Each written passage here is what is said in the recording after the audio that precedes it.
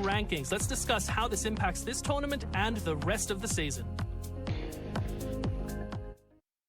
So I'm trying to find a way to, well, in this camp, the theme is camp, because I've never been in any camp, and I kind of romanticize about it. Anyway, what I'm trying to find is that when does the gauge actually start, and what exactly determines the speed of the gauge? I mean, as of now, what I think is that the gauge is determined by the speed of the gauge is determined by the speed of the ball and also my position. If I stand still, the speed of the gauge will stay still. But if I move up close as the ball is coming towards me, the gauge will suddenly become faster, which will make it even harder to time. But since I'm using a keyboard, it will be quite impossible not to avoid a situation where I have to move up close to the ball as it comes towards me. Oh my god, Hannah is so beautiful. So, okay, this gauge. Where's my pen? This gauge right here. Change color. This gauge. Change color. Okay. This gauge right here. Uh, this gauge right here is fading. That's not the gauge for this returning ball. This is the serve one. So it disappears. Now it pops up again. Hang on. So that is it. Oh, no. It is this one. So wait. The ball hasn't even passed the net yet. And the gauge appeared. So whoa, that was fast. Let's see if the gauge of the speed of the gauge and the speed of the ball is the same. I can tell.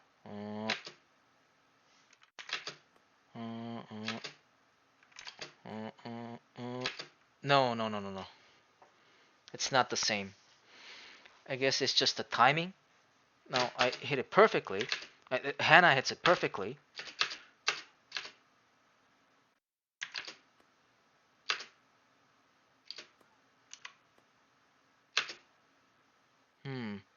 I guess it moved faster because Hannah moved closer to the ball as it comes towards her. So, okay, when is the perfect time? Let's see that. Boom. When it bounces off. Boom. Boom. Okay. Boom. Boom. The moment it bounces off, the moment it hits the ground,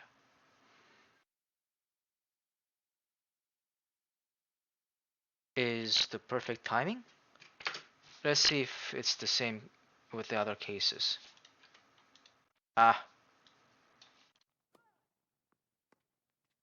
Boom. No, it's not.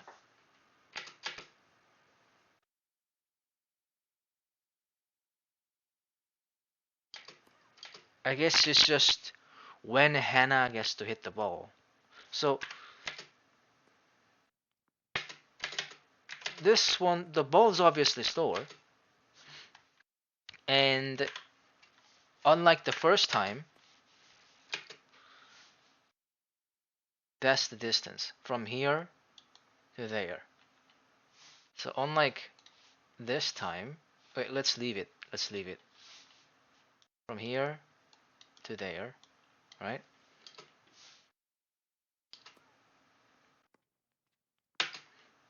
And there, from here to there. Wait, let's see. Yeah, it's actually from here to there. So this one's slower.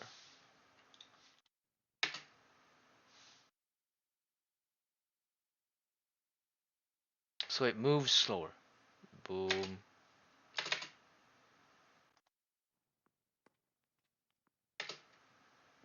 But since, see, it speeds up. Ooh. Yeah. Ooh. Ooh. Yeah.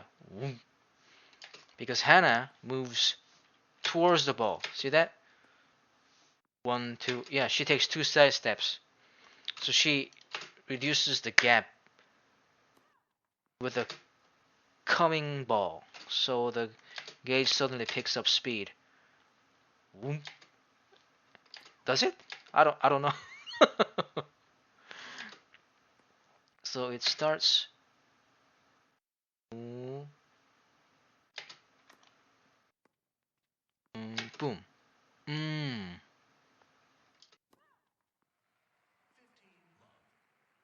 So it's literally just when the ball would be at this place where Hannah could hit the ball. Hmm? Too late. Yeah. Now this is I don't get. See?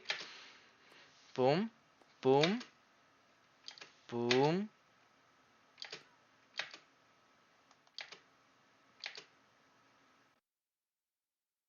Oh, the ball's fast.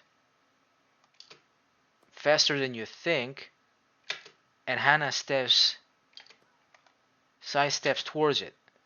So if she stood there still, it would have been, but she steps forward because she aims here and not here. She aims here. Like she aims here and not here. Because in order to make that for keyboard, you also have to press the move key. Because aim and the move key is the same, unlike controller. So she side steps closer to the ball in order to make this hit. But if she were to aim here, she would have just stayed. That's just how it works with keyboard. So all of a sudden, the gauge just goes boom, boom, like that, like boom.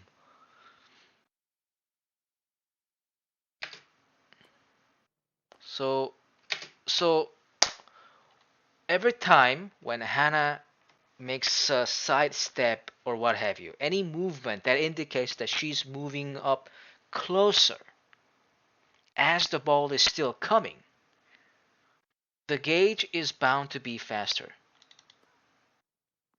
Yes, yes.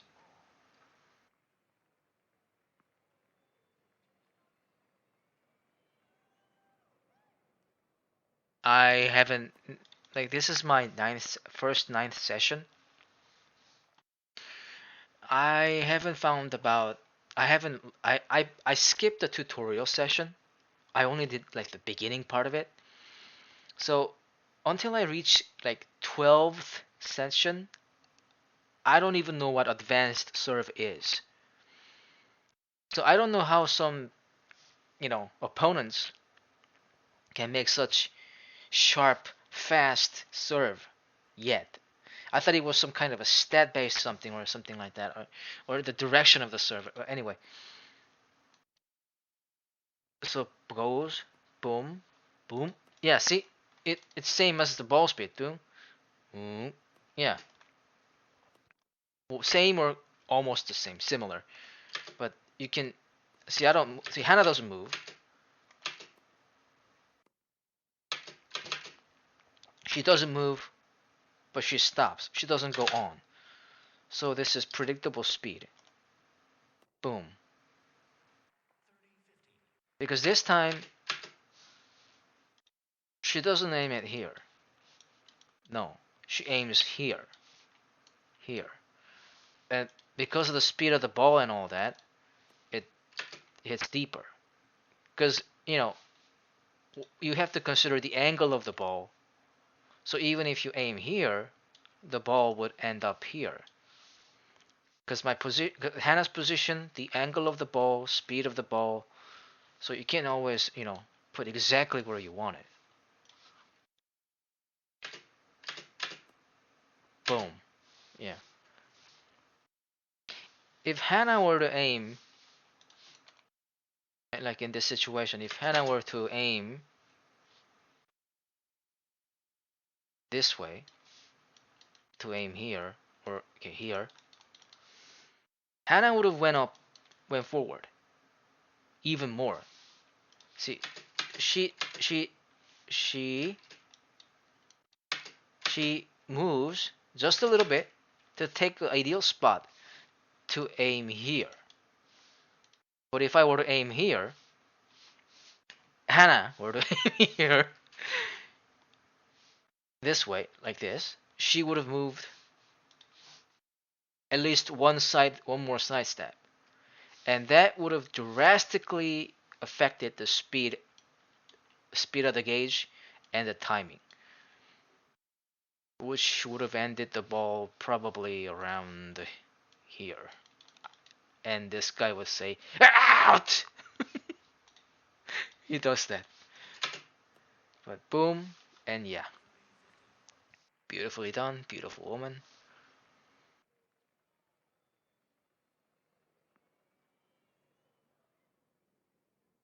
So, okay, she hits.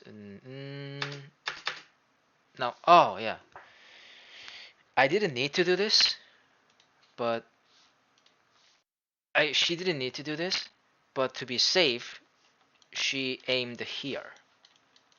Because the ball, if she were to move just this way to aim here, okay, if she were to just move this way, because she were to aim here, like I said, when you use keyboard, your movement is your aim. She might have missed. So fearing that, not wanting for that to happen, she aims here. So that's why she's moving backwards and giving more time for this opponent to act. Now it works here, I think. But see this? See this? Right now here, I believe if Hannah were to go to very hard in this moment, she will not give any mercy or any slack. She would power up and hit something really fast up to here. Not even here. Here. Because here, it's closer. But it's here, it's further. You know what I mean? Worst scenario case,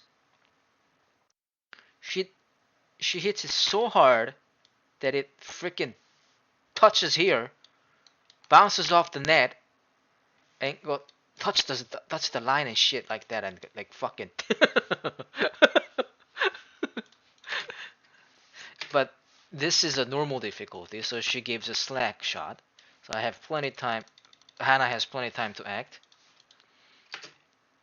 And of course, this time she doesn't move. She doesn't move towards the ball because she's not aiming here. She's having a steady stance and plenty of time to act because she's aiming this way, right here. So the gauge is very similar to the speed of the ball. I would say it's the same. So when does it start, gauge?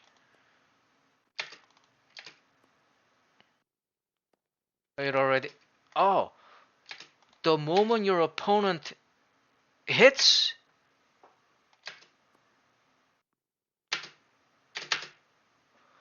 So the moment you're. Oh, okay.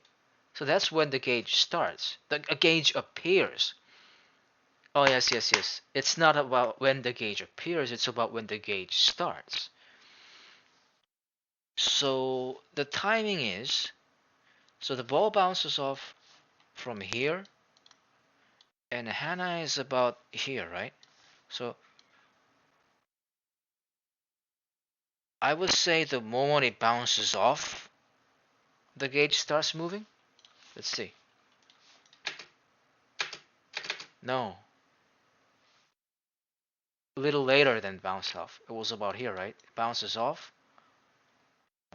bounces off, and then it starts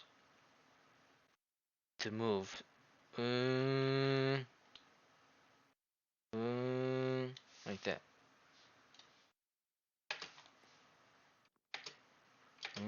Yeah.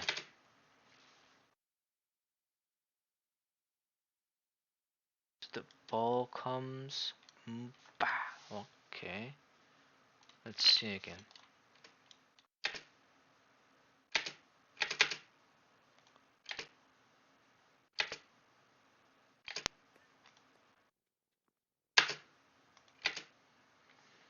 Boom. Mm. Yeah, I got it a little late. She got it a little late. Hannah got it a little late. Ball goes up. Boom. Ball goes up. Okay. Ball goes up. In order to hit it with a racket, boom, shoom, boom, right here.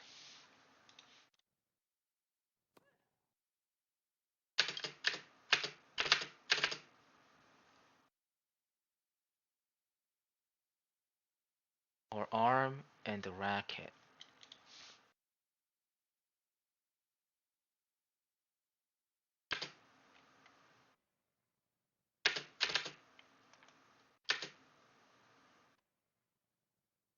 Mm.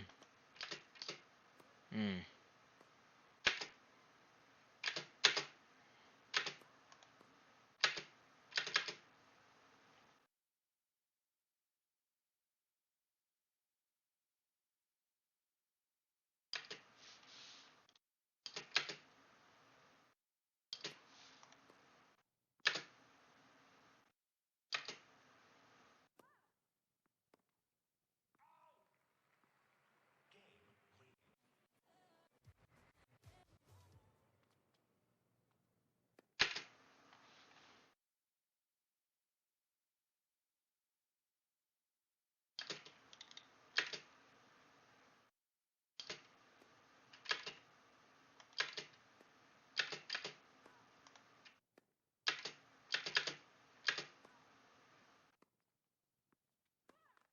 Mm.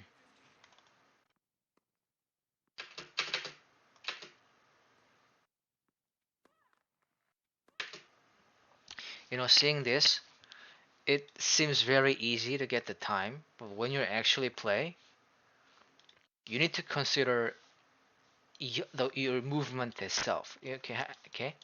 Like when you need to move, you need to consider the moving key.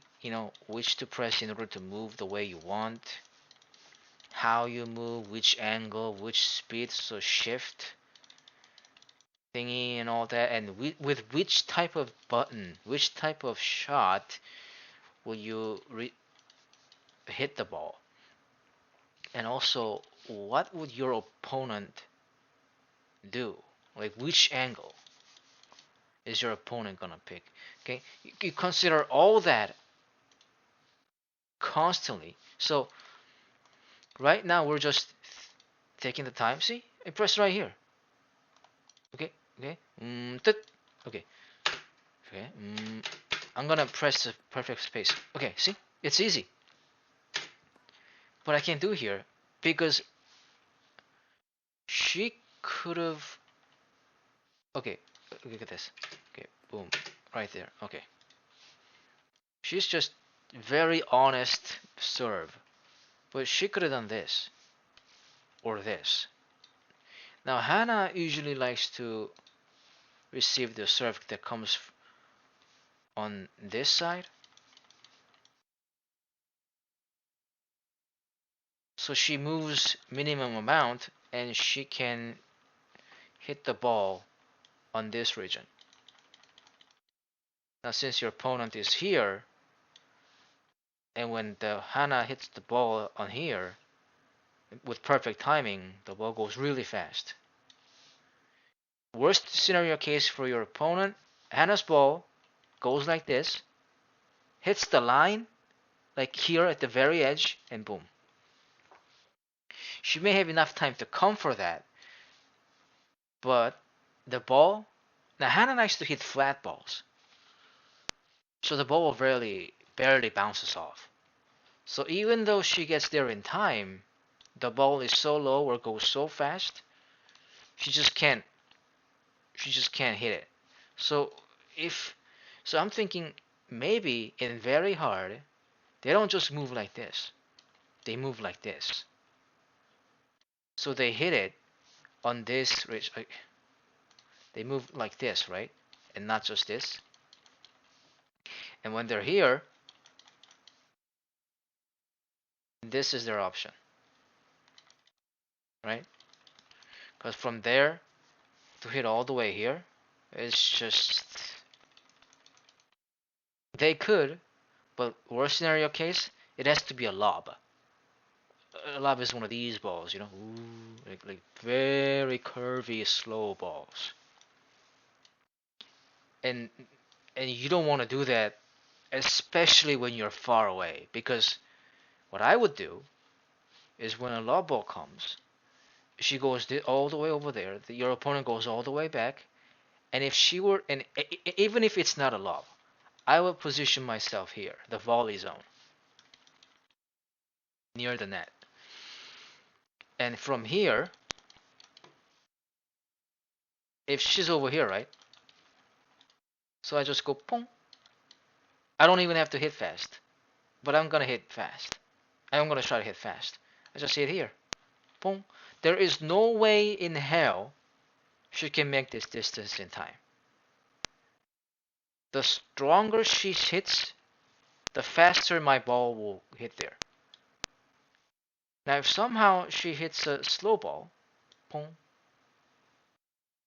with a slide, oh, yeah, they might do that. If they hit a slide ball by moving over here from here, it will move slow. Not that slow, but slow enough for her to move here by the time I hit the ball. But that distance is not something one can ignore. I will still try to hit fast. Unless I miss hit the ball and make the ball slower or slow. If I just hit it right, boom, I can still get the point. Now, speaking of, now back to the lobbing scenario. She hits a ball from here. She hits a lob, and Hana is already here, right?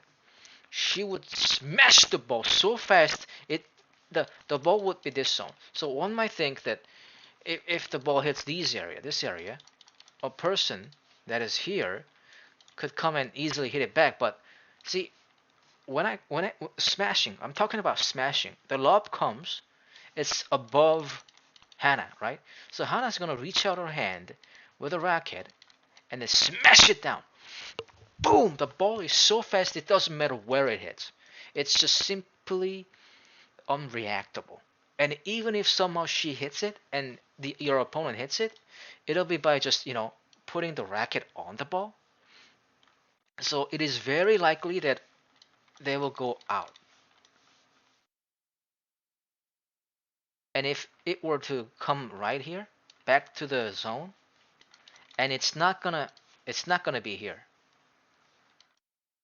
because Hana is already standing on the volley zone. She just made a smash, boom, and if the ball were to just come back, very weak, right? It'll be even easier than the ball your opponent shot from here. This ball will practically be standing still. The gauge will be okay. In a volley situation, it's really hard to do power shots, but this kind of ball, you can. So what would Hana do then? Right here, right here. That's what Hana's gonna do. Boom. Slow coming, Luckily, received ball is a perfect type for another smash. The crowd will go crazy. Now, all this is just talk though, right? I need to figure out the timing.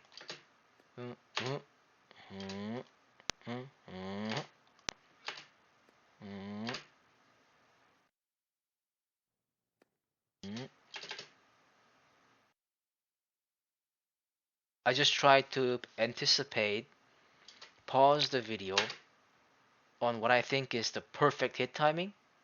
Okay, watch this. Boom. It's not even close, which is what I did back then as well. Why?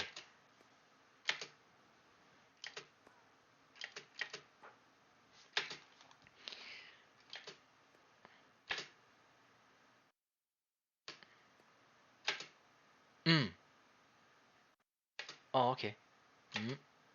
Mm. Oh no. Mm. Mm. Yeah. Mm. Oh shit. Mm.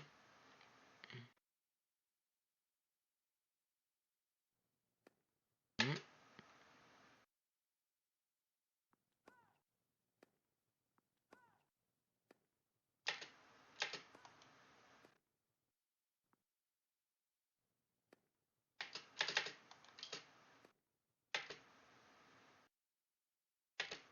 Mm.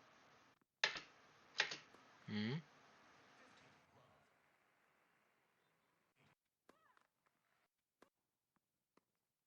Mm. Mm. Mm. Mm. Mm. Mm.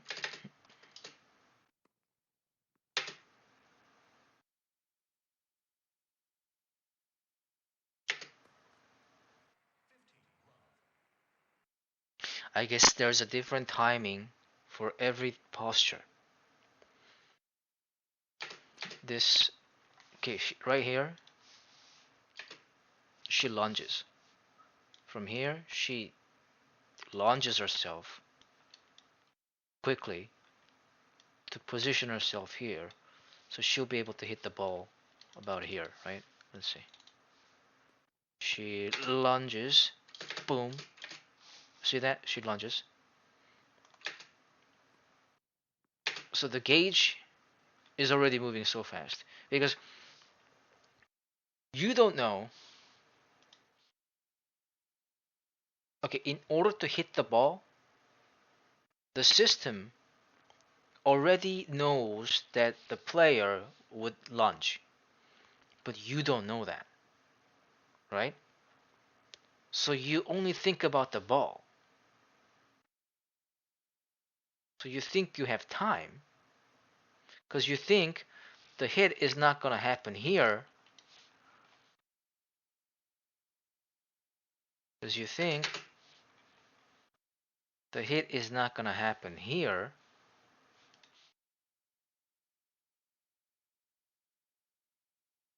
You think the hit is going to happen here. But she lunges and boom.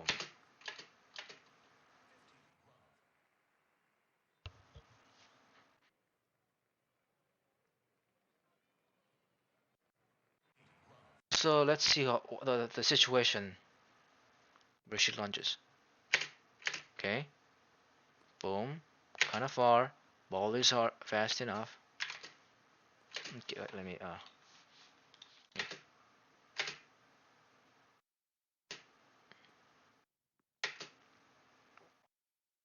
when the ball is further away from you, like one racket away from you, the ball is fast enough to pass you by unless you lunge. Okay, this is kind of a you got an experience to know situation. Yeah.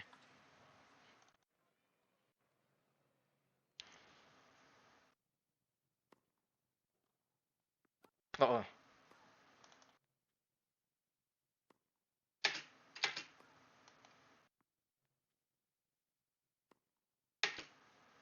I'm doing the same thing. I thought this is the perfect timing, but it's not. And I hit here too. See, it's the same.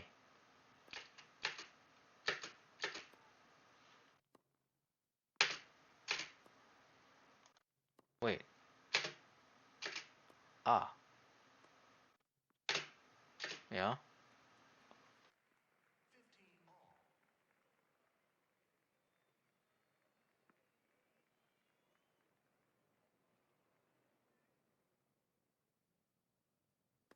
Boom. Hmm.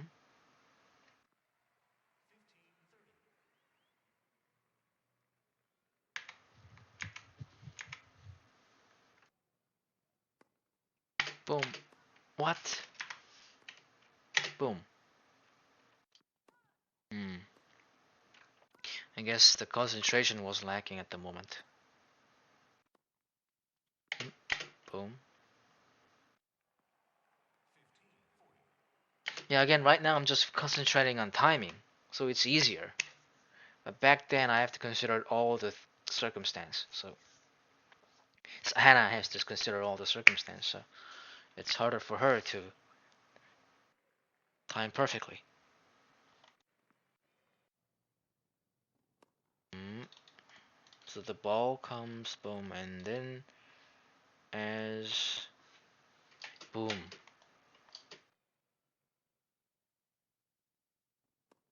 boom.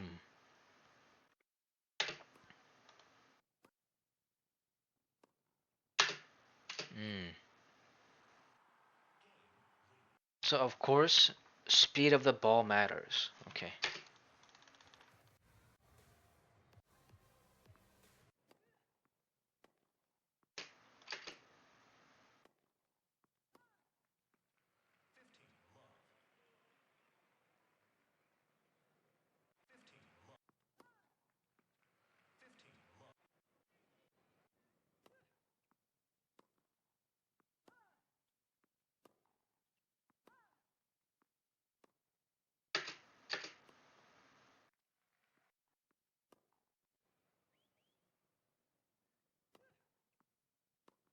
Mm.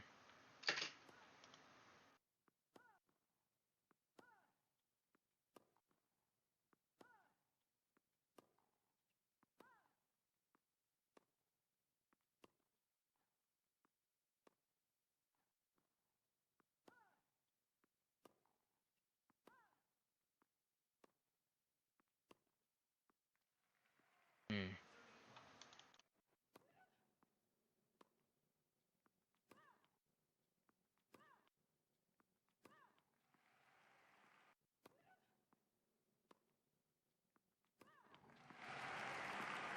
40 love.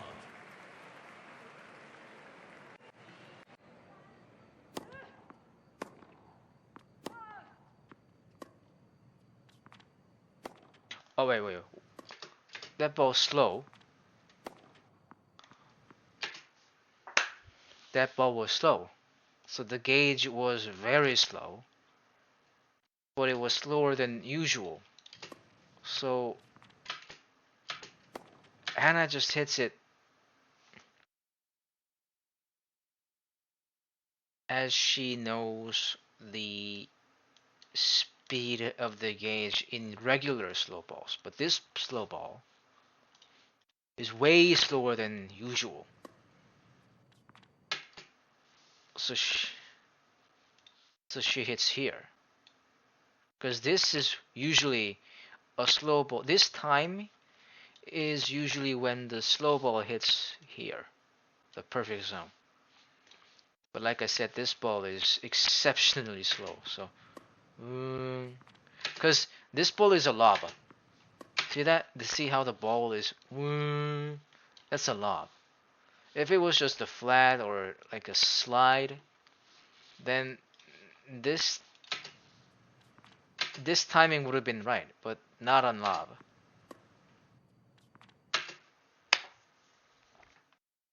So you have to see how the ball is coming as well. You need to know what kind of shot your opponent made, because that factors that decides, of course, that decides the speed of the ball, hence the speed of the gauge. Okay. But the power helps it, and the difficulty helps it.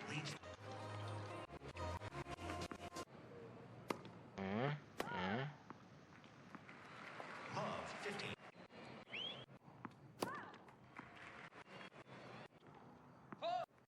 Actually, receiving serve doesn't really help. We need to go to the fourth. Okay.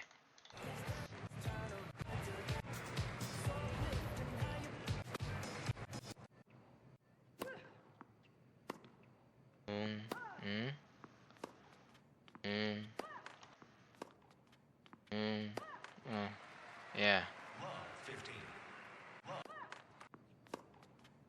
Mm, mm, mm, mm, mm.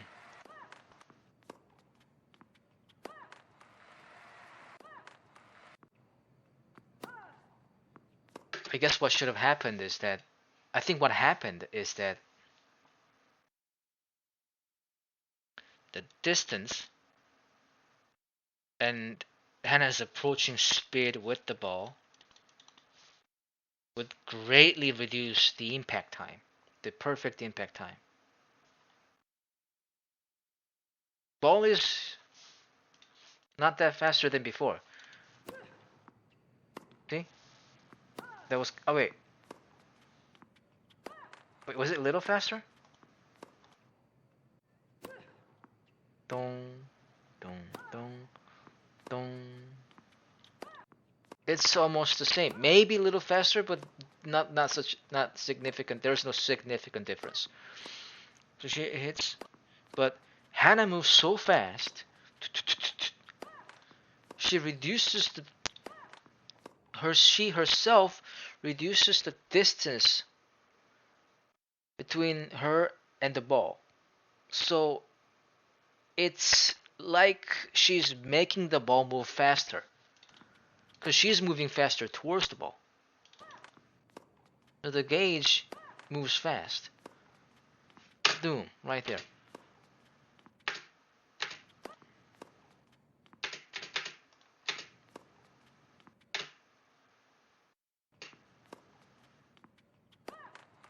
The gauge is extremely fast. Okay, say.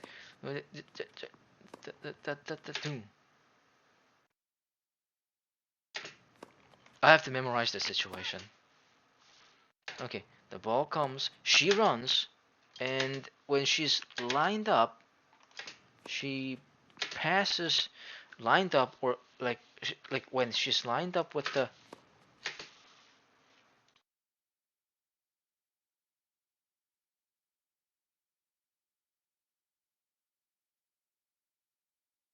God damn it! I can't create.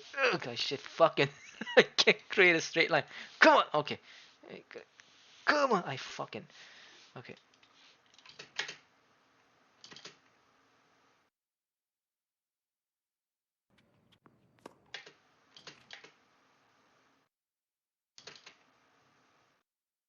Is this thing moving? Yeah, I think it's the lineup situation. Yeah. Boom. Did you see that?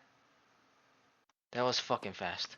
So the line moves up when she lines up with the ball. I guess it's time between here, the ball's angle, and Hannah's angle. So is this the impact position? Is this the impact position? Let's see.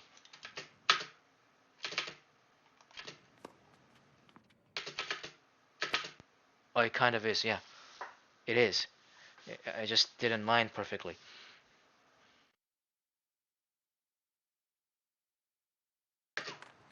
Hmm. Love 15. Love. So I guess what happened is that if aim was made here, she wouldn't have moved so close up to the ball. But the aim was made here. So she moved like that, closer to the ball, which made the gauge move really fast. And this wasn't a really good decision either, because the ball's here, and by the time she gets there, if the ball was a little bit faster, it could have just went on, which made gauge even more faster. But if she just moved here, the ball would bounce. She would just position around here, and the ball will go. The gauge will go. Very easier, so much easier to receive. Okay, yeah. Ball goes, receives. Okay. Mm.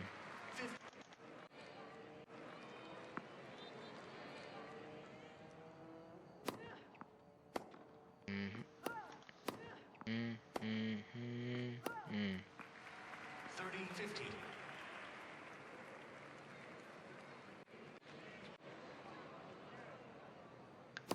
Okay. Mm. The ball comes. Mm. So it is same as so. Suppose Hannah stands still. The speed of the gauge is equal to speed of the ball.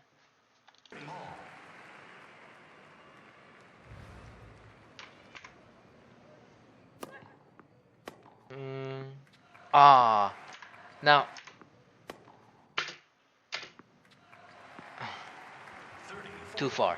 Yeah, too far.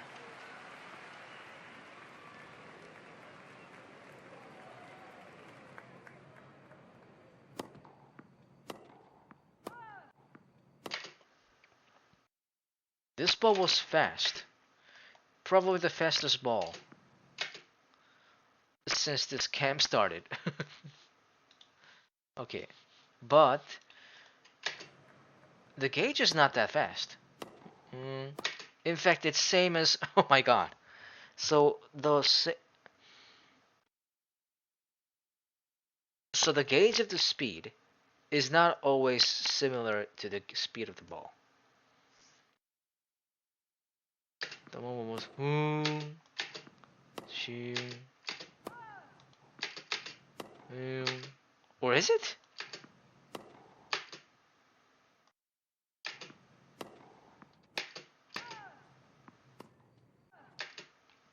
No, it's not. It's not faster at all. That's why Hannah hit earlier. Because, boom. Okay, the ball. See, this makes it look like the ball is faster, and it is faster.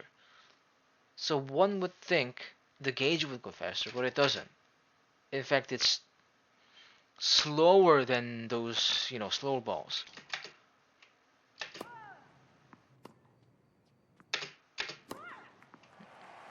deuce,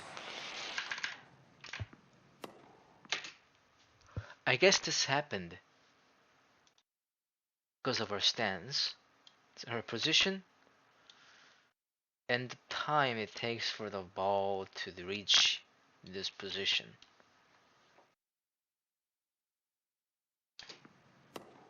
Mm. Mm.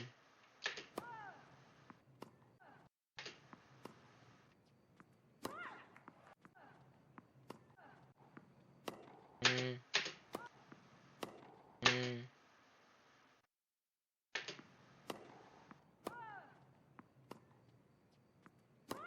Mm. deuce,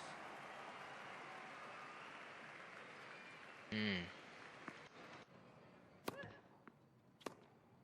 Mm. Mm.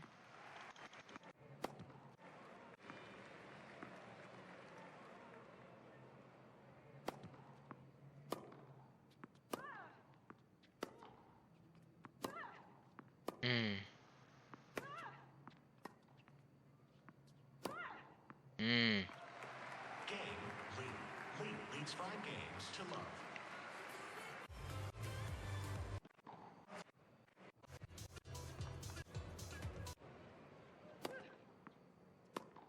Mm. Mm. Mm. Whoa. Why was this so fast? Oh. Oh.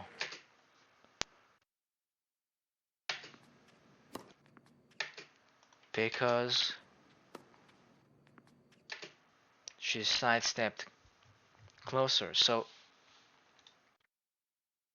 okay. Boom. Okay.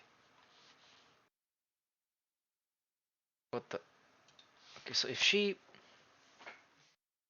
the ball bounces off here, and if she were to just aim here, she would have hit the ball here, which would make the gauge go quite slow. But she wanted to hit here. So, she sidesteps about once or twice, making the ball come faster. That's why gauge was really fast. Boom. Zoom. Because she sidesteps. How many times? 1, 2, oh. 1, 2, twice. Boom. Okay. So every time she takes a side step, that indicates faster gauge because she's reducing the gap. Okay. I wonder if it's always like that. So she just ran, so the gauge is just same as the ball. She did make a side step, but not that much.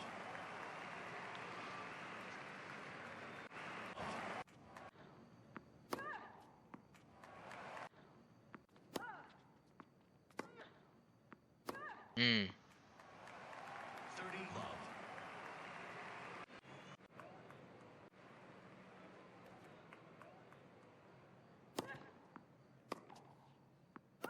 Mm.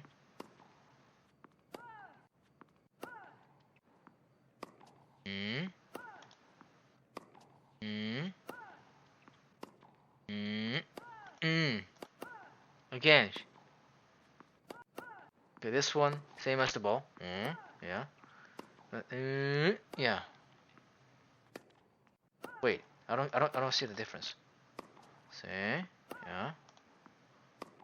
And this one. Yeah.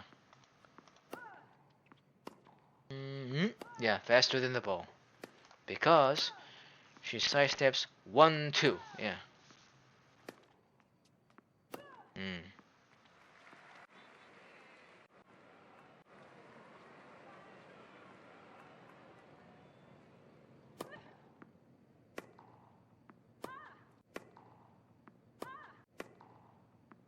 That's fairly the same. Mm. Mm.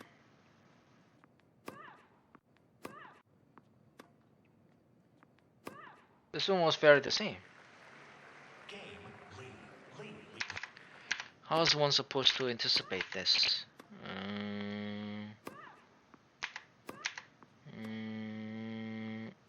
Boom. Game. Lead. Lead leads 1 game to love. Second set. Lead.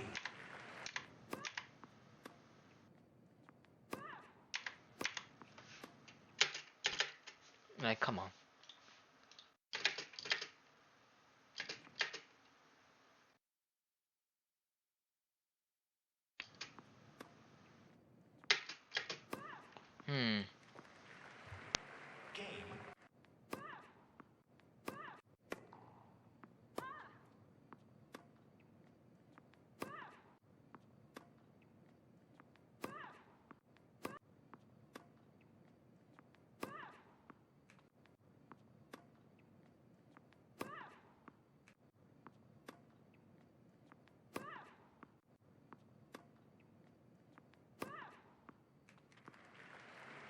Game. I don't get it. Leads 1 game to love. Second set. I don't know why in this case the gauge was just normal. And when other times when she makes a side step, because she like She reduced the gap with the ball, same as other times, but the last one didn't really was actually very slow. Love 15. Okay, third. Third. Okay.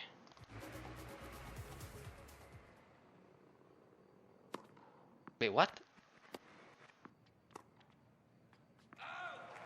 Okay. 15. Love.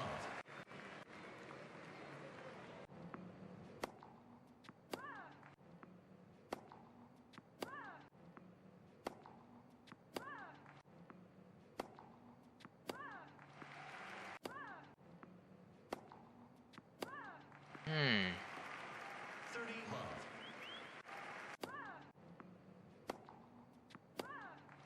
Hmm. 30. Love.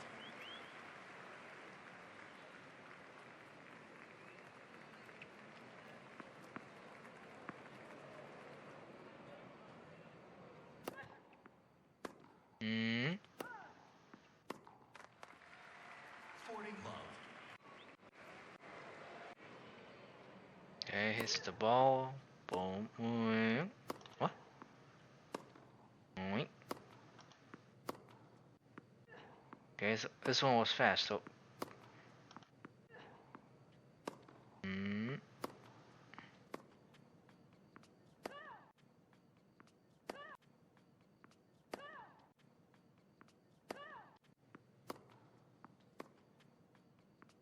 This one was really fast. What the fuck? Mm,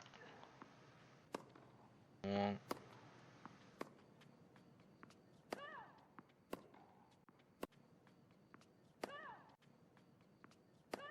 Ah. Oh.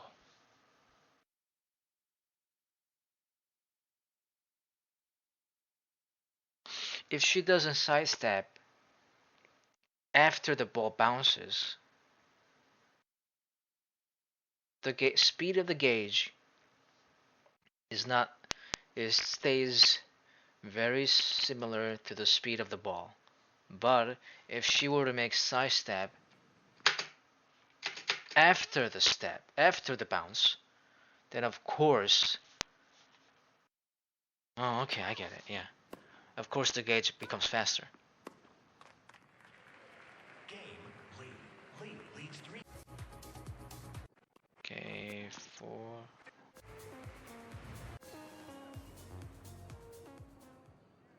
Boom, boom, boom. Mm, boom, boom, boom, boom, boom, boom, boom, 30. boom. Uh-huh. 30. Love. Boom, boom, 40. Love.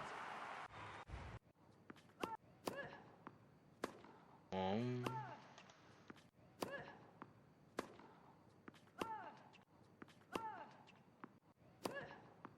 She sidestep, but the speed of the gauge doesn't really change. Boom, boom. Because she doesn't sidestep after the ball bounces. She stops when the ball bounced. Mm-hmm. Oh, dude. Oh, dude. Oh, dude. Right there. Oh, oh damn. That's beautiful. I gotta watch this again. Boom! Oh, shit. Lead. Lead leads 5 games to love. That was amazing. That was amazing.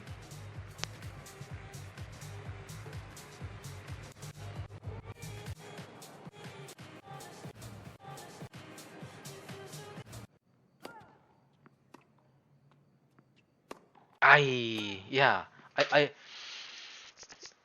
this shot is always missed.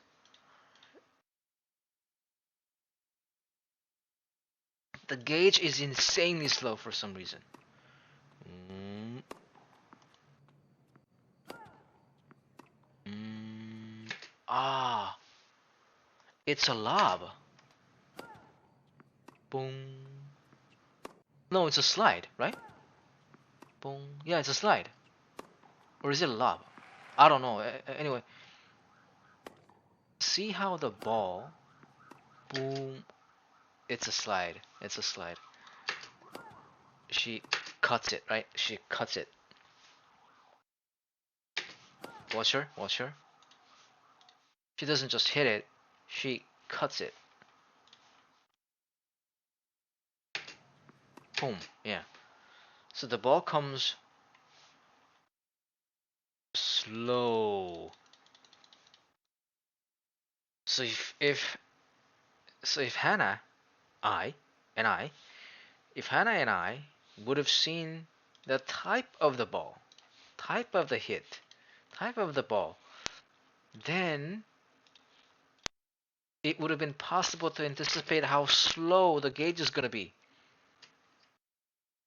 But we didn't. So we just assume it's same as other times. So, so you know, so home comes, see, see, yeah, but it's not warm.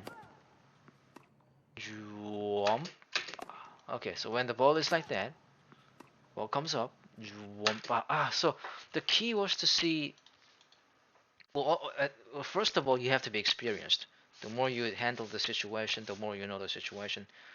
The more situation you experience, the more easier it becomes to anticipate the speed of the gauge. But it anticipating anticipating that will be easier if you also notice the type of the ball your opponent has hit. But I did not do that the entire time. That's why I can't really. So it was. So every time this happened, this always happened. This at best. Very rarely I hit it because I noticed the posture of Hannah. This, but this is what happened most of the time because I did not know to check the type of the ball. It's fairly simple common sense now that I think of it, but if you're not initiated and you lack talent, you're not gonna see. You don't even think to see. That's what happened. Love 15. Mm, yeah. Love 15. Okay. Let's try to see the type of the ball. Yeah, yeah. Even see, this is the second time I noticed that you should notice the type of the ball that your opponent has hit. But between the first time I noticed it and now, I did not really see the type of the ball my enemy has hit. Okay, so serve fairly flat. Okay, this doesn't help. Okay, okay, let's go to.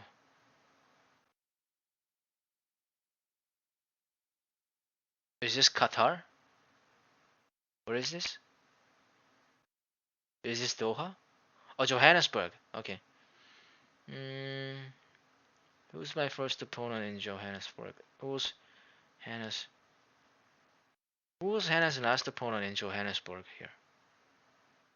Was it her? I think it's her. It's her. Oh yeah, I like her better. Yeah. I don't.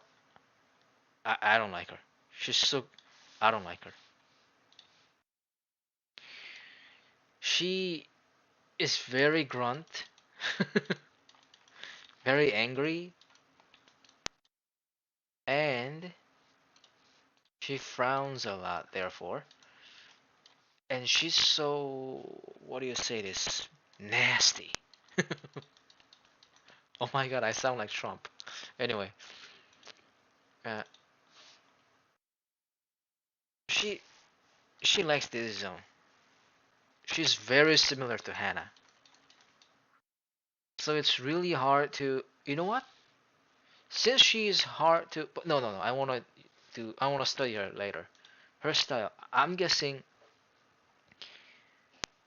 checking the type of the ball, the power of the hit, power of her hits would be very helpful to study this hit gauge.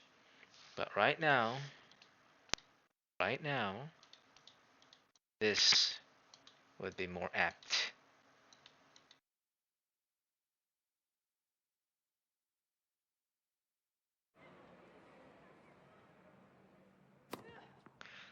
Wong, Wong, okay. Okay, wait. Okay, bounce. No, yeah. Okay. Wong, Wong, Wong. Mhm. Mm.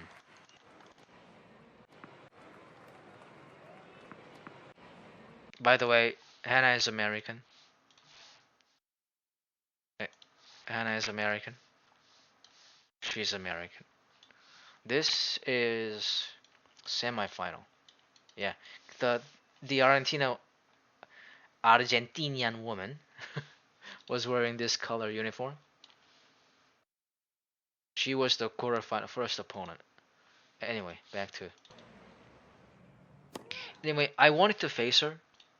Hannah and I, we wanted to face what the fuck? Okay, we wanted to face her. She's American, right? And Hannah is American, United States America. So it would have been, hopefully, it would have been more dramatic to face her, USA versus USA, in the finals. But she was in the same bracket as Hannah, so whoever was on the other side, so there was no way Hannah could face her in the finals.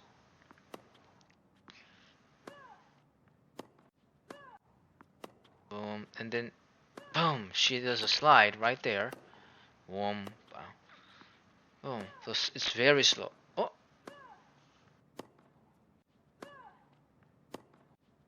um, boom, boom. Oh,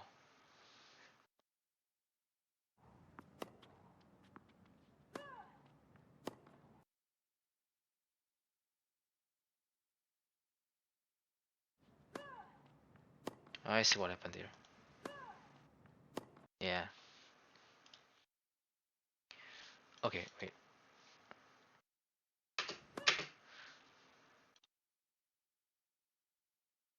So if Hannah, we just aimed here, then she would have stopped here. Wait for the ball with a slow gauge and hit the ball with ease. But here, we chose to hit here. So we had to move this way. So Hannah moves like this, and hits the ball before it even touches the ground, which makes this ball come with the same gauge speed as same normal wom wom wom wom, if not faster. Wom, yeah.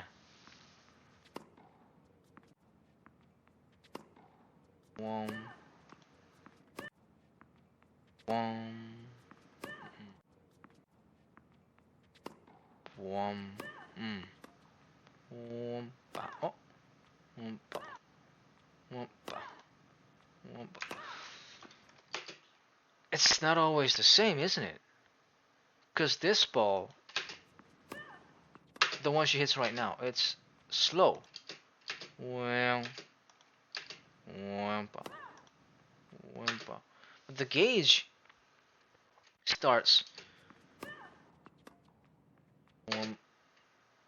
quite late.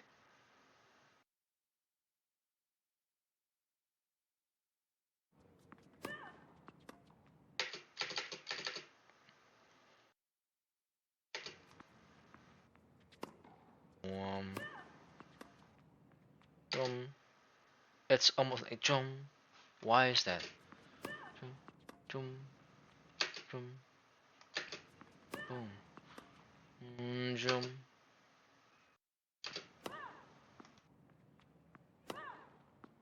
It's fast, but somehow it's very easy to anticipate.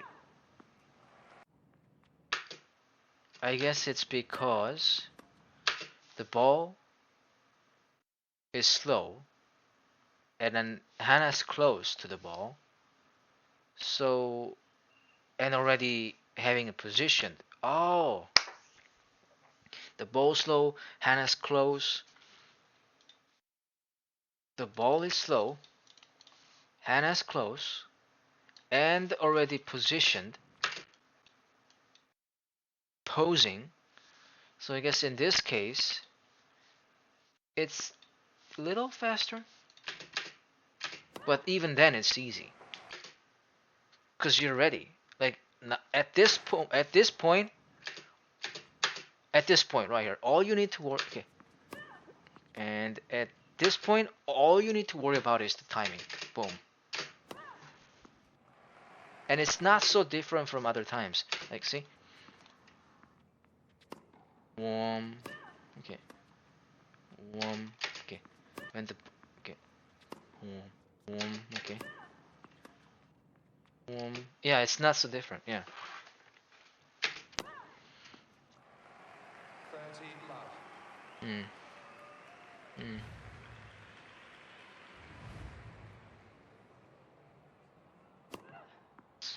So, warm. Warm. Boom. 40 love. Did she lunge? No, she didn't. Yeah, that's why it was not that different. Okay, yeah. 40 love.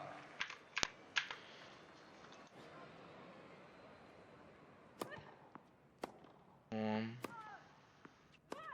Warm. Ay! Oh, nice. Oh yeah, this. Okay. There's two things I need to.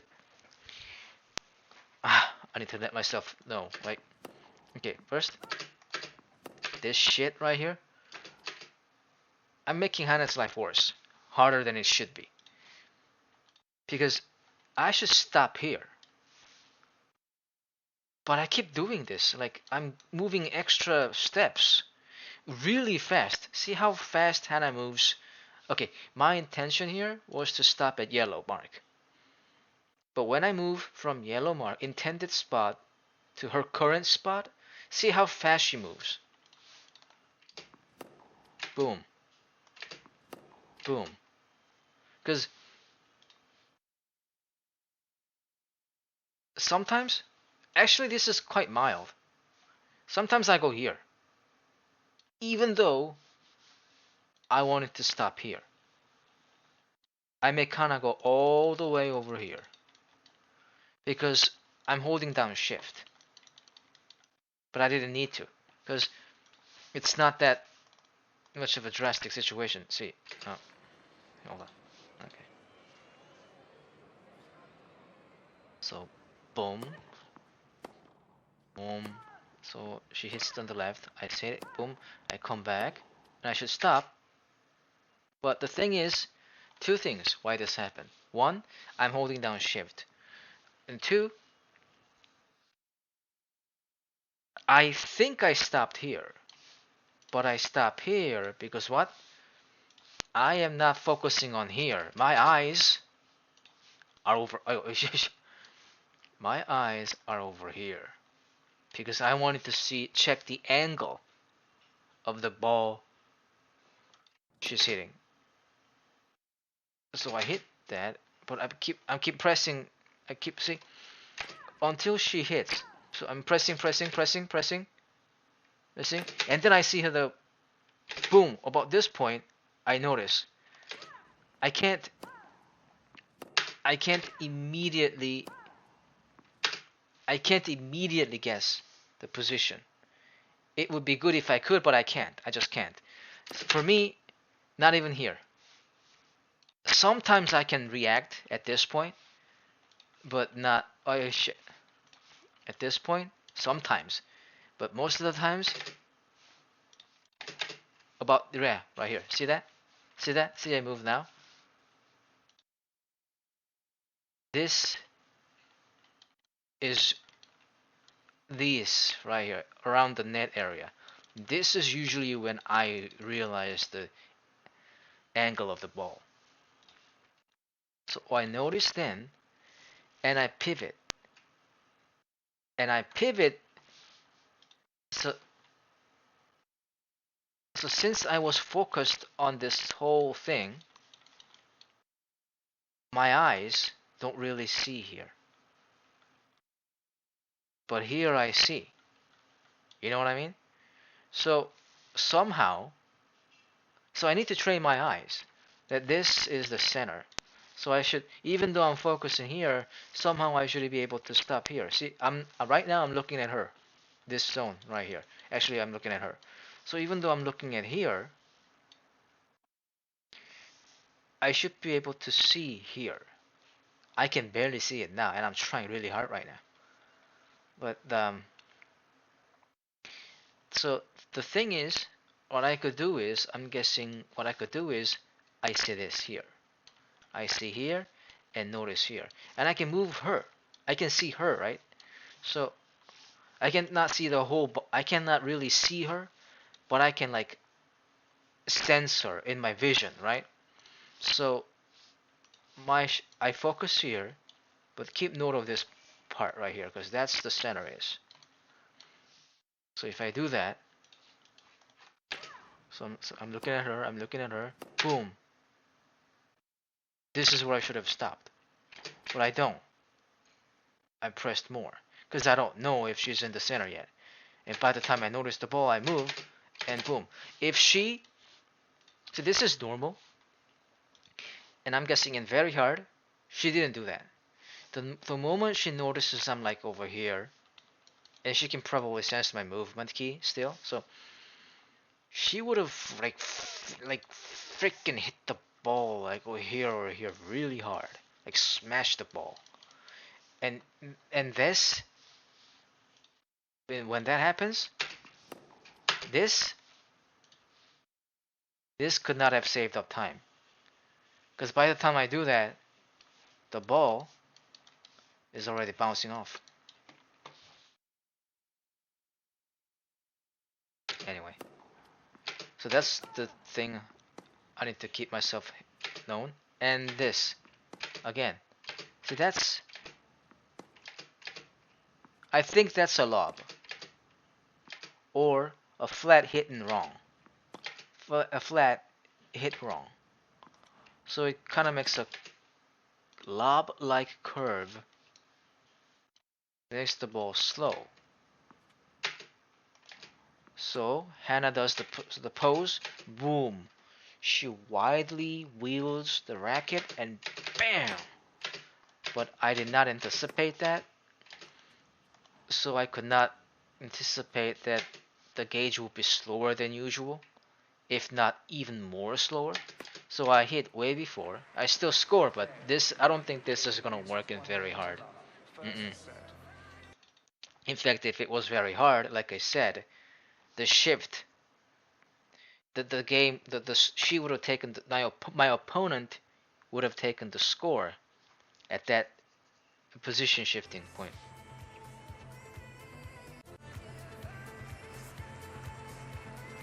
There's nobody there.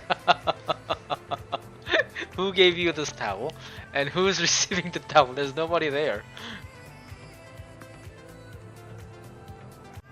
Okay, this is the serving moment. Not really worth watching. Wait. Oh, right. Okay. Um, she. I just saw her laughing, which means she scored here. I want to see how she did it. Um, 15 love.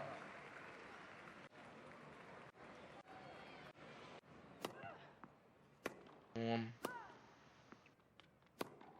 um, um. See right here, the ball comes fast, so the gauge is fairly slow. The ball comes slow, so and even has a distance, so the gauge is slow. Right? And but if and right here, Hannah aims here, so she moves here. But if she did this, she aimed here, she would have moved here. Then what happens? She sidesteps towards it. So the gauge would be fairly faster. Okay, yeah. Boom. Boom. Oh! Boom. Okay. Oh! Okay. Mm. 30 love.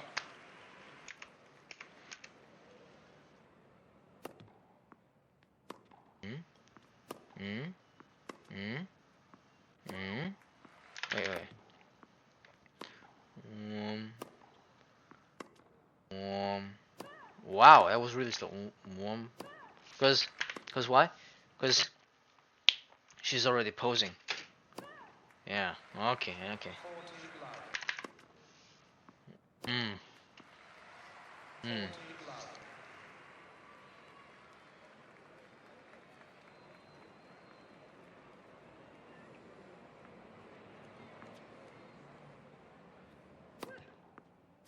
Um. Um. But yeah, this one's a little fast. This one was a little faster because the ball's a little faster. Yeah. Yeah. Mo- um, mm. Mm. This is what I'm talking about. If she aimed here, she just moved here. So this slow ball comes slow, but she's aiming here this time. So she moves here, reducing the distance between the ball and her, even after the ball bounces. She bounces, but she's still moving. Boom, yeah. That's why the gauge goes faster than the ball. Because the ball is, mm, but the gauge is, mm, yeah, because it's the speed of her the side step. Yeah, swing, swing, swing. Yeah, her side step, swing, swing, swing, swing, swing, swing. Yeah. Game. Lead. Lead leads 3 games to love.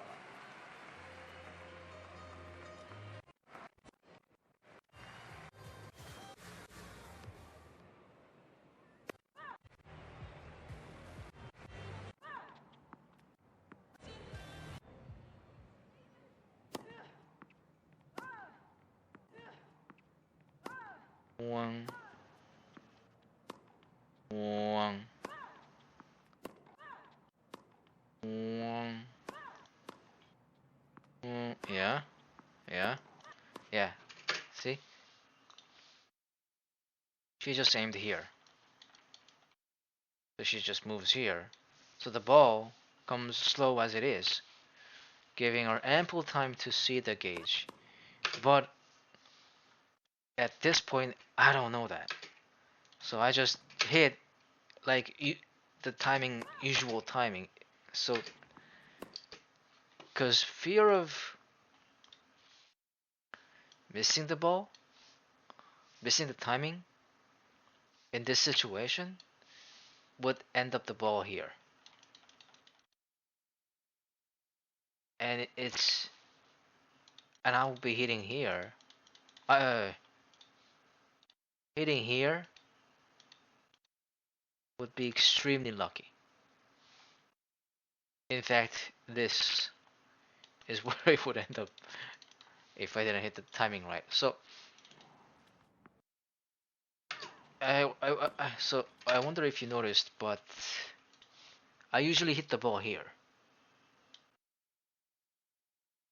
because I am afraid if I, well, afraid is a strong word, but I worry that the gauge, if I don't miss this chance,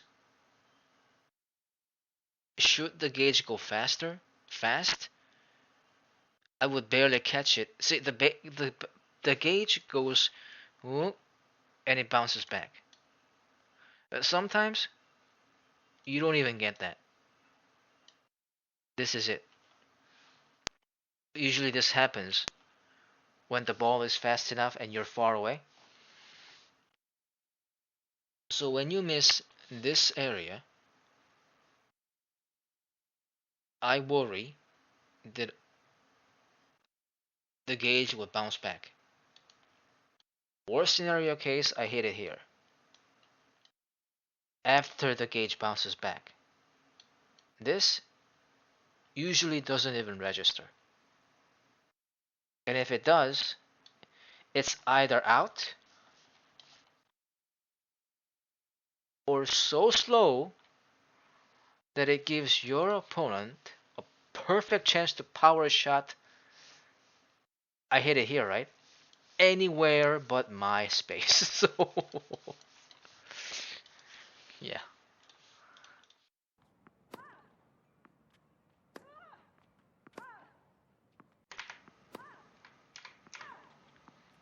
Um,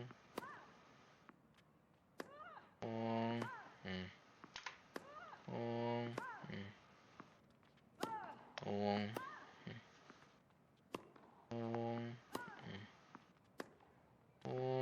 mm, mm, mm, 15 love. mm.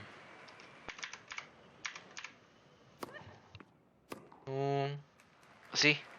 15 all. See? Like I said, wow, that's perfect example. Okay, so she hits. Okay, the distance between Hannah and the ball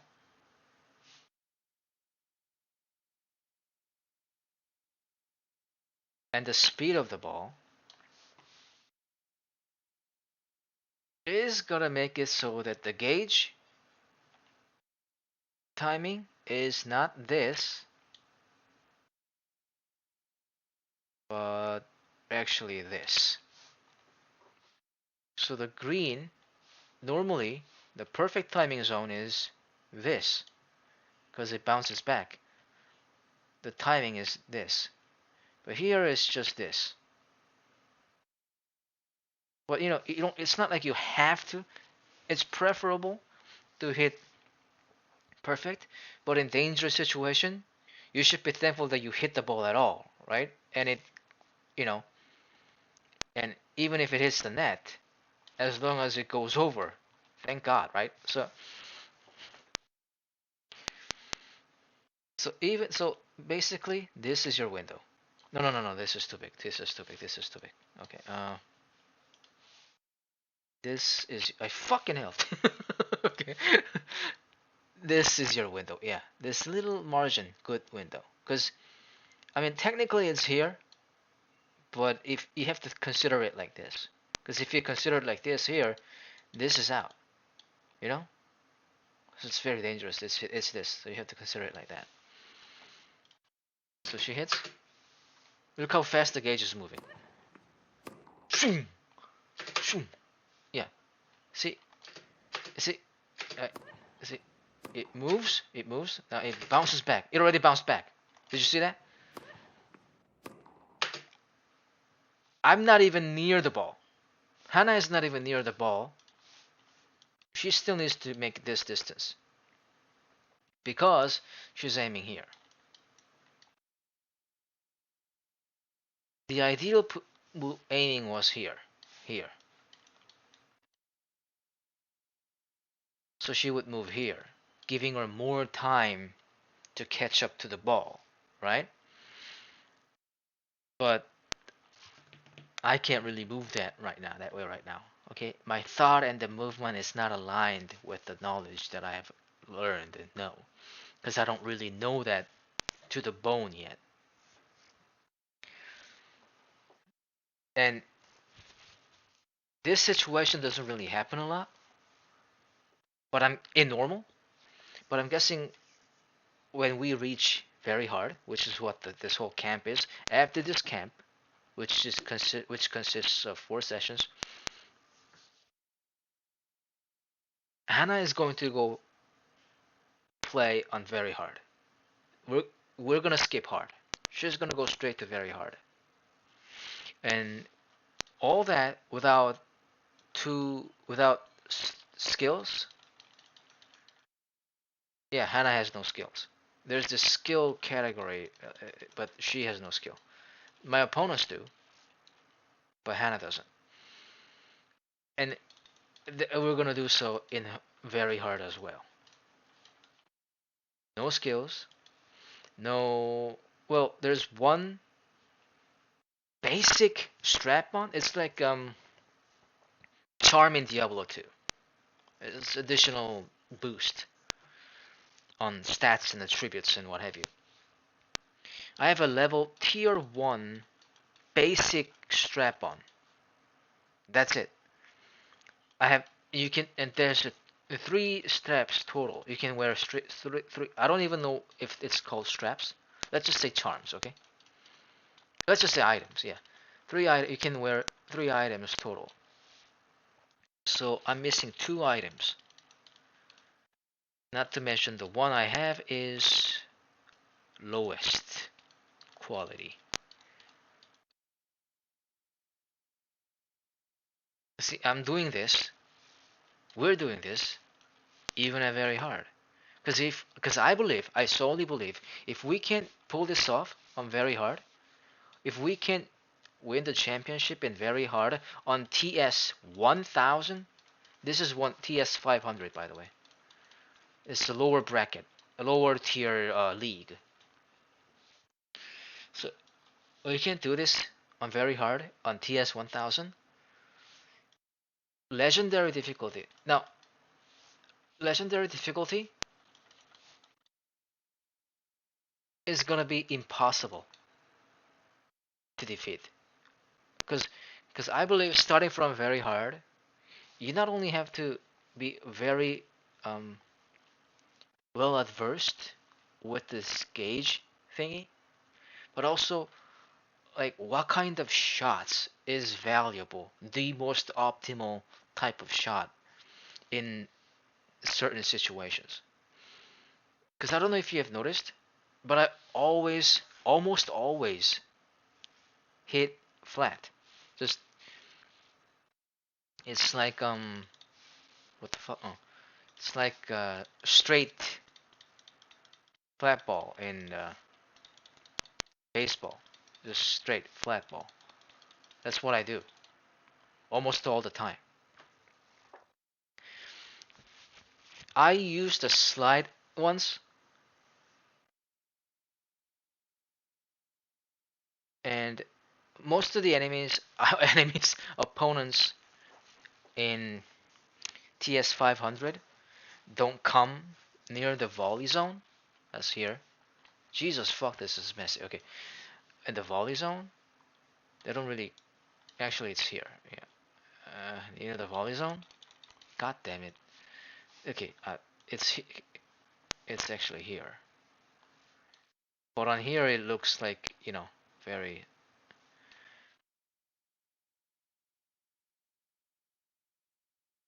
Anyway, in TS 250, lower than TS 500, which is this one,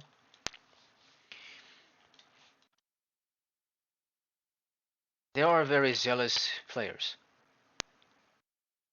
The game setting is that the opponents you face on TS 250 is supposed to be lower less skilled than those in TS 500 here, but they're more zealous. That's the way I see it. So some of them, and this is always quarterfinal, right? So there are a total of eight players in one league. So some is what, like two or three? That's a lot. So you are bound to meet a zealous player who's always gonna come front to the volley zone. And if I so much as miss my timing, if it's not perfect, the ball's slow, right? Fairly. So the volley zone is viable, if not perfect. And I'm here. I'm mostly here. Hannah's mostly here. This is her preferable area. And she hasn't fully mastered volley yet. We're starting to like the zone, how appealing, how fun, and how thrilling it is, but even so, the timing is always off. We I remember being able to hit once at perfect in the volley zone. I think it was at my 11th session. Anyway, so there was this one situation where the opponent took the volley zone and I hit and I hit and I hit and I hit and I hit. She hits back the whole thing. She hits back every single shot. Thankfully, none of them was strong and fast enough that I wasn't able to catch up to it. But it came back so fast because she's so quick, she's so close. None of the balls I hit were perfect timing. It was either too late, too fast, good at best. So I thought it was the type of the shot that I was wrong. So I think the first time I tried was the spin, which is no the slide, which is very slow, and it was a bad decision because slower ball is if she can hit regular speed balls, then the slower balls, of course she can hit faster. So that ended in disaster. So I thought, oh, she's close. So what do I do? So okay. So this time, if she's close, I lob it. I lob it. Lob it, lob it. But it was back then I had no timing experience in volley area or people against volley. See, the thing is, she volleys, right? Even though I try to stay here, when your opponent is at volley, they don't really hit strongly. The ball is likely to end up here. So the more she returns, the more Hannah gets pulled. Yes, pulled to the volley zone. So even though your opponent is not hitting particularly faster, since Hannah is moving forward, being pulled, the speed of the gauge becomes faster and faster because the ball is reaching you faster and faster because of the distance, shortening distance. So guess what happens? So I haven't lobbed ever, and I lob, and this the gauge, I hit it good, I think, and the lob is just so slow and not so far. So the ball was about to like bounce these on this area. But she doesn't let that happen. What does she do? She just fucking reaches upwards and just smacks the ball. And the ball hits this region. No. The ball hits this region. Right here. and Hannah is pulled here to the volley zone, and the ball is so fast you can't hit it. And I've never experienced that fast ball, so it wasn't even about not being able to respond to it. Like there was a trouble. I remember having a little trouble understanding what the fuck just happened. So like I kind of like you know, but then I kind of didn't want to lob anymore. Like oh my god, I'm not lobbing ever. But this bitch keeps coming to the volley zone. She kind of forces it. So I think my third or fourth lob finally went to the perfect zone, and it goes like this, and it hits this area. Oh, no, no, no, no, no, no, no, no, no. It it hits about this area, and my opponent, she needs to run backwards. She literally runs backwards, not herself. She turns her back and runs towards the back in order to catch the ball. She runs towards the back, showing her back to me in order to catch the ball that lobbed and bounced. And she hits it about here, completely outside. But the ball is likely to end up here, right? And she's all the way over there. So what do I do then? Boom, boom. Not here. Here, here is the most optimal area. Not here. Not here. If I shoot the ball here, since she's over here, I'm actually helping her. So from here, so I didn't lob then. I didn't get to the volley zone yet because I didn't know what the fuck to do with the volley zone. But even so, I was like around here, right? Around here, right? Being pulled to the volley zone. Around here, right? Being pulled to the volley zone. So even then, I still hit here. She's done. It's impossible. As long as I hit it perfectly and I use the flat. So boom, boom. She can't react. Boom, boom. She can't react. Look at the angle. Look at how far it is from here. It's impossible. Your opponent doesn't even try to run at this point. But imagine if I was standing in the volley area and she hits the lob. Boom, boom, boom, boom, boom, boom, boom, boom, boom, boom. Boom. Right here. Not here. Here. Not here. Here. Boom. Boom. I believe, I mean, this is common sense. It's not even like a enlightenment or anything like that. When I get to master this timing gauge thing and volley, at this point,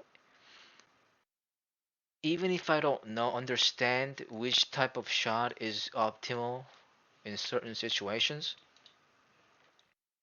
this knowledge wouldn't even matter.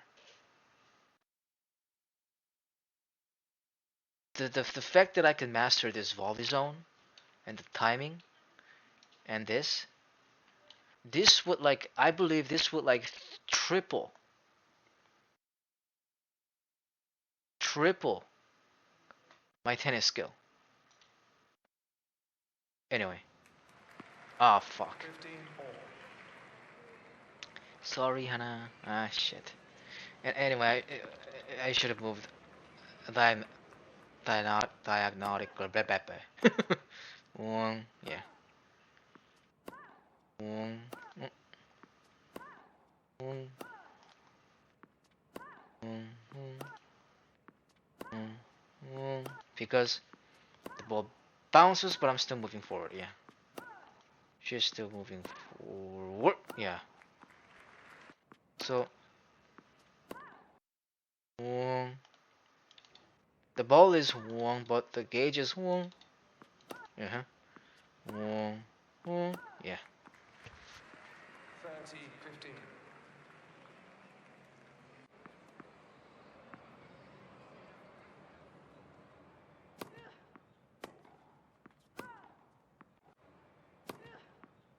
Wong. Wong. Wong. Wong. Wong. Wong. Wong. Wong. Wong. Wong. Mm. Wong. I too far. Yeah. 40-30. I responded too late. Hana could have got that, but I see.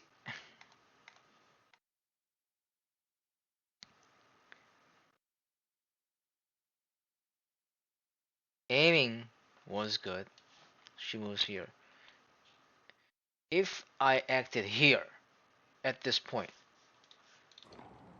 and remember, I usually act here.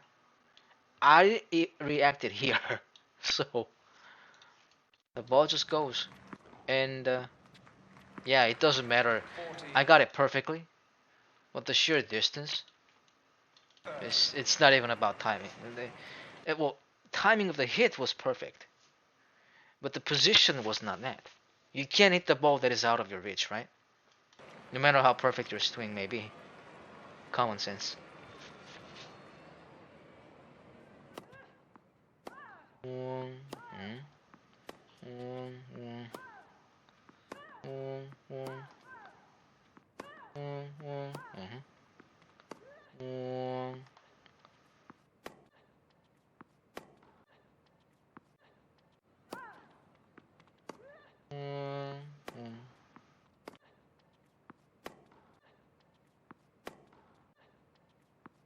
Wow.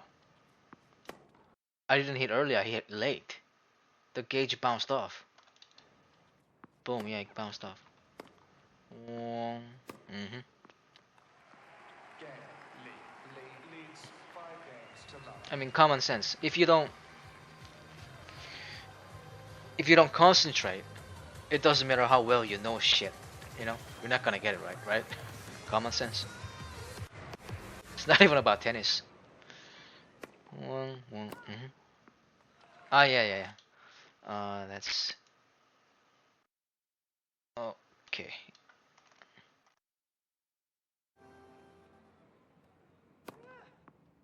One, one, one, one. Whoa! Holy shit! One, one, one. Yeah, cause I'm far away. But I missed the gauge and out. Yeah. Love 15. I could have hit it. I just totally missed the timing. The gauge was really fast. So why was it fast? Because of the distance. And if distance is far, the gauge moves. Wong, wong, wong. Yeah. Oh, the speed of the gauge was actually very similar to the speed of the ball. But I missed the timing because, like usual, like most of the times, I thought the gauge would start to move around this when Hannah reaches here. Mm, mm, what a shame. Yeah, because okay, the lesson here is that the gauge would move when it fucking pleases. According to the hitting time, not necessarily when Hannah is in certain distance with the ball. Okay, yeah.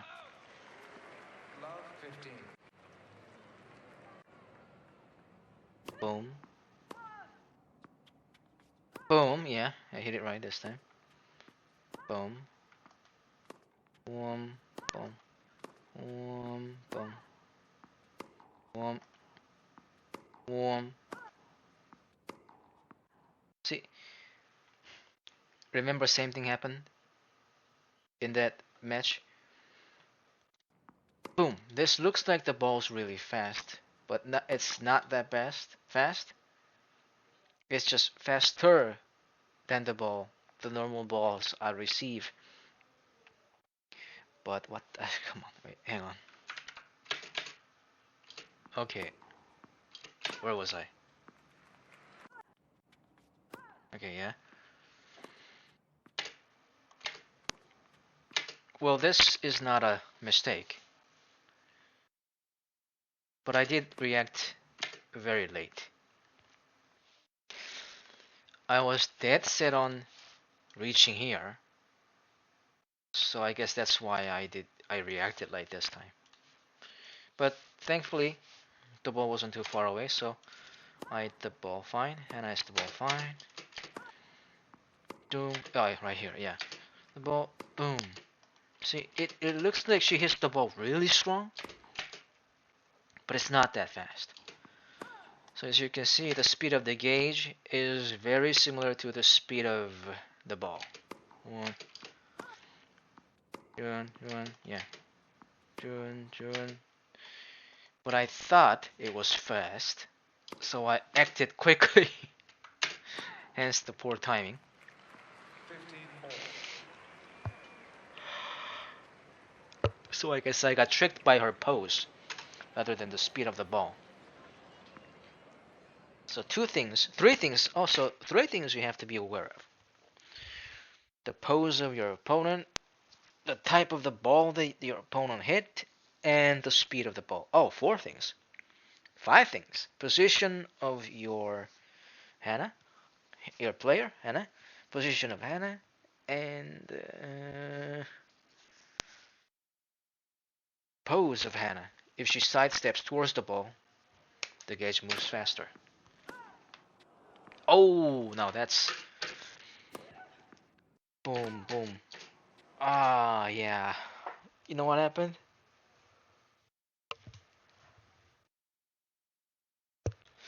After serve, you know what? Oh. After serve, you just need to press. See, so I serve here, right?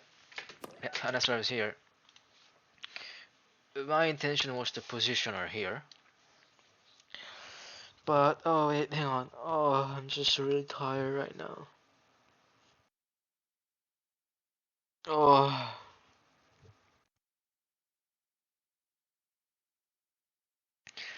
So, position here, but like I said, I'm usually holding shift. So, and of course, I guess I wasn't really paying attention. So, mix that all up, I move like here. Let's see. Boom, yeah. Wow. She actually moved all the way here. Yeah. If she stayed here, if I stationed here, if I was able to station her here, Hannah here, I could have got that. Or maybe even in this situation, if I aimed here, she would move here, giving her more time to act. And maybe I could have got it still. Hannah could have gotten still. Anyway, let's see how this falls. Oh, yeah.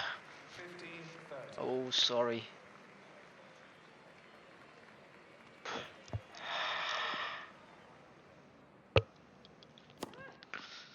Um. Oh, wait. Um.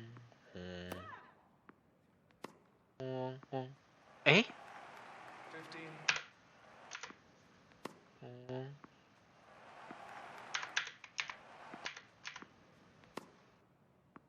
Ah, just too far away. Yeah. I hit the ball, but I was too far away.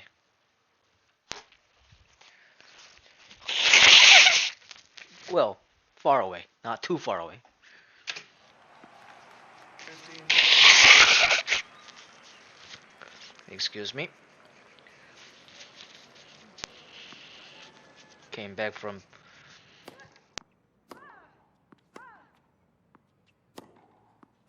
getting some cold wind from the outside and did not. Okay.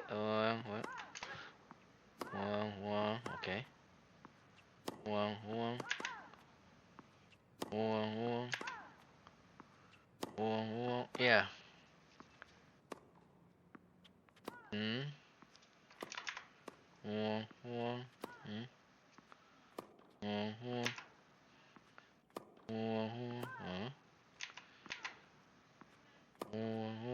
Yeah. God, these holy shit. No wonder I made Hannah that Fiji, like unstable. I'm about to lose a round.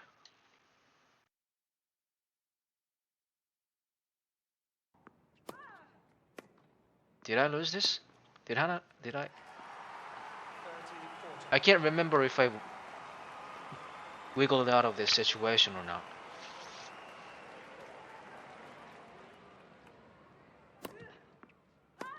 Okay, boom.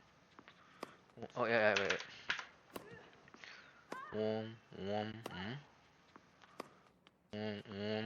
Whoa, that was fast. Whoop, whoop, whoop, whoop, whoop, whoop,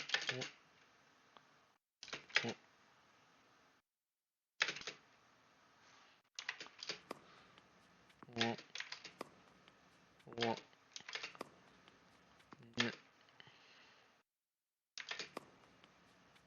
Why did this? Why did this situation give me a fast gauge? I don't get it. She didn't sidestep towards the ball. Wait. The ball bounces.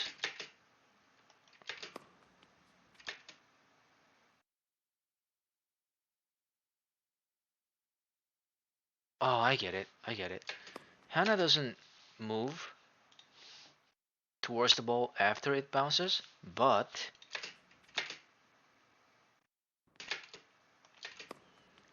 bounce. So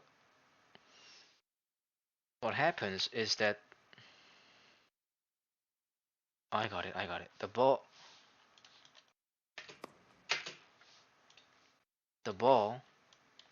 pen. Yeah, the ball goes here. Hannah moves here. So this is the only chance, because I'm aiming here, right? That's the only chance, only spot Hana can hit the ball. Thus, it moves faster. Mm. So when Hana, the player, and the angle of the ball makes a cross, the gauge goes fast. Even the ball is quite slow. Boom. It's like, because that's the only window. Boom. Because you miss it, you're done. And here, mm, mm, mm,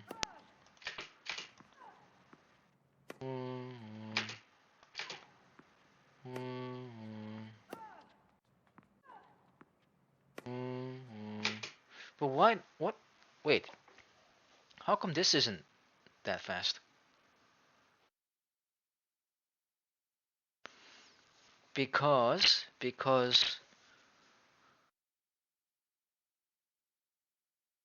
Eh?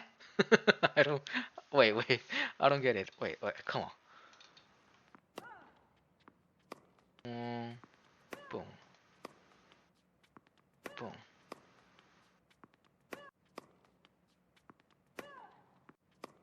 She does one of those steps like, oh, I'm too fast, like she like stumbles on around like, because, oh, stop, Yeah, did you hear that? Mhm. She quickly steps. Oh, her velocity. Her velocity.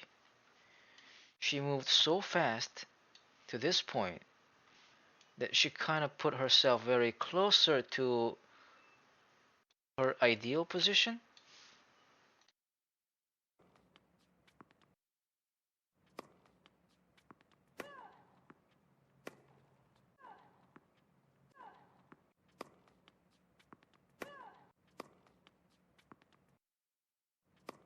Oh, it's not just the cross that speeds up. It's the cross, but the timing of Hannah's positioning. If she positions herself fast enough, even though the angle makes the cross, the gauge doesn't fast speed up.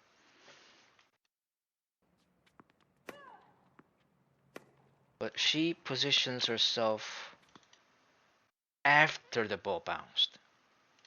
Whereas the other case,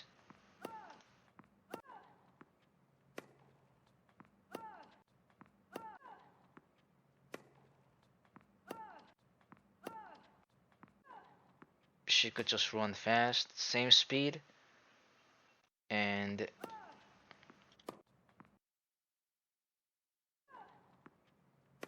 and hit the ball without having to. Yeah, her her the timing of her positioning was good. Hmm.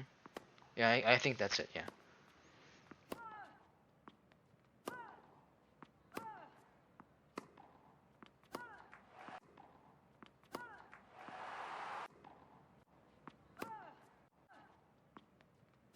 Mm, mm, mm, mm, mm,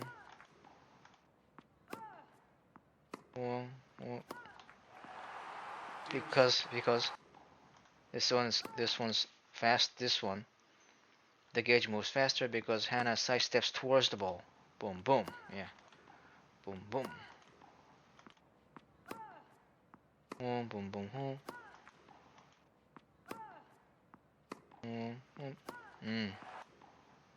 Mm. Mm.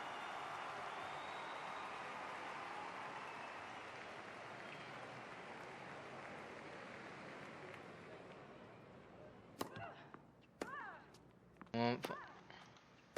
Mm. Mm. Mm. Uh-huh. Uh-huh. Mm. Mm. Mhm. Mhm. Advantage Lee.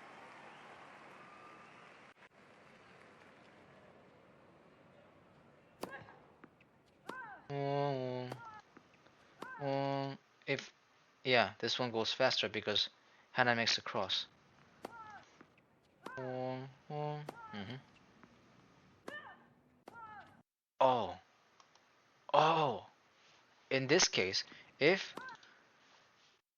Hannah were to hit the ball before the bouncing point, I think the speed of the gauge equals to speed of Hannah approaching the ball. Let's see. Let's see. Shooting. Shooting. Oh, it is. I see. I see. Shooting. But she's approaching the ball. Doesn't matter how fast the ball moves. Actually, I mean it does, but. Mhm.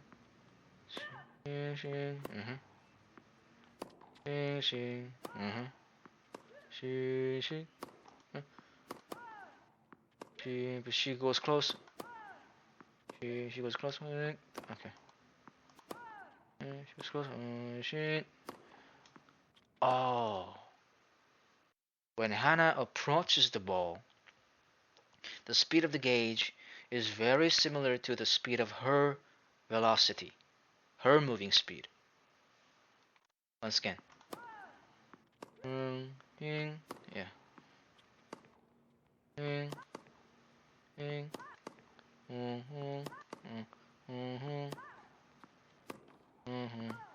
But not always, because in this case it was the speed of the ball. See? She's still.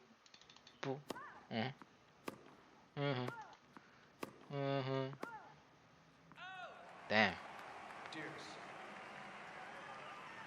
So I guess I need to experience more in order to figure out when. Okay, in most cases, it appears in most cases, the speed of the gauge is very similar to the speed of the ball, and there are some cases. So I think it would be safe to assume it's the ball with the speed of the gauge would be so. But there are some cases, obviously, because we've seen it, that the speed of the gauge is similar to the speed of Hannah's velocity. Now, when? I think it happens when Hannah keeps making a move after the ball bounces, or she hasn't positioned herself fast enough. And I don't think it's really. I don't think this kind of. Well, at this point, I don't think it's not possible to notice that during the game. Because right now I'm just seeing the timing and all that. But during the game, I have to consider the positioning, the angle, the timing, and what ball, where, and all that. My mind will be scattered a bit, so the timing will be harder. So to consider that, to consider the situation and the relations between the situation and the speed of the gauge while taking care of all that basic stuff, I don't think it's likely to happen. Unless I become very, very good at this game, which I currently am not. So, yes. Mm. Mhm. Mhm. Wait, I.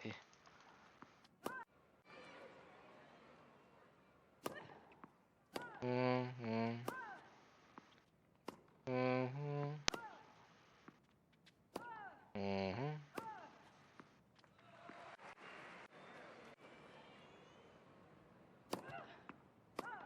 Mhm. Mhm. Mhm. Oh, this. Thank God. Okay.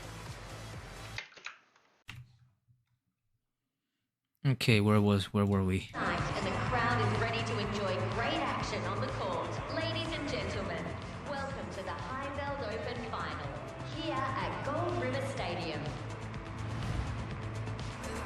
Please give the players a warm round of applause.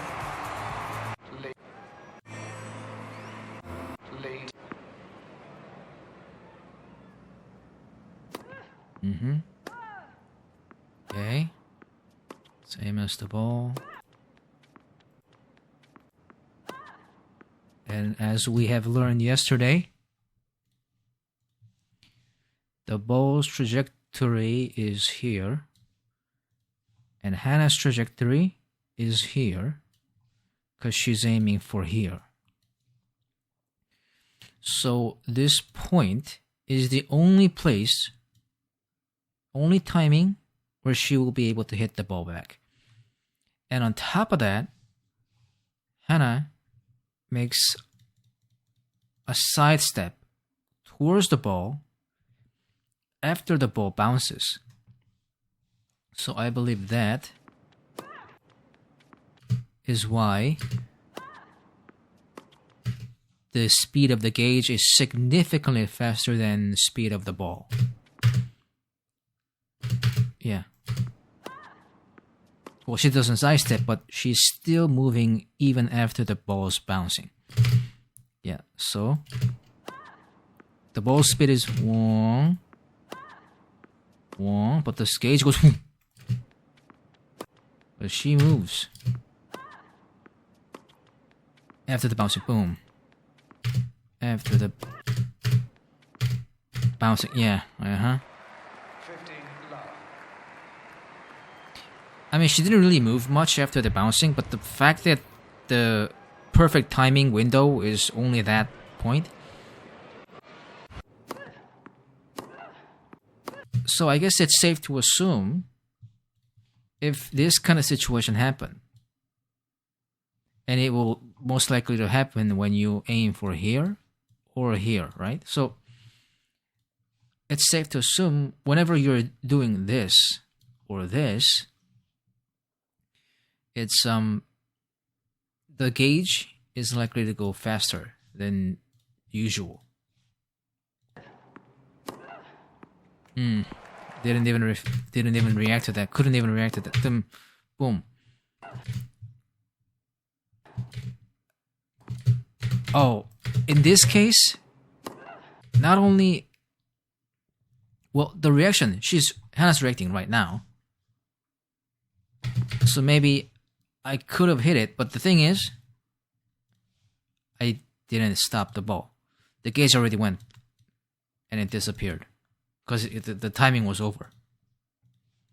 So maybe I would have been able to, hit it back if I hit it here. But then again, there's a distance, so maybe not even when I got the gauge perfectly.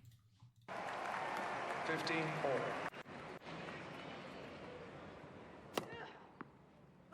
So same, maybe if not slower because Hannah backed up. Yeah, so the speed of the gauge was slightly slower because Hannah backed off. Now, boom. Boom, boom. Again. But this time, okay. This was also that situation, crossing situation, where hitting point, well, it's not here. Where hitting point is only about here. So you would think, and Hannah's aiming here this time, so you would think the speed of the gauge would go really fast. But the thing is, she doesn't always go close because this ball is quite slow. And so, in order to hit from here to there, she doesn't need to make a step this way. She can just step like this, wait here, and hit the ball. Nice and slow. Yeah. Yeah, so the speed of the gauge. So the speed of the gauge was faster than the ball, but since the ball was so slow, the gauge wasn't significantly faster or anything like that. Yeah, okay. Let's recap the situation. Yeah. 30-15. So even in that crossing situation, if Hannah has a room, the gauge won't be that fast. I guess it. She gets. Wait. Go small window. Now, in this moment, I fear that because in this situation, by now I've experienced enough to know that in this sidestepping moment, the gauge tend to go really fast. So fearing to lose the timing, what I do here is because that's what Because that's when I thought I let go here, right? The thing is, it's here. It's here. So I still had plenty of time. But the thing is, you can't really wait for that, because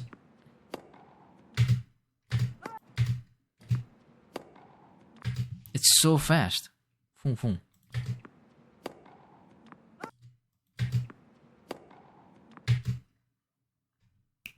Oh, okay. I got it. The gauge is significantly faster than the speed of the ball. No, it's not. It's similar. The gauge may be a little faster due to the sidestepping towards the ball. The thing is, get this, boom. The bouncing point and Hannah's position is safe, right? Yeah, there's a significant. So, if the gauge doesn't really go fast, in fact, one could even say it's the same with the speed of the ball. Yeah, it's the same. So, just because Hannah sidesteps doesn't always make this gauge go faster. You have to consider the bouncing point and her position, the distance between these 2 points. So that's what makes this decides the speed of the gauge. The speed of the ball, bouncing point, the distance between bouncing point and Hannah's position, and also the posture and bouncing point and Hannah's position. Okay. Early gives her yeah, same speed. 40-15.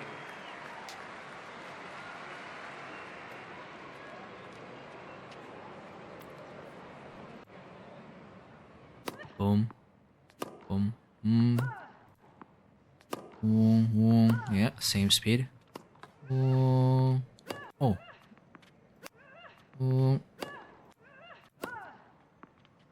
What? Zoom.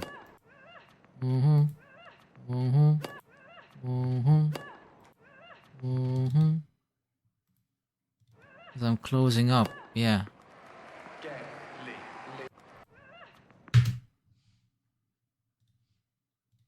Yet again, this type of situation. That's the hitting point. A little higher, but okay.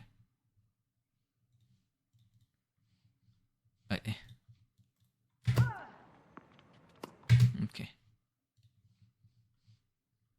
Eh? Oh.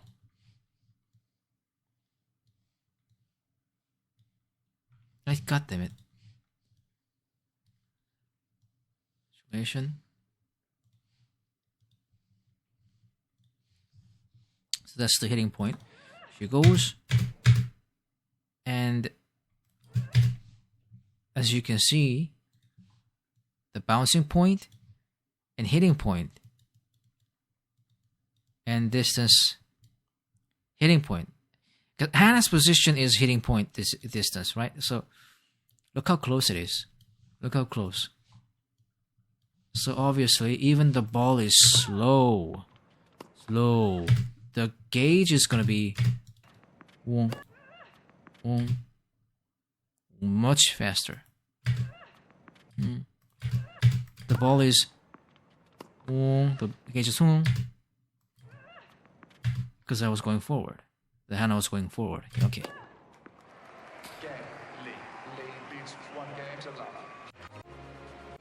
So it's speed of the ball.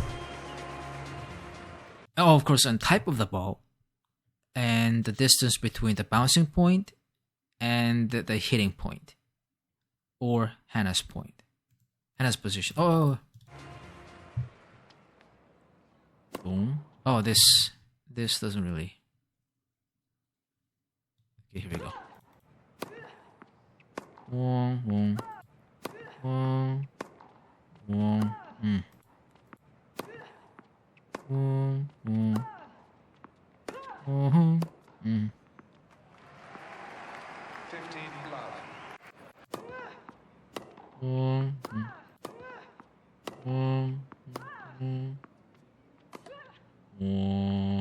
Yeah.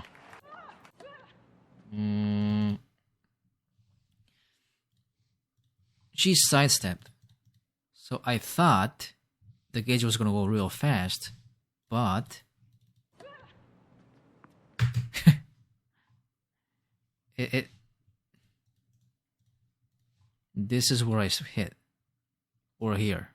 And nowhere near close to the perfect point. See this posture? I need to be aware of that. I need to be able to see that whilst paying attention to the gauge. Because when Hana does this pull down posture, this arm pulling posture with this initiative, it means she's gonna do it, you know? Like she's going for it. And then every time she does this pose, speed gauge goes way slower than you would think.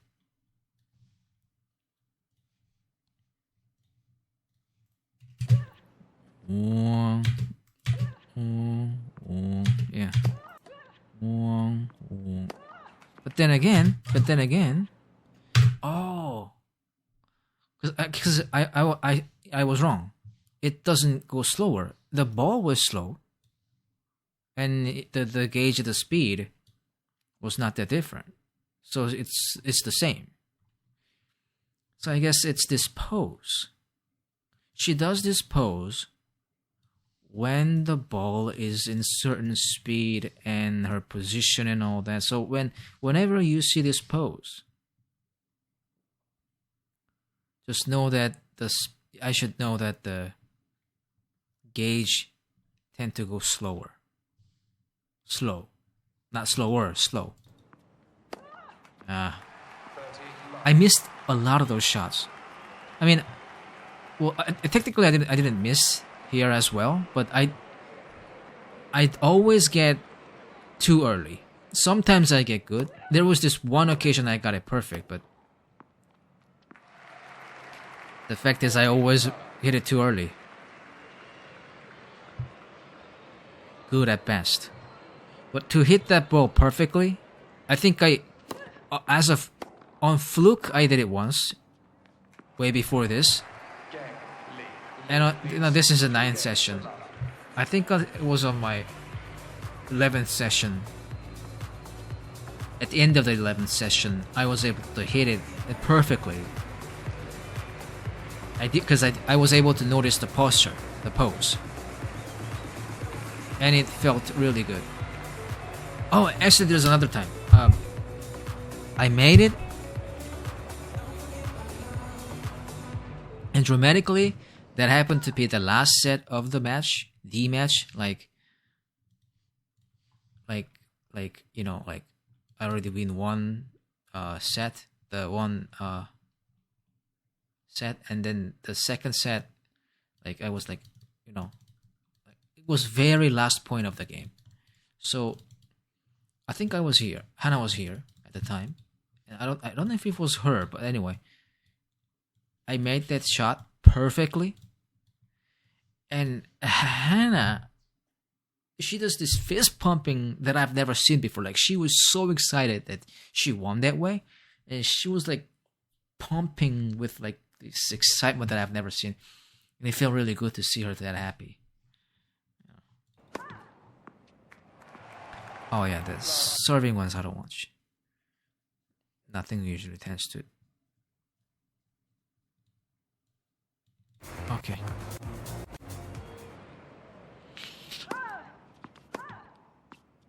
What?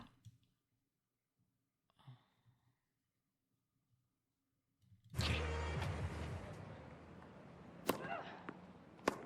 Mm-hmm.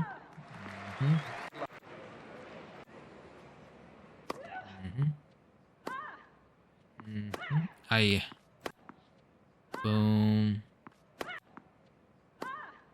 boom, boom, boom. Why? Well, because I started late. The ball is fairly slow, but I started late. I reacted too late. Not to mention the speed of the speed of Hannah approaching to the ball.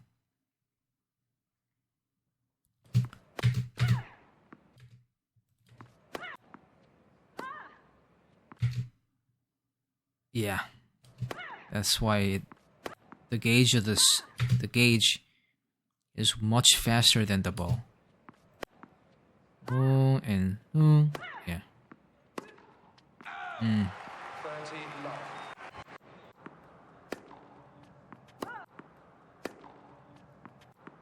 A little faster, yeah. Oh.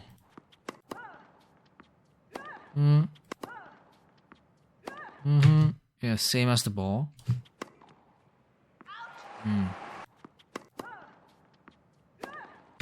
Yeah. At this time, around this moment, around here, around this, I always aimed. I always try to aim here and there. But in this situation, I should have aimed here. And, you know, if this ball was like here or something like that, then I should have aimed here. So Hannah would move here, giving her more time to, you know, deal with the ball. If I didn't aim here at this point, Hannah would have made it. I believe the ball was out, yeah. Because the ball is fast, and yeah. 30, 15. Yeah, just lack of knowledge, lack of experience, you know. You know, coaches should tell you something like this. But here, what coaches do, they just, you know, no, you did good, no, you did bad, no, I didn't like it, you know, fuck you. That's all they do. That's the satisfaction point for coaches. They don't really like point to you what you did wrong or how you should do, like in real life. They just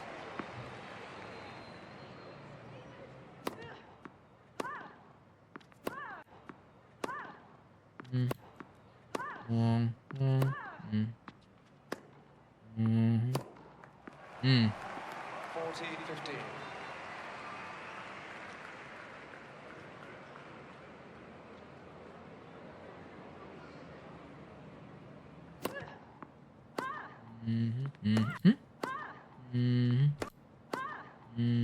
Oh, but she goes. Oh, that's way much faster.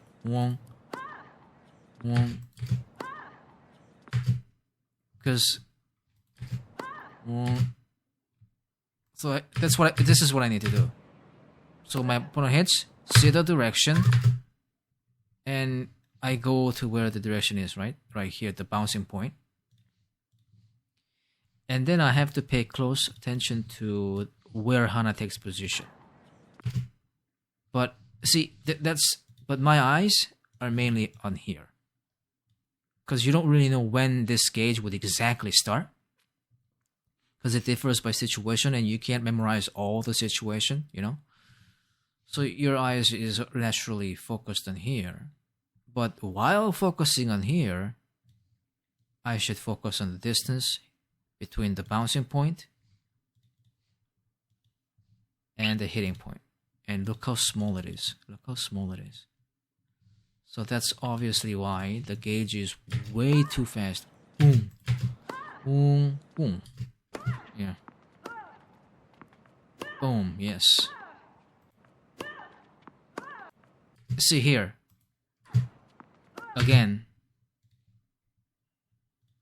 I'm aiming here. So Hana's moving here. So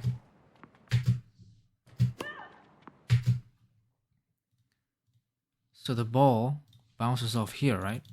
But if I just aimed here, Hana would move here. And the ball would have bounced here. And it wouldn't bounce that high. Because this is a flat ball. So even though my opponent comes here, by the time she reaches here, the ball is too low and too fast. Like, she can't hit it back. But if I bounce it far end, she can catch up to it, and when it bounces, she can hit it. But if I were to bounce it off here, it would bounce off, but then it would go down by the time she is here. So it's harder to bounce, hit it back, Game.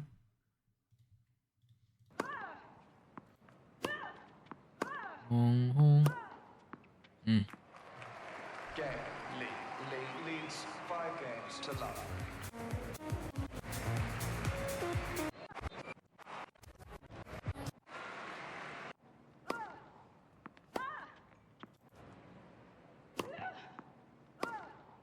Mm-hmm. 15 love.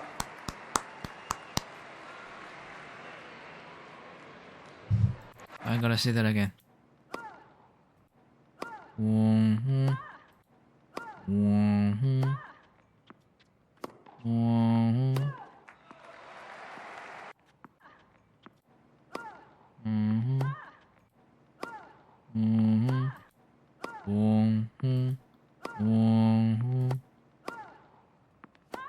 Because she closes, she sidesteps towards the ball. So it's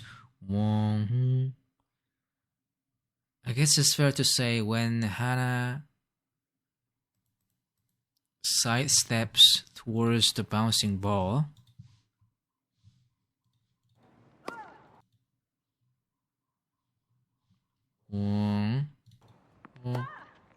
wait.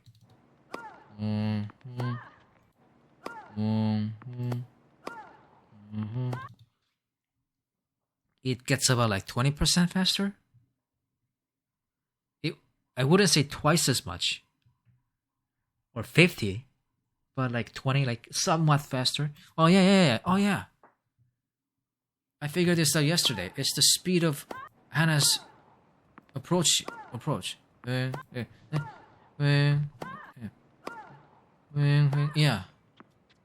Oh yeah. Okay. Boom.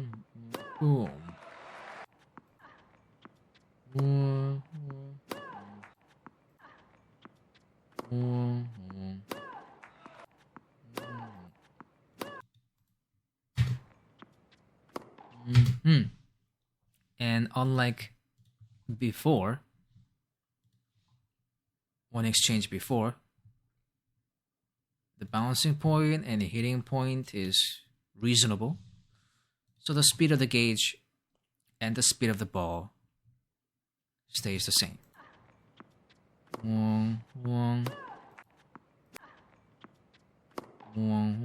Yeah. 15 love.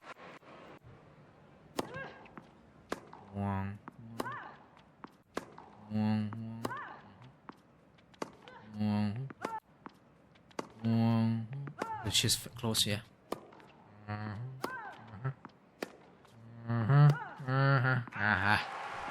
15.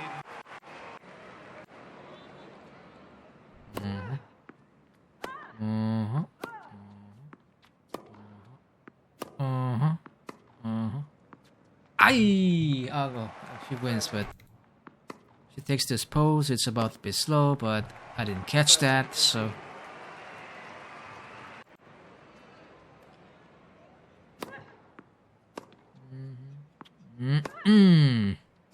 That almost hit the net. Boom.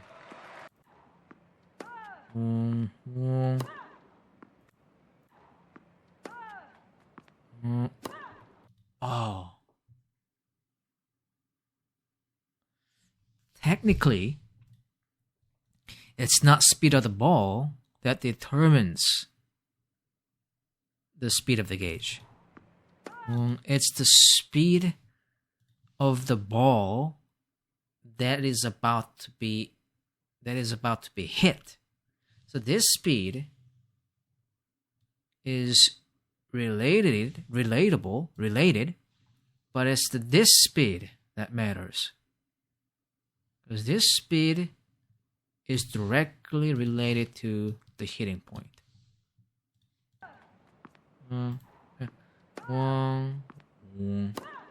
See? It's and the gauge goes. Yeah. But look how far the point is, the bouncing point and the hitting point. Yeah, okay, yeah. 40, 15. Oh yeah, I'm starting to get it, understand even better now.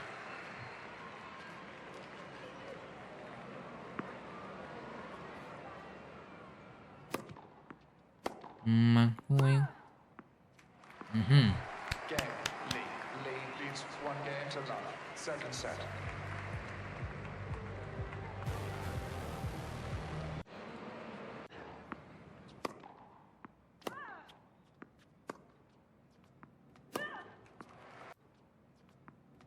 Yeah, fairly, yeah. I guess this is kind of a success. Not really, but I guess I made a succession out of those success. I guess I made a lot more succession on those poses than I thought. Oh, she goes. Yeah.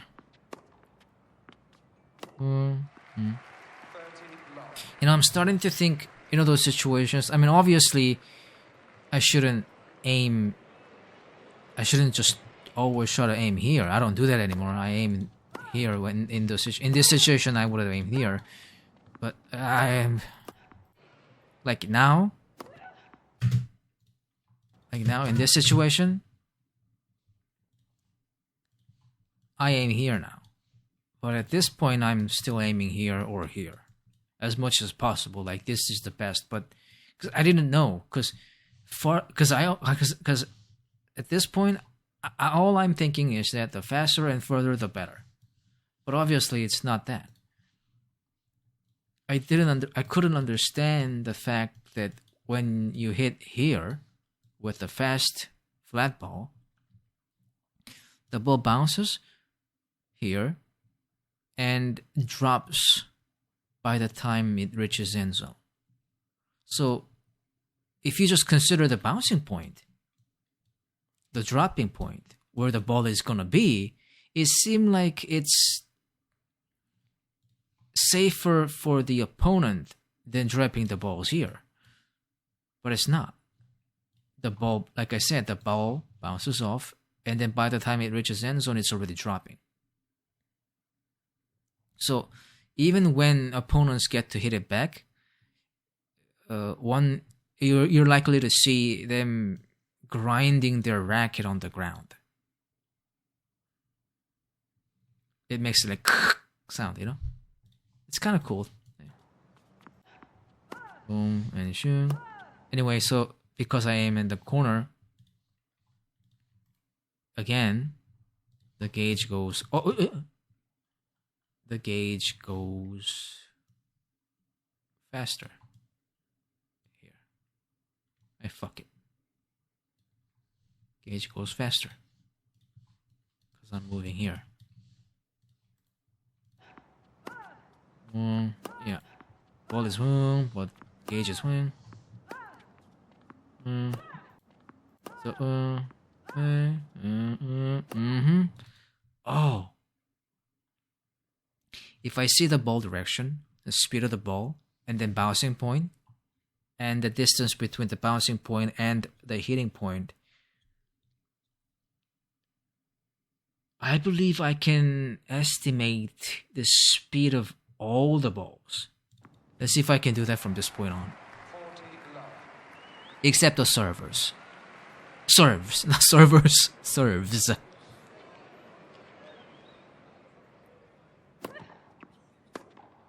Game.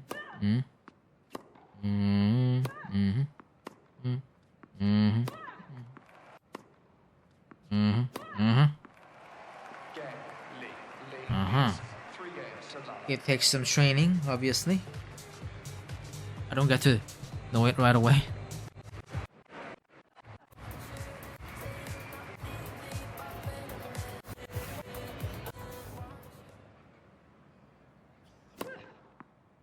Mm-hmm.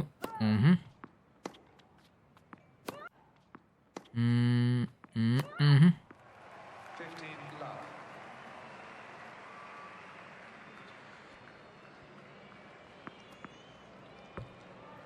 Wait, I ended. Huh. 15 Okay. love.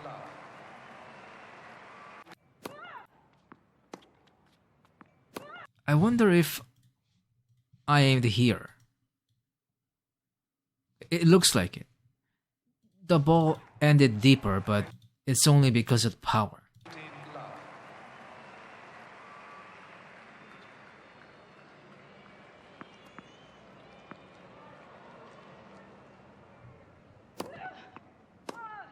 One. One. Yeah.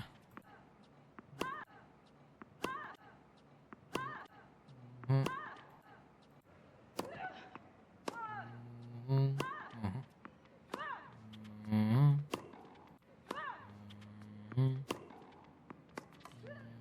Mhm. Mhm.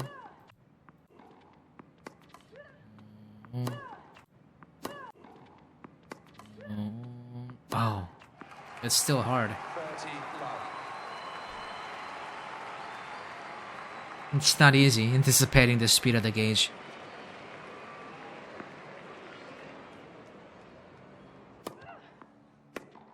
Mm-hmm. So when Hannah is already posing before even ball bounced off or anything like that, it's safe to assume the speed of the gauge is gonna be same as speed of the ball. Yeah. The difference happens when either Hannah is too close to the bouncing point or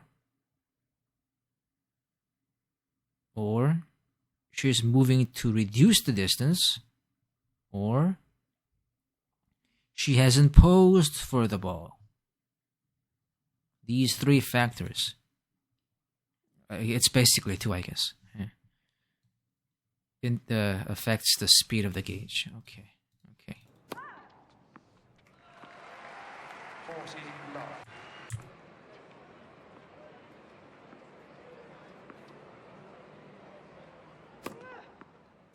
Mm-hmm. Mm-hmm. Mm-hmm. Mm-hmm. Mm-hmm. Mm-hmm. Okay. Game. Lee leads 5 games to love.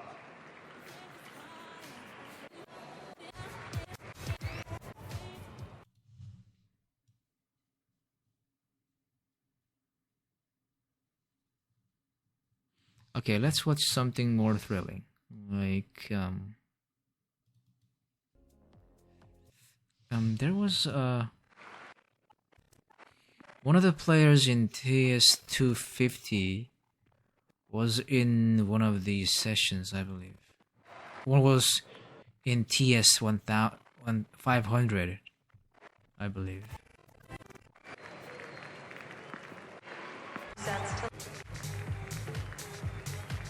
Oh, okay.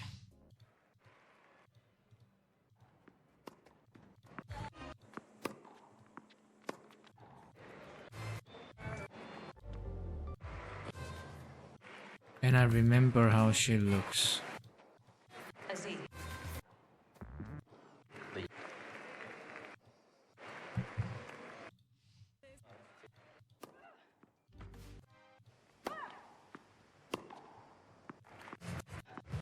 Was it her?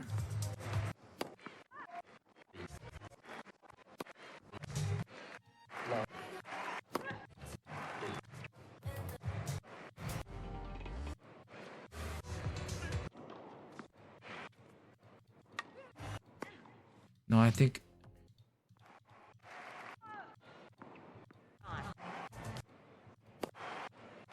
I remember her wearing like white clothes. Oh, it's her. Yeah, yeah, okay. Yeah, that's one. Lead to serve.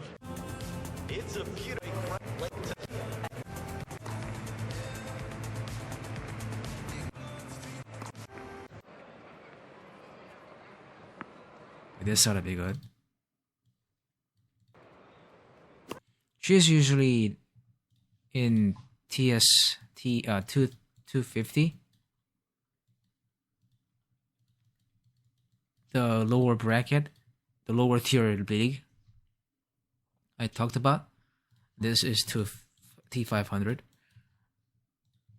And like I said, 250 players in 250 tend to be more zealous. Though their settings is that they are lower skilled players than those in T500, they're obviously more zealous. I don't know, it was calculated setting, like they are more hungry, so they're more aggressive or zealous or something like that. Either way, I like how T250 players play, and she's usually in T250, but somehow she's here in this league. So you're about to see her trying to coming up in the volley zone. And she loves coming onto it.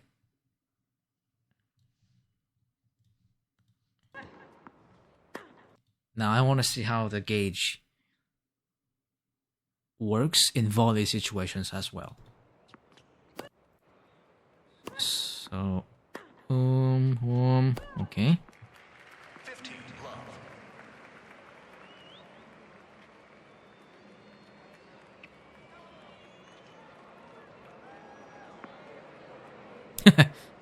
Thank you.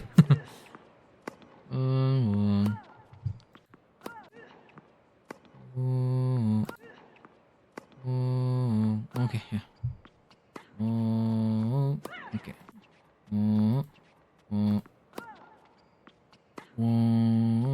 Okay. 30 love.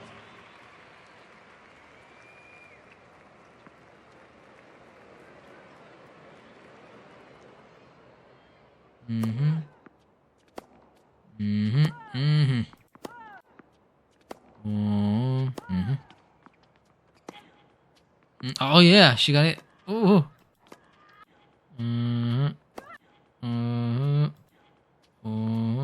Yeah.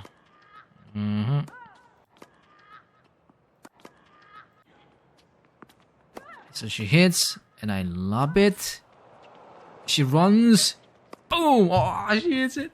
Boom! Oh, she hits it. Oh! I gotta see that again. In fact, I'm gonna bookmark it, yeah. Boom.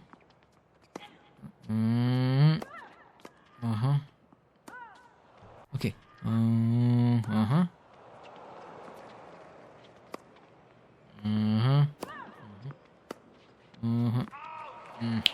40 love.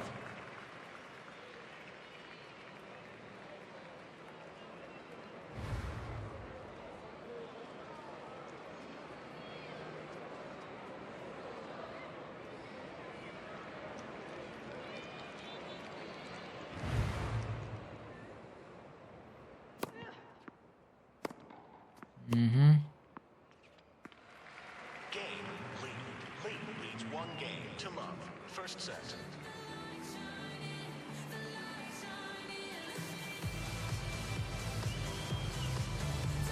The light shining, the light shining.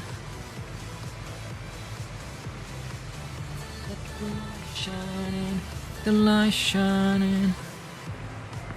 Shadows.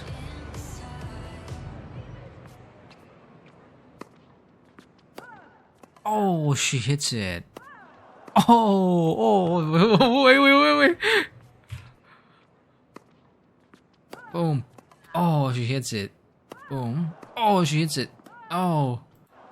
Okay. Okay. Speed of the ball, gauge, same.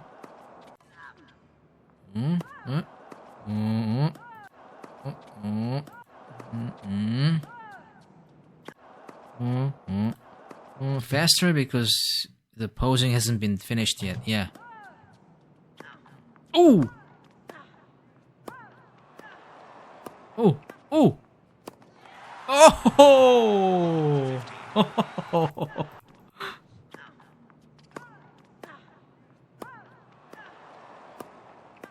Oh wait, okay.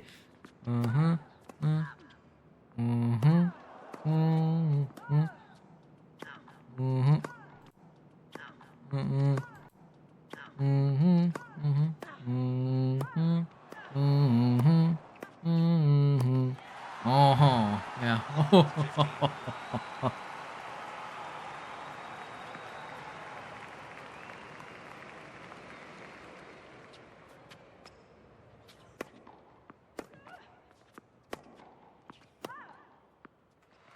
Wait, I didn't see the gauge in the speed.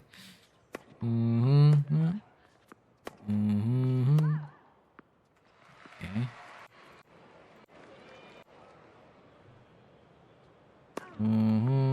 Ay. 15-30. Sorry, Hannah. Sorry.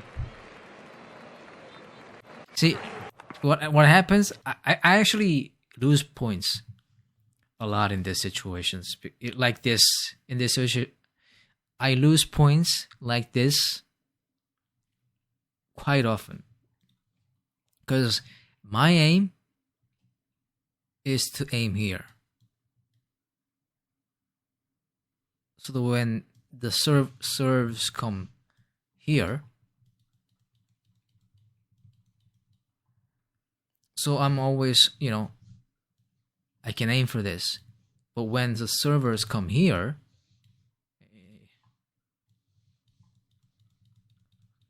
Hannah needs to move. So that means I'm pressing left, and then by the time she's done positioning, then I can change the direction, aiming. But the thing is, the ball is fast, right? So if you move, you're already there. If you press this, the moment you press this, it's time for you to hit already. So it's really hard to shift the aim. And if Hannah is not positioned with the keyboard, there's a chance that she's moving here. And then, the moment I shift it in order to aim there, Hannah goes like this. Making her further away, putting her further away from the ball. And like in this situation, since I am concentrating on concentrating on hitting here, I fucking hitting here.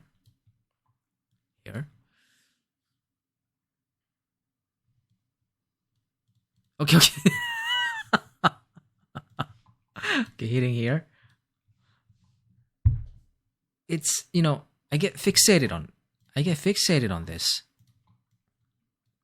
I know your opponent can always hit here, but sometimes you forget. So it's matter of concentration. It doesn't matter what you know. If you let your mind slip, you're not going to be able to do shit. So that's exactly what happens here. I lost focus. The ball comes in. I don't even move correctly. Why? Because I'm this. So Hannah's just standing here. So by the time I move, it's already too late. The ball's gone. See? See how I hit it perfectly? Because I'm hitting over here. And, I'm expecting the ball to come. Like, what the fuck? Because I'm expecting the ball to come here. So I just aim here, move here, and hit. And it would have worked because the timing was perfect. But the ball's over here. So by the time I realize, oh shit, I fucked up. I gotta move. Here. I move, but it's too late. Yeah. 15-30. like I said in previous session, it doesn't matter how perfectly you hit. If you're far away, you can't hit the ball. Boom. Oh! Oh, I did not expect that either. I remember that. Like, boom. She didn't just hit it. She volleyed it. Like, what the fuck? Like, so the gauge is too fast. Notice, I missed the chance completely. Okay, it's not even too late or anything like that. I just missed the whole chance. So, see? Yeah, that's a bounced off gauge right there. The gauge bounced off and it disappears here.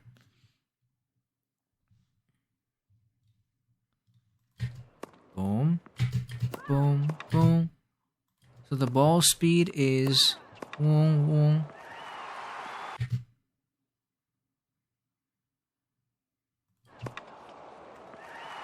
Oh man. And wait, why was I too...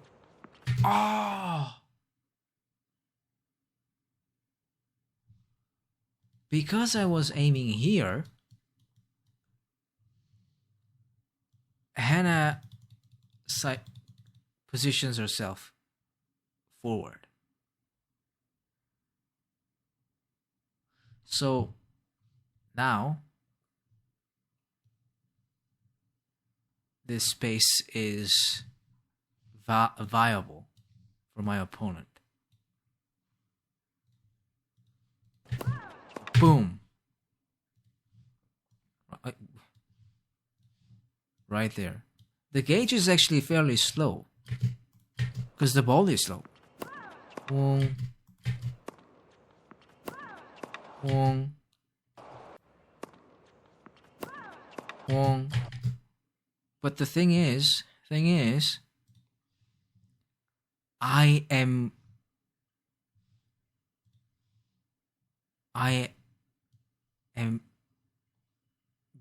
like, what the fuck? Like, okay. Though the speed of the ball and the speed of the gauge is on the slow side, the gauge, see how the gauge starts, okay? Boom. See how fast it starts? It's same speed as the ball. Boom. But like normally the gauge starts when the ball passes here or when it's nearing bouncing point, right? But in this case, Hannah is in front of the ball, in front of the bouncing point. So the gauge starts the moment my opponent hits the ball. Boom. And I did not know that. I did not know that. I did not expect her to hit the ball like that. And I probably didn't even see this.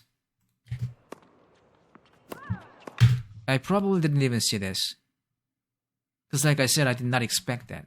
The situation was alien to me. And I probably didn't even notice how fast the gauge started. So, see? See how I move? This is when I expect the gauge to start. But the gauge is already reaching the perfect point. So by the time I realize it, it's done. Like, what the fuck? You know, like...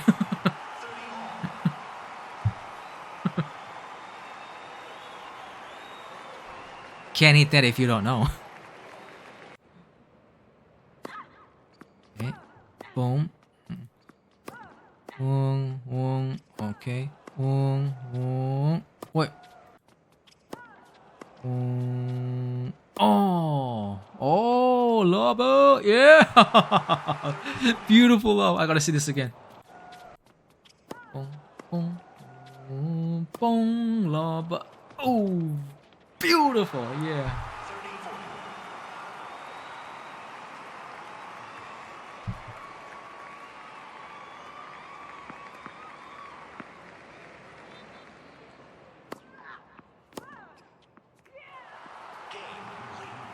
Leads 2 games to love. Wait, I gotta... There's a little bug I just found out. After this session, this set...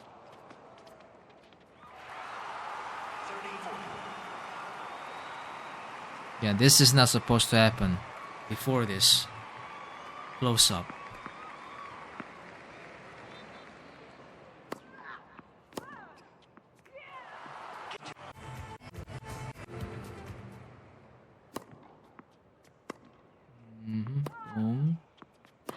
Ooh. Oh.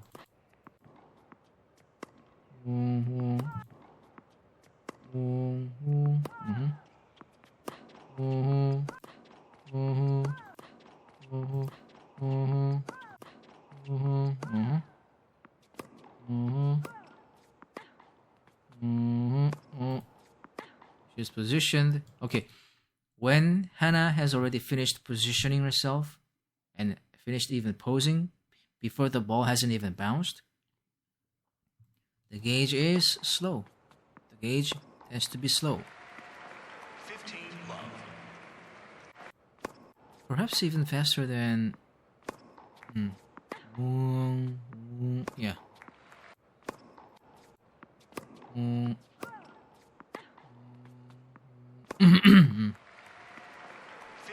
love.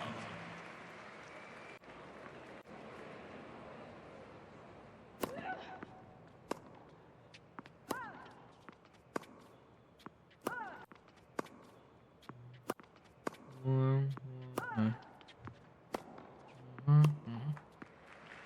30 love.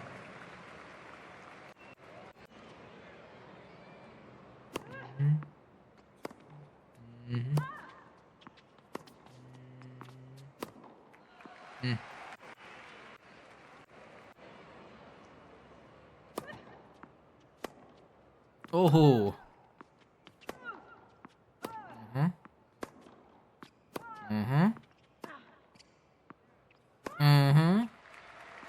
Game. Lee leads 3 games to love. Baba. I think she hits this.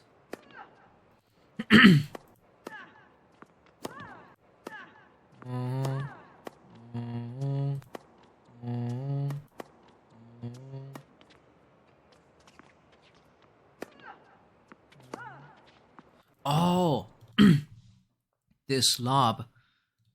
Okay, every time this thing happens, I thought the gauge goes faster, but I don't think it's it. I think it's the same as the gauge of the speed and the speed of the lob ball is same. It just looks small because it's taking extra higher steps to reach the bouncing point. But doesn't mean the ball is slower. It's just, yeah, it's just traveling more. That's why the gauge moves faster than you think. That's why you think the gauge is faster than the ball, but really, yeah, it's the same. Yeah. And then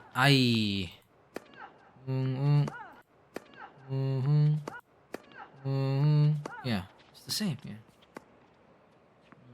Boom. Love 15. Yeah, this is the point where I start to hit these hits a lot. That's why Hannah here didn't sidestep towards the ball or anything. She just stood her ground, wait for the ball to come to her, and boom.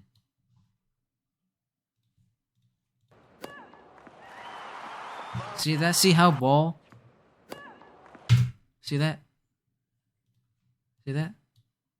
Even if she managed to come here, she barely could have hit that. It's already on the low. It's already lowering down. The ball bounced off here. But if I aimed here, she could get and hit because the ball bounces off here.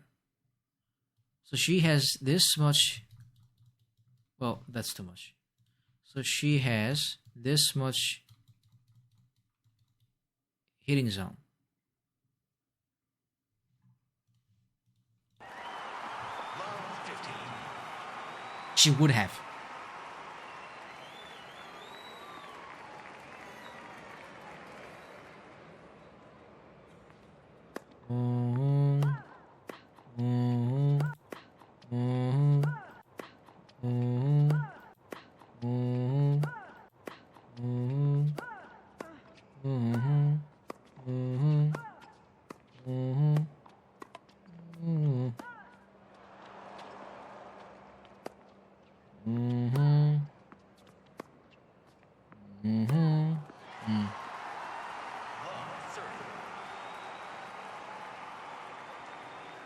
I wonder if this is the match that Hana smashes the ball and smacks the ball to the court.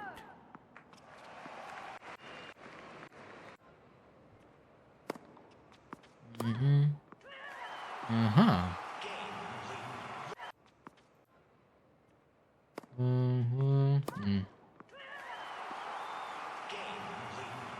leads 4 games.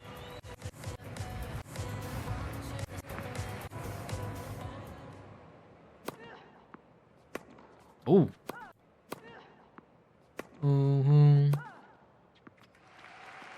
15 love.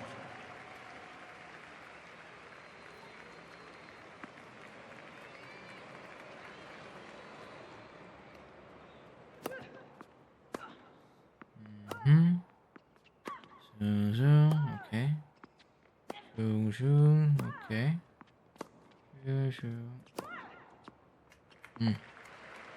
30 love.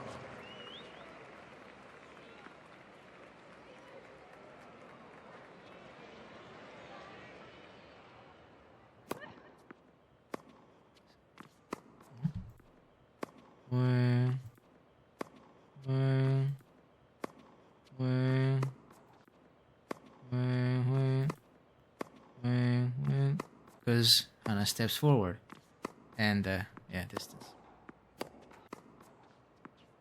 40 love. You see that? 40 love.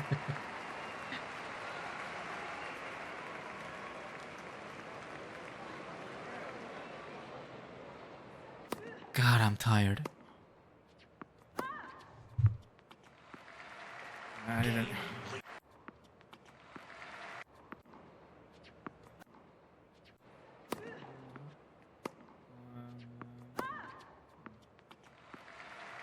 Game lead leads 5 games to love.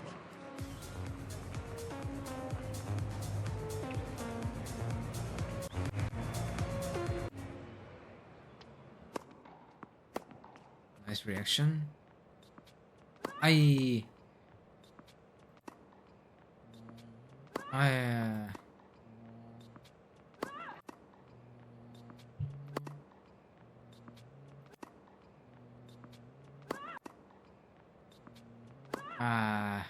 missed again. Love 15.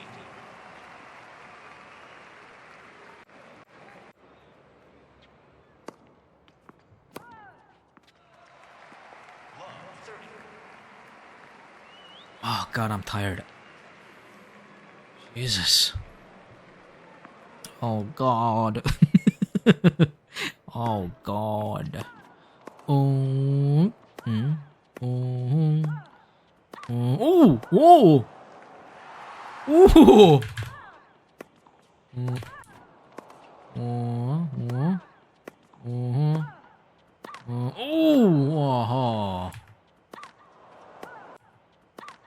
Oh, how do you fucking... I just received my Cheetos. The hot one. They don't sell the hot ones, the red ones in South Korea. So you have to order it from abroad, United States.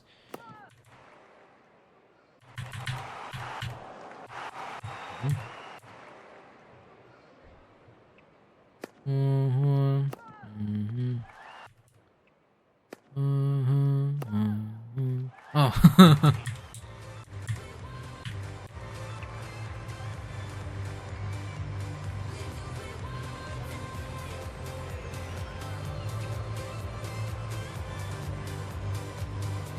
Do it one more time. Da-da-da-da-da-da-da. Oh. Da-da-da-da-da-da. Da-da-da-da-da-da-da. Oh.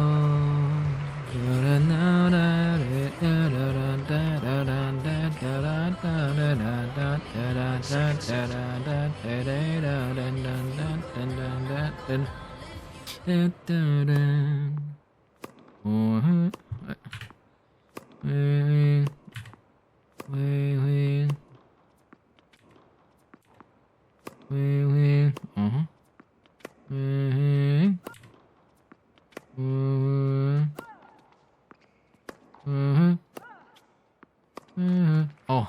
15.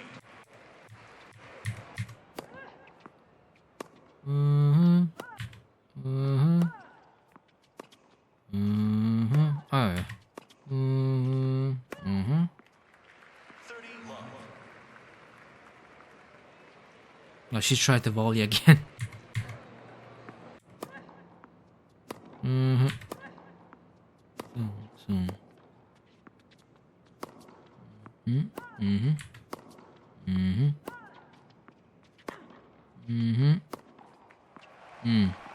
40 love.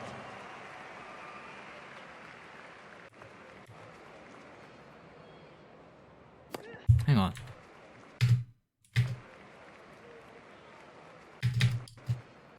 Oh.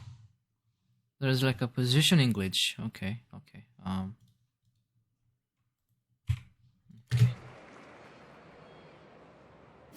Actually, let's just take the screenshot.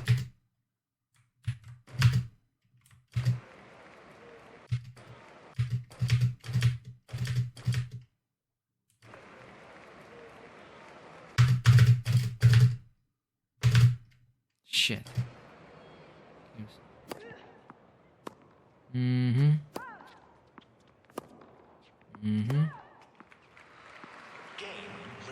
Leighton leads one game to love. Second set.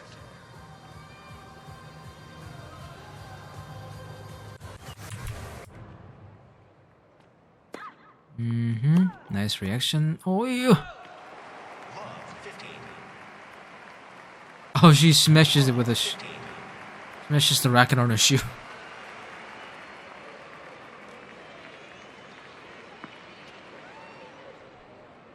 Oh, oh, okay.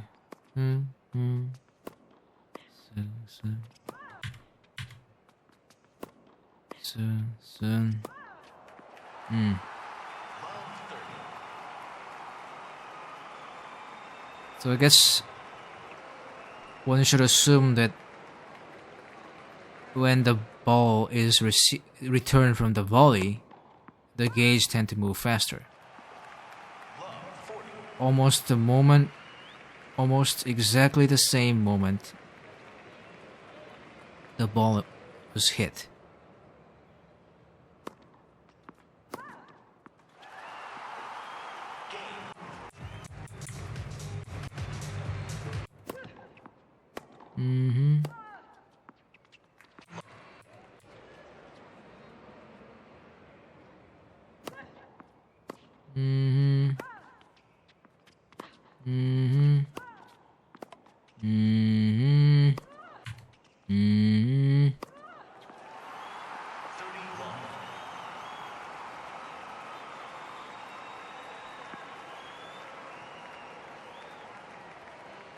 I really like a racket.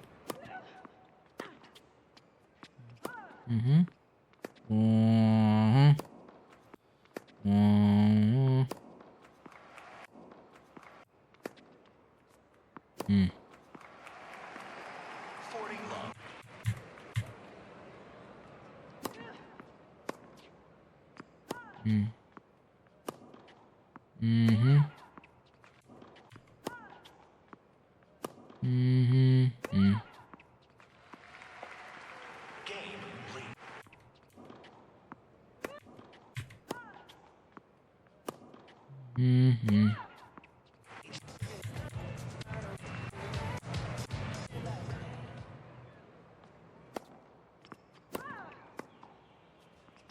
Oh. Mm. Mm.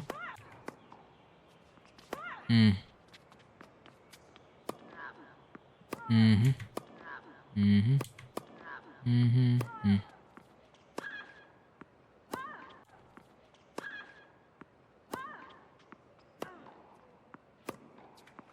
Mm. Love 15. Love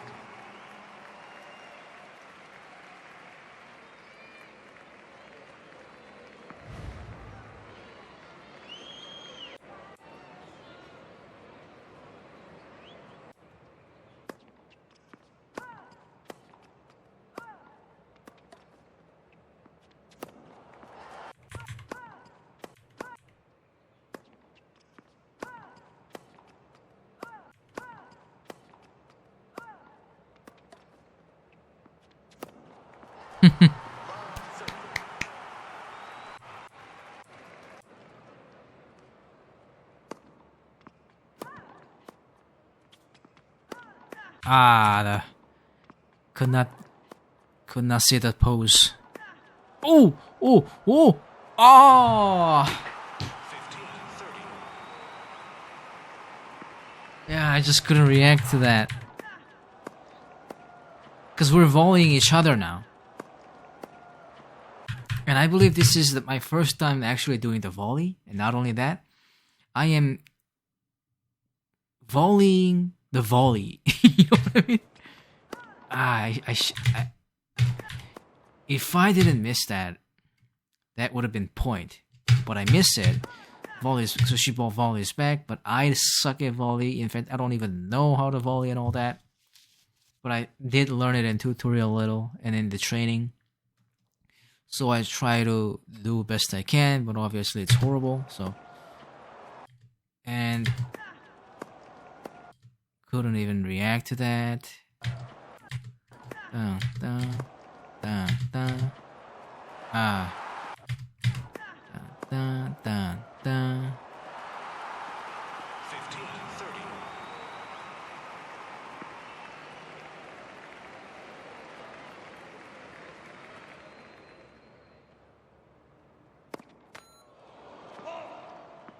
Let. There's a beautiful word for it, let. 15.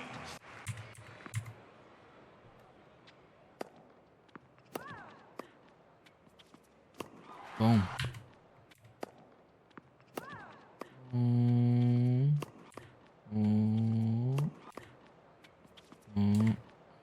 Mm. Mm. Game. Lead leads 4 games to love.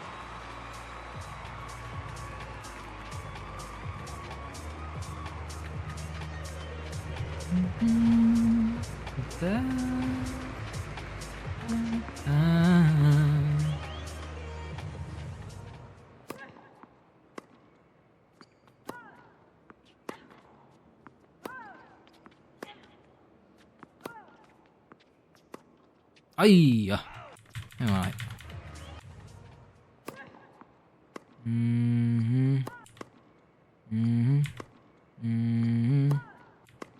Mhm. Mhm. Mhm. Mhm. Mhm. Mhm. Mhm. Mhm.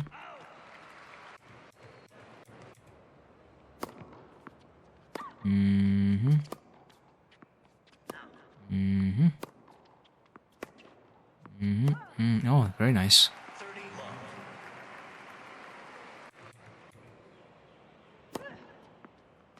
Mhm. Mhm. Mhm. Mm.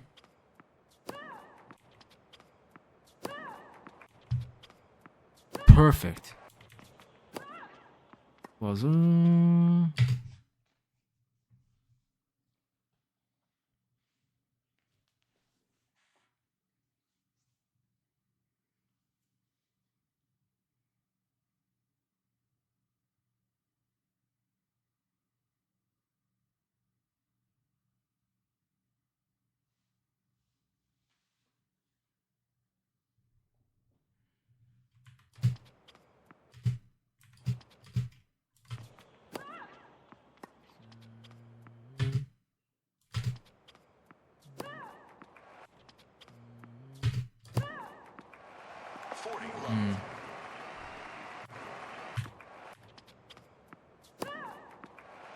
40 love. I don't quite understand why in this situation the gauge was slightly faster than the ball. I mean, Hannah does move forward towards the ball, towards the bouncing point. I mean, the hitting point. Hannah does move towards the ball after the bounce. Boom. But then not really, you know?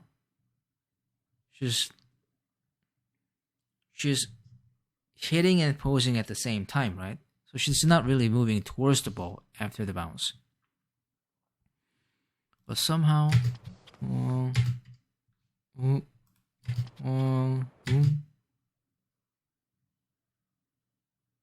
yeah, maybe it's because... Yeah.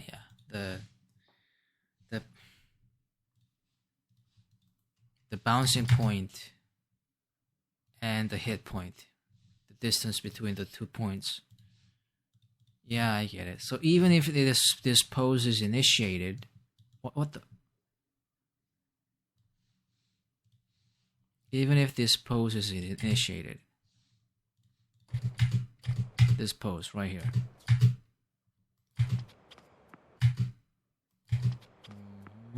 Yeah. 40 love.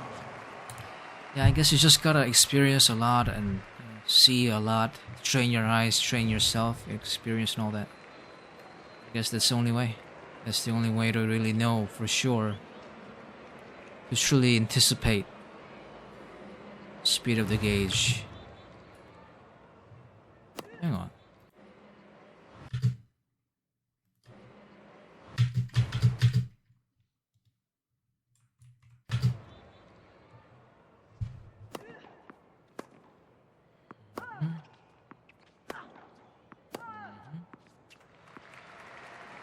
Game lead.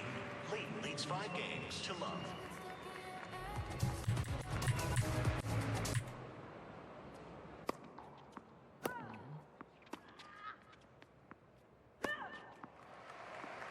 Love 15.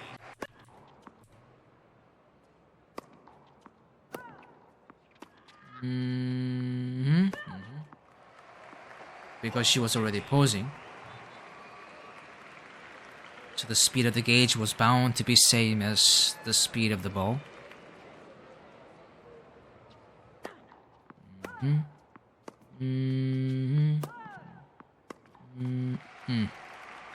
30.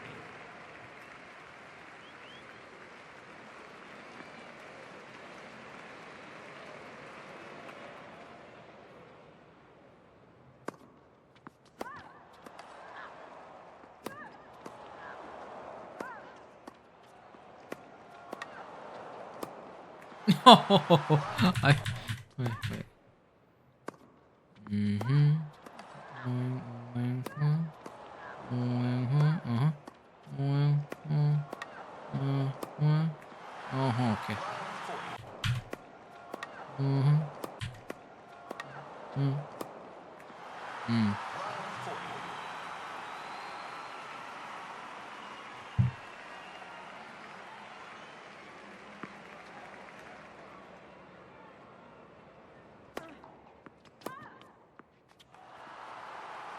Game set and match.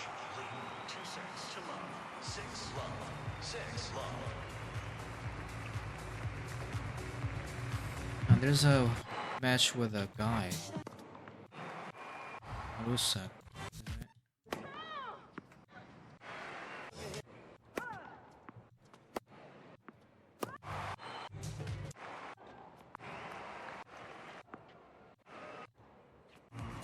on. I think it's this one. 40 love. 15. No?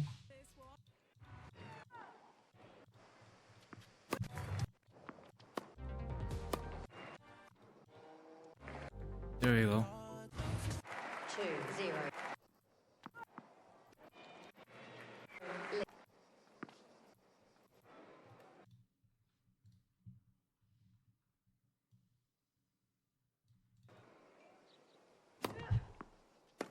Okay. 1-0 lead.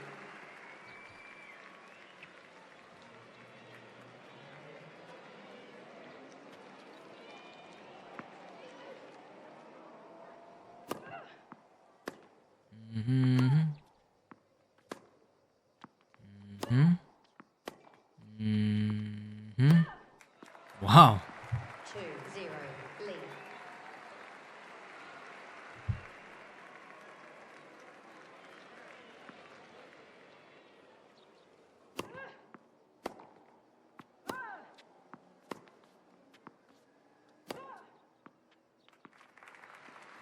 Three zero lead.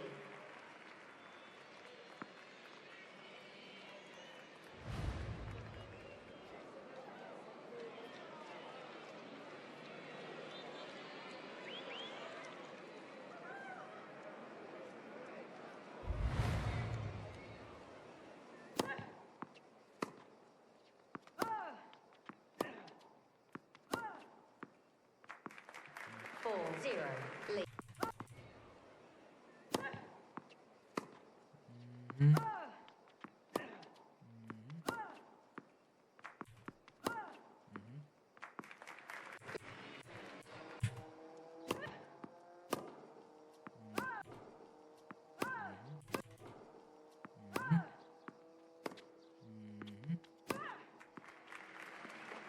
5-0 lead.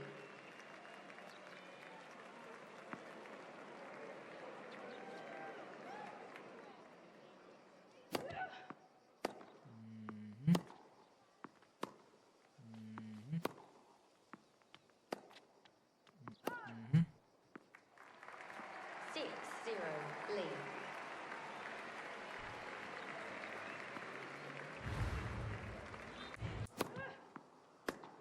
Mm-hmm.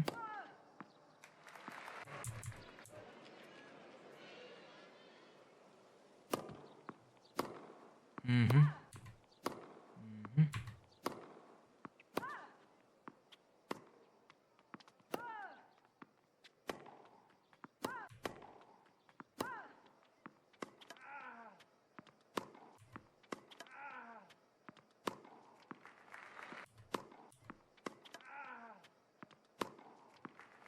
Mm.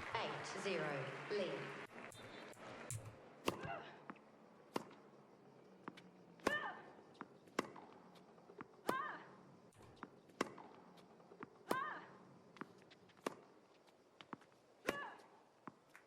Mm.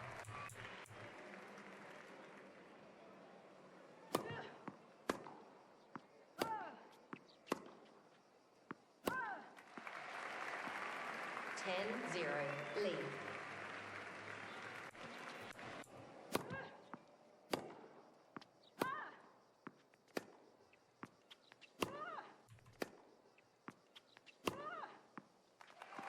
Game, set, and match.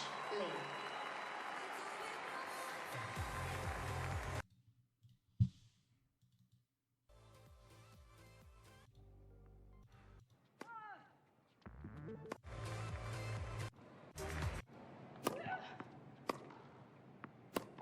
To love.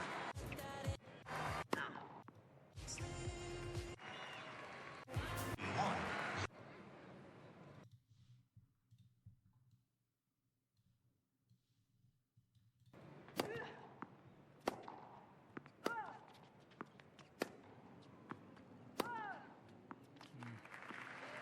15. Love.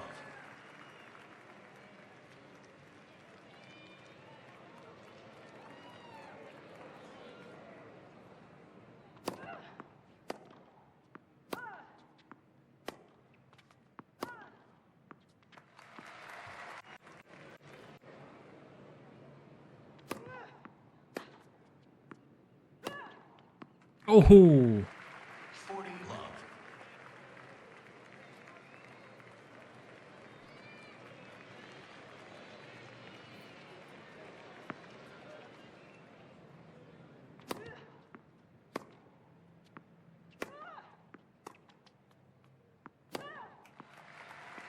Game. Lead. Lead.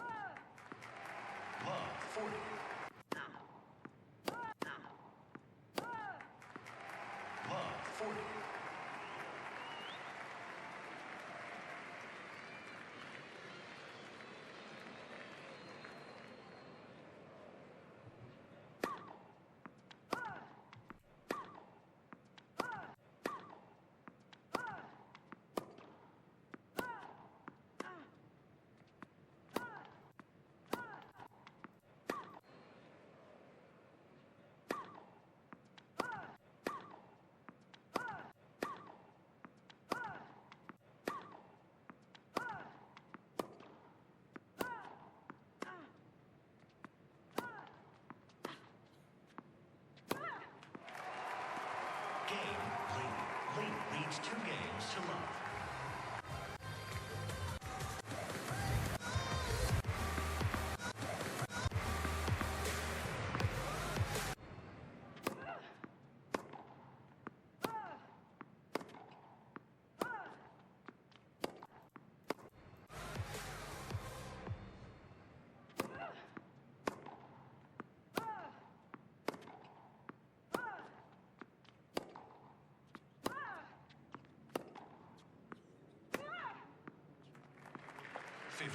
Love.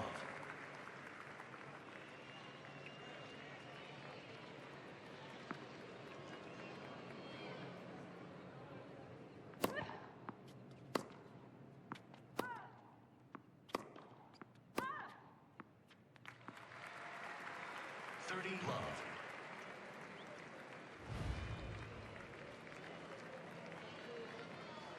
Oh, I'm so tired. I think I'm gonna fall asleep.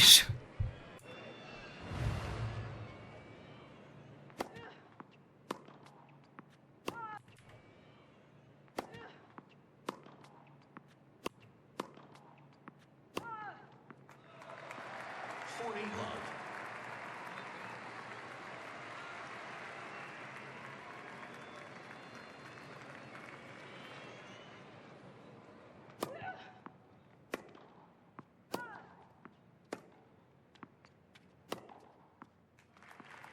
Game lead. Lead leads 3 games to love.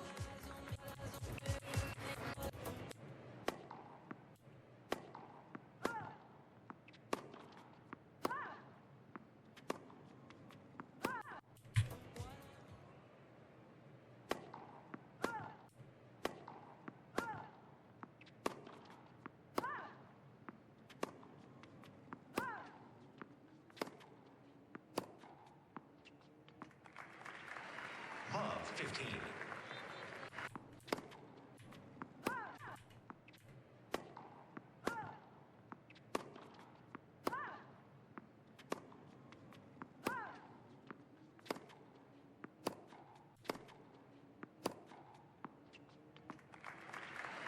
Love 15.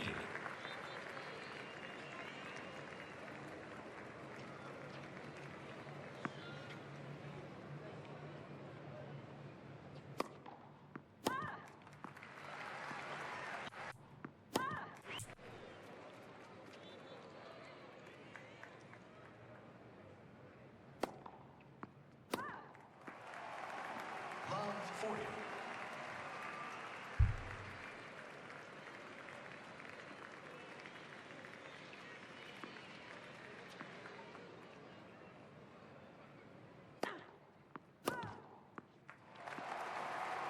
Game lead. Lead leads 4 games to love.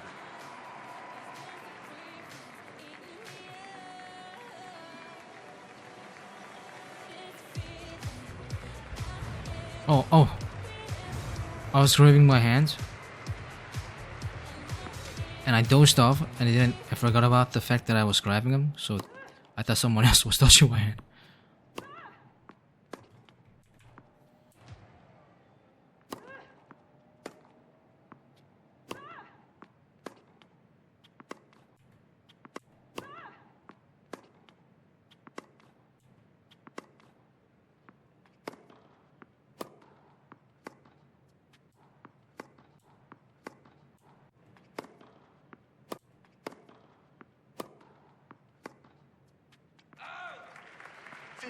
Love.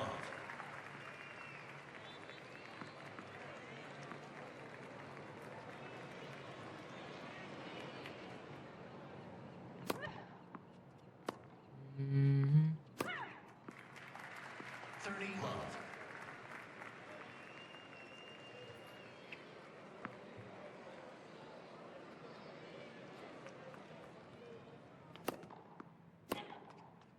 Whoa.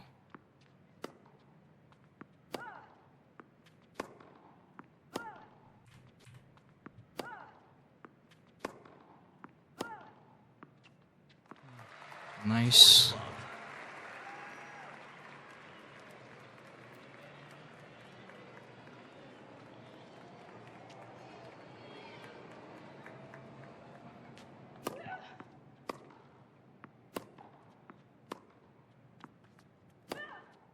Great. Game lead.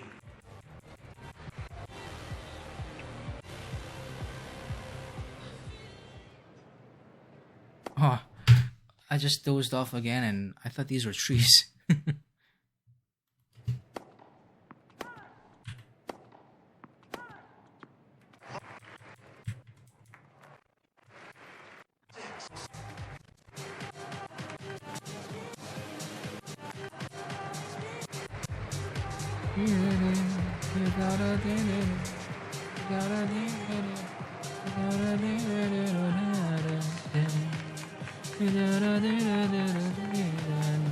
Second set.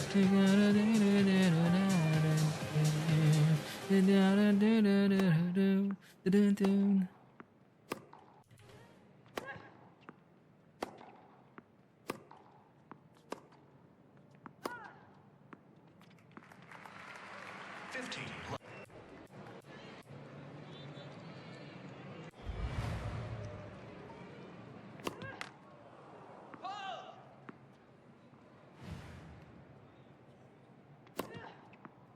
Nice.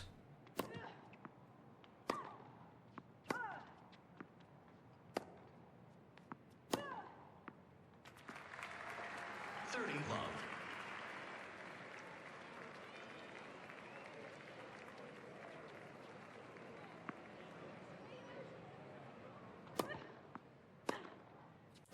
Oh, dozed off again.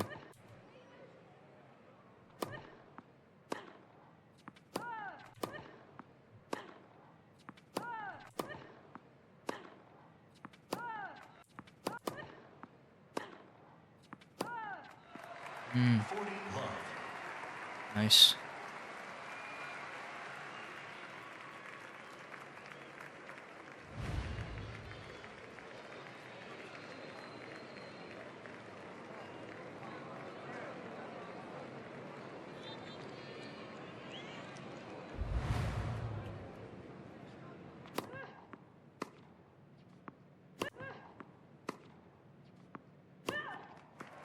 Game lead. Lead leads one game.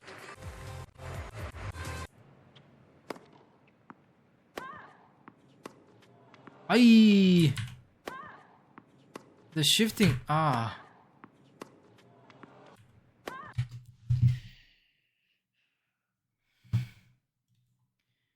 I need to position her here. I meant to position Hannah here. But not only I move like this, I move additional step and end up here.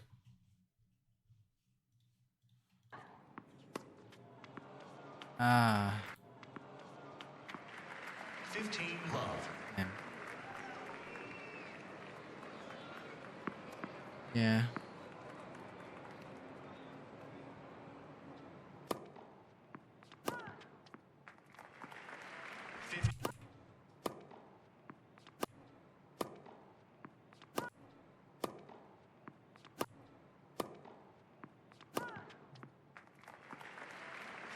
All.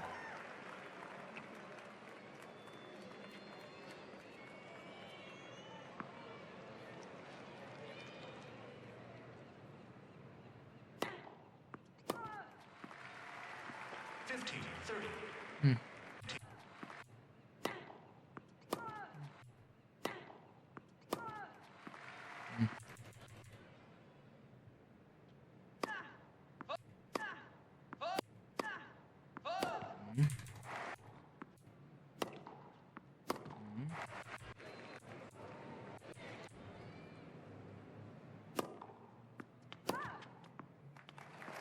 Game lead.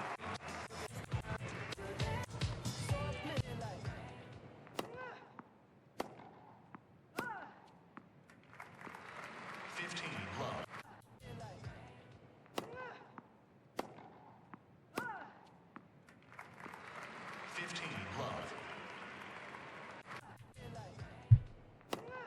I keep dozing off. Hmm.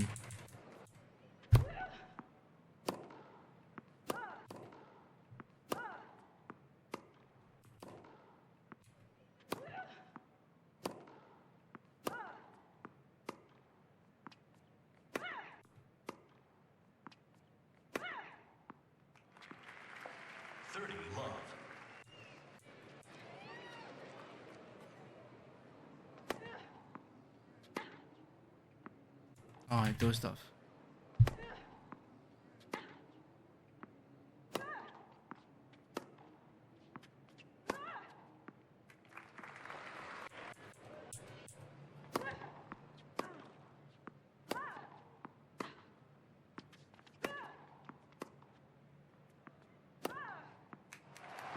Game. Lead. I missed the whole exchange.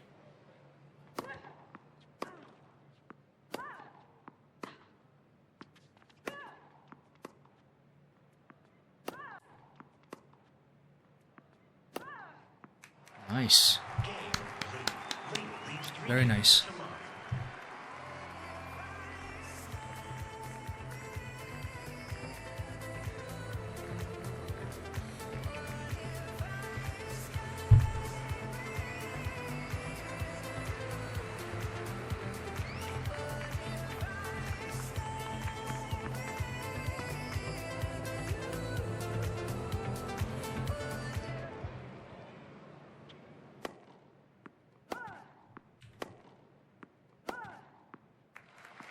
Love 15. Hmm.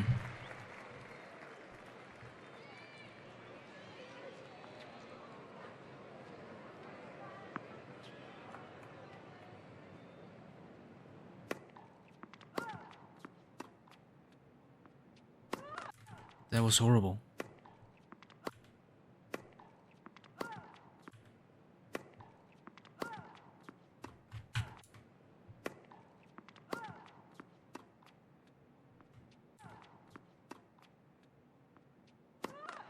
아이고. 50 all. 아.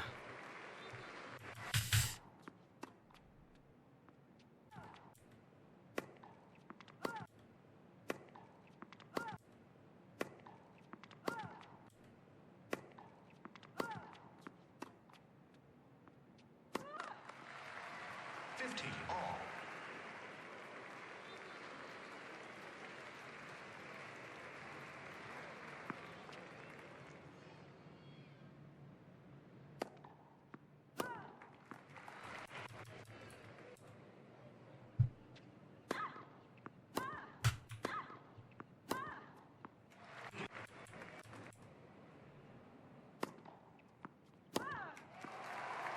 Game.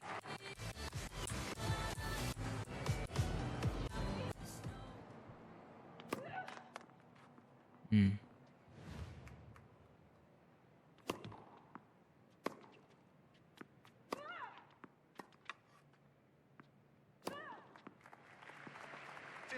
Love.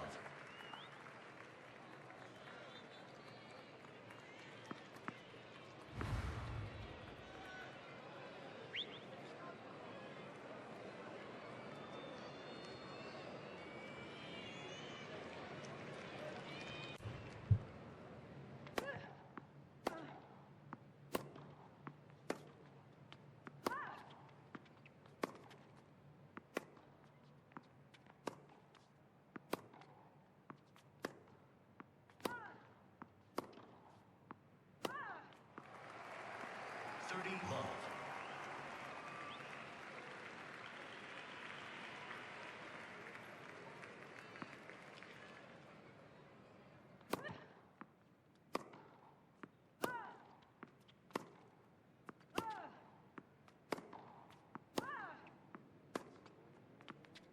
Oh, I was dozing off the entire time.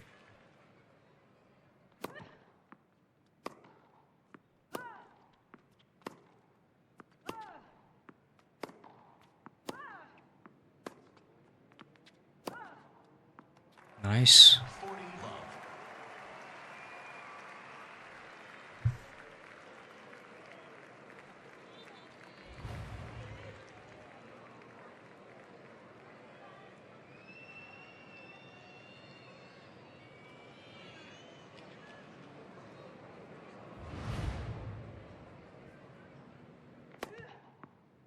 Nice serve. Game. Lead.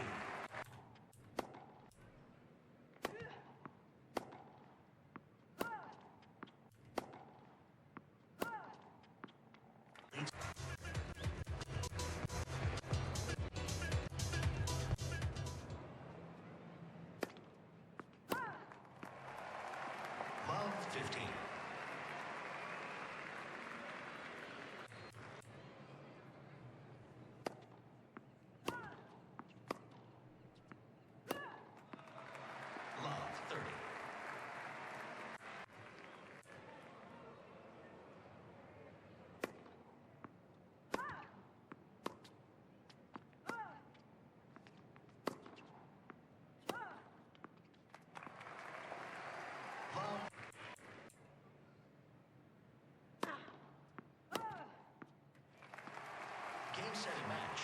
Lead. 2 sets to love. 6 love. 6 love.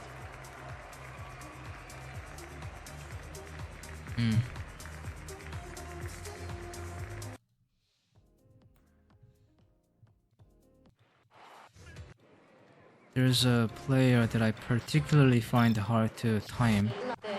Yes, sir.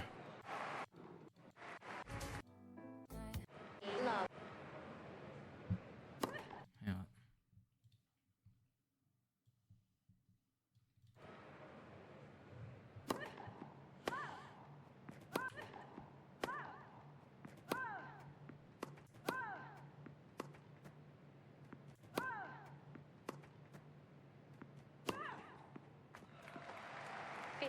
Love.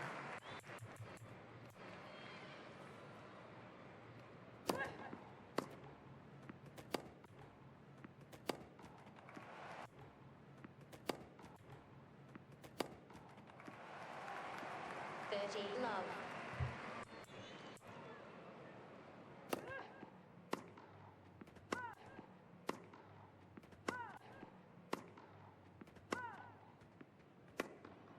はい。 30.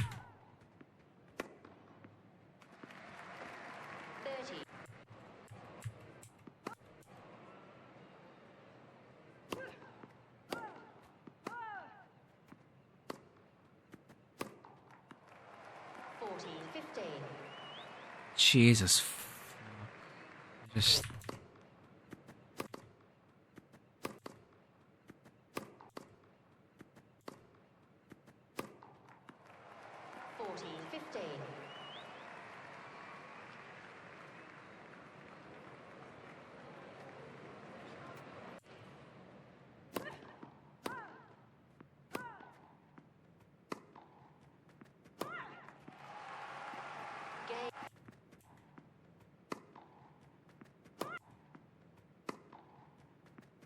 Game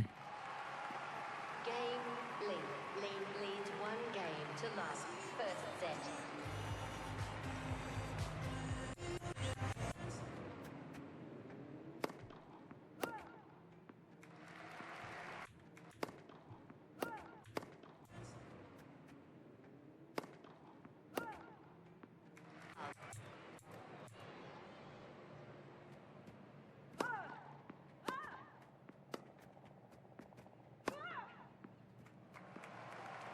Love 30.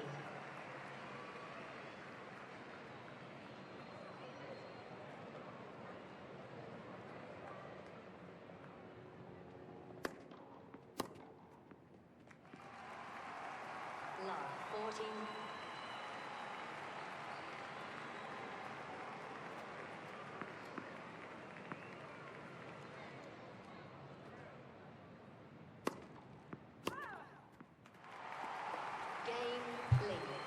Leads 2 games to love.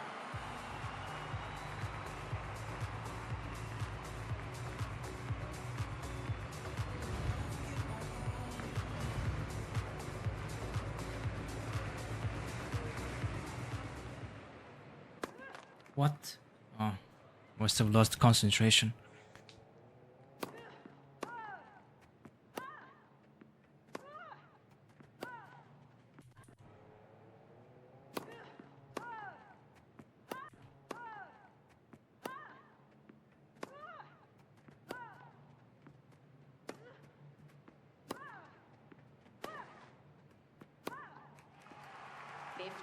Love.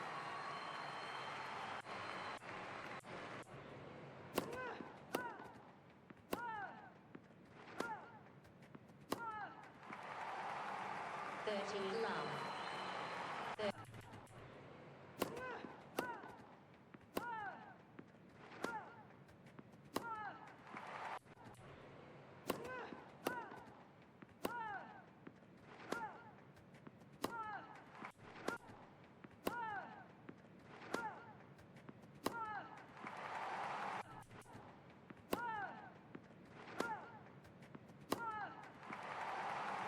30 love.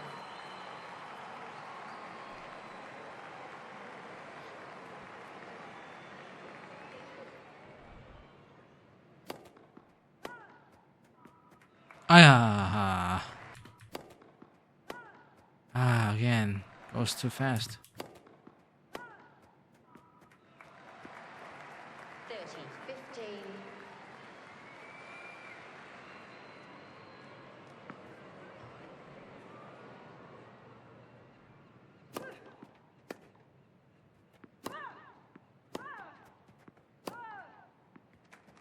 Hmm. 40-15.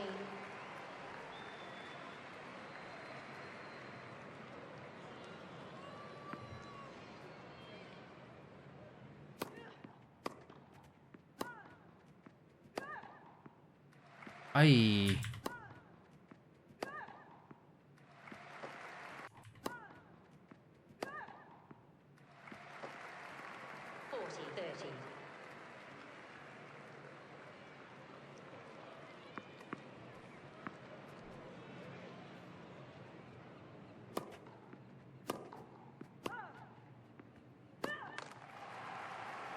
Game lead.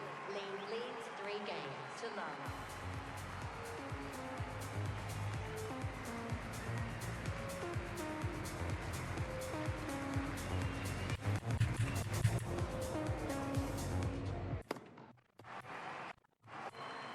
Lead love.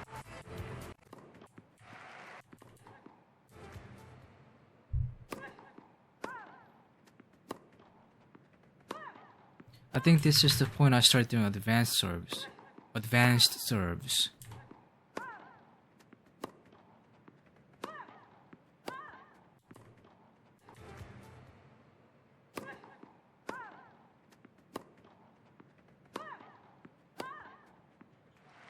Hmm.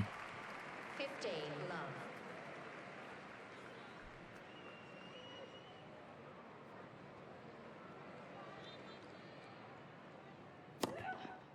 Yeah. 30 love.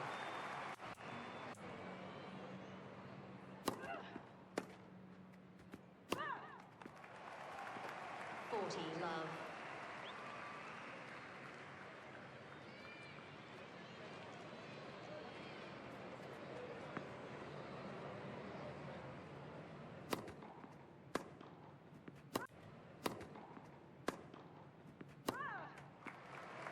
Game lead.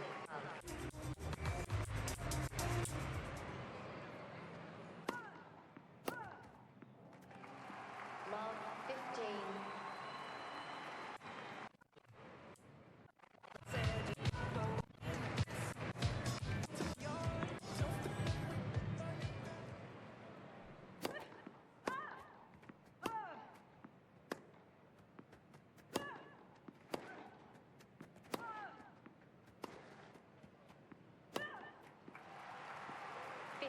Love.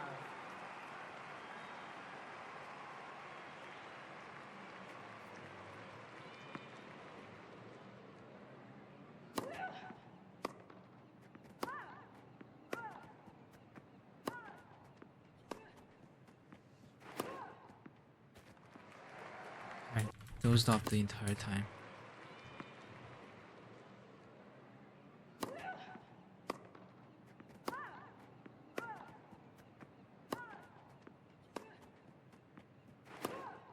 Nice. 30 love.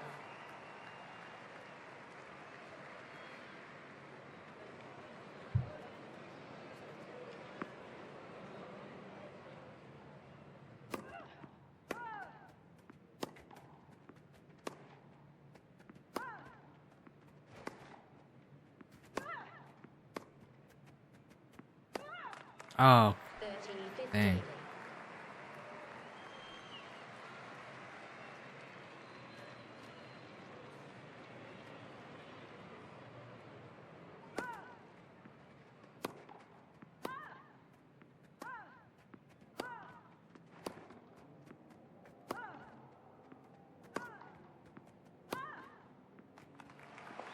Forty 15.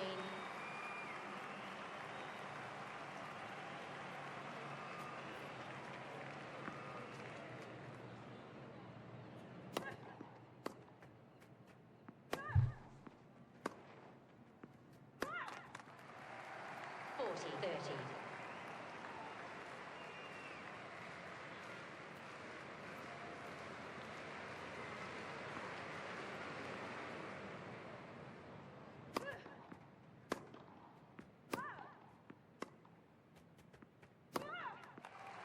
Game lead. Lead leads 1 game to love. Second Hang on, set. hang on, hang on.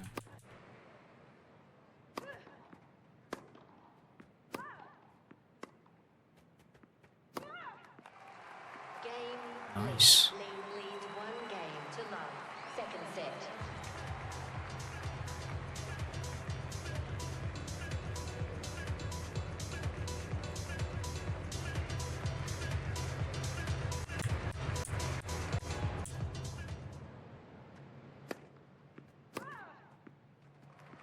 Love 15. Love 15.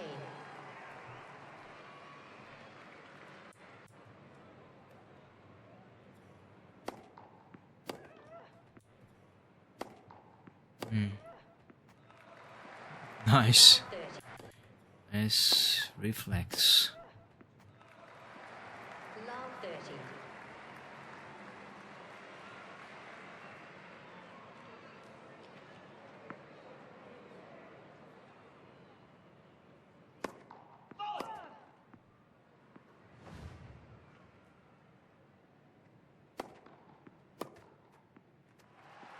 Love 40.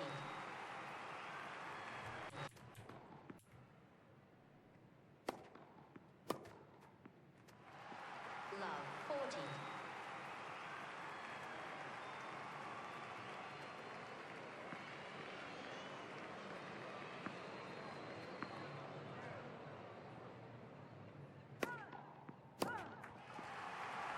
Game Nice.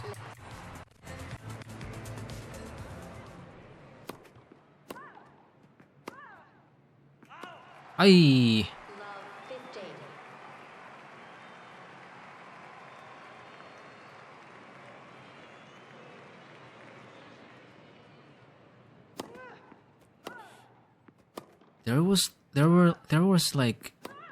There were like 1 or 2 rounds that I found really hard to get the right timing from our balls. Love 30. I think it's this one.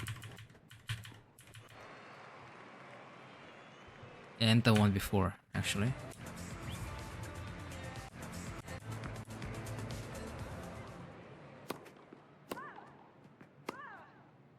I Love 15.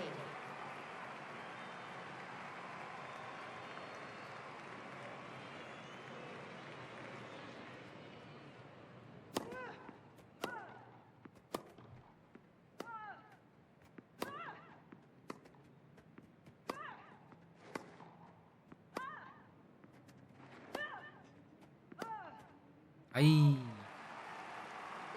30.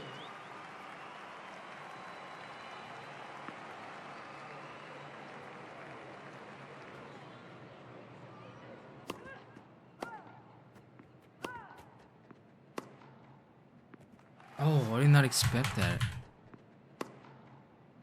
Oh. I thought that was over, but yeah, I shouldn't have underestimated my opponent. After all, they're just normal. If I were to go to very hard, they would definitely hit that back.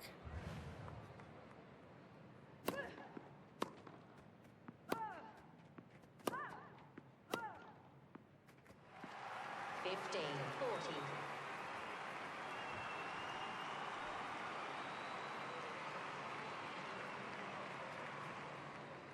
Oh wait, she's 40? How did Hannah win this round?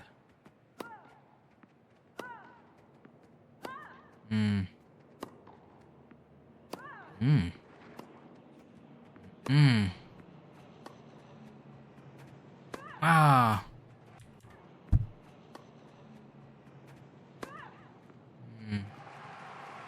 30, 40.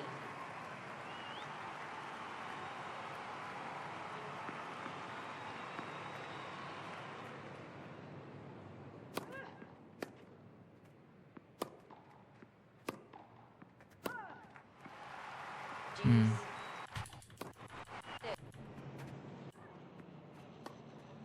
So yeah, this is the 30.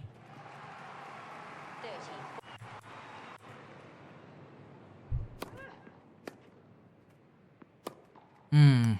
No, no, no, no, no. See, she already finished posing. So I should have aimed here. But I was afraid I might lose, like, she would, like, move here. So, which would make the ball that I could have just hit fine becomes unhittable. Fearing that, I guess I just chose this. But I shouldn't have. When you see your player taking the stance, then actually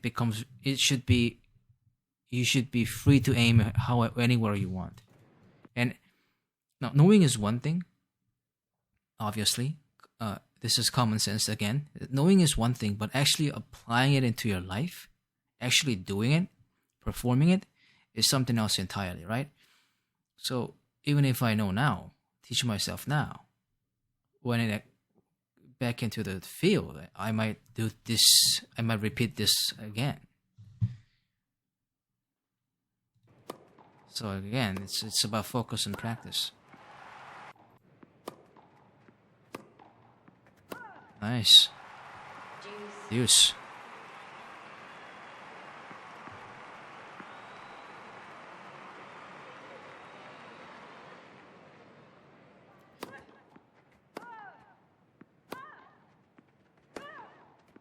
Ah.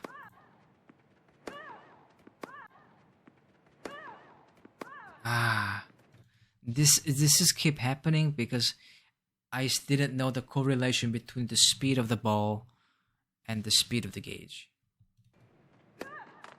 Look how, boom! The gauge already bounced off. This is the last moment, and I hit it here. Of course, it goes weak. So she hits boom, and thankfully, because it was normal, she made the mistake. But in very hard, I don't think my opponents would make this kind of mistake. I believe something like they run a hit. I don't even think they would run. I think they would already like position. They would have finished positioning themselves at the. I forgot what this area is called. Like this area right here. No, like this area right here. I played only a little bit of tutorial, and I think the guy, the coach, this great coach, presumably, said that this is the best place to hold. But I'm pretty sure if I progressed through the tutorial, he would have said like which position is better in certain situations. Like when is the best. Like I'm gonna play the tutorial thoroughly later, but I want to know two things mostly. When do you take certain positions? When is certain positions the best? Okay, I'm pretty sure it's not just here, you know? And also, like, which shot is best in certain situations? Because all I'm doing is, like I said, all I'm doing is flats. Sometimes when the opponent is in a volley position, I lob it. And that's it. Like I rarely use slide. I should say I never use slide nor topspin. I certainly never used drop. There was this one occasion I tried to use drop just for fun of it, but I messed up the timing. I think it just went out. I think. Anyway, I messed it up. That's for sure. Advantage, Lee.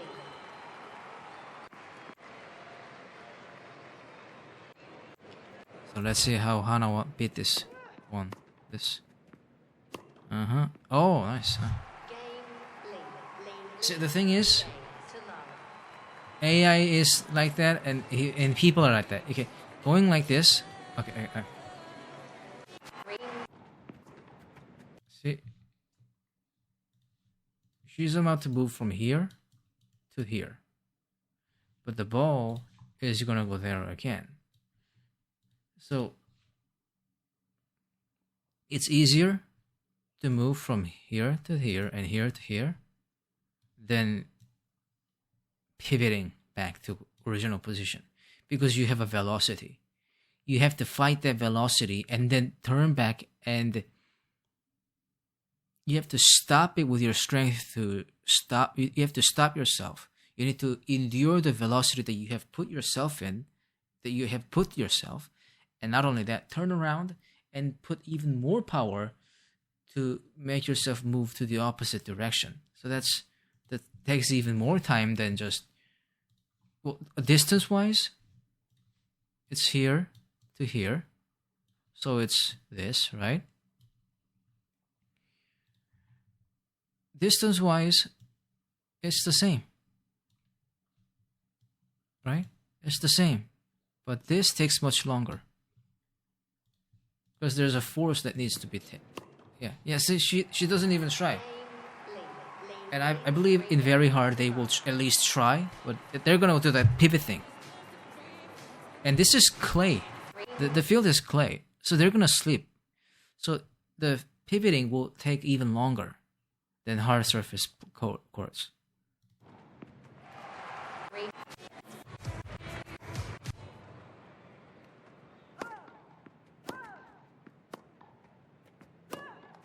Oh, nice. Oh, nice.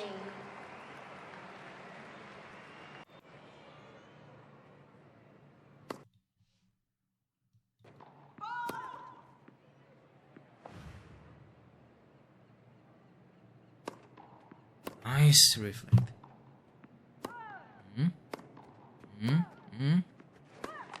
Nice. Nice. Nice. Nice advanced serve. I should have. I went this again, but I should have just went for this. Well, not out here, right? This.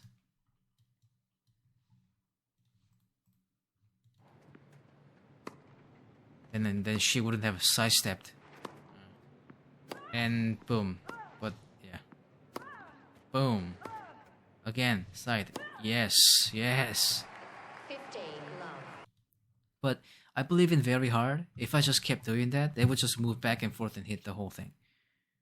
But if I knew like which place, which angle, which type of shot is more optimal than flat, trying to hit flat on the corner, it would have been really more. I would have taken the point more efficiently, and also this smart technique would work. I believe this smart technique would work in very hard as well, maybe even legendary. I honestly can't even imagine how my opponents will behave in legendary. Very hard I can somewhat imagine, anticipate.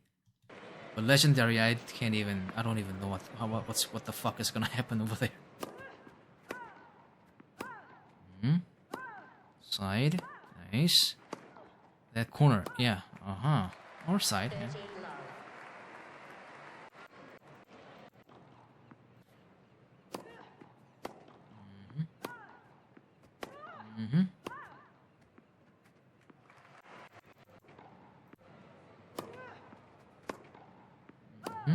Oh, nice. Nice. Game leads by. Boom.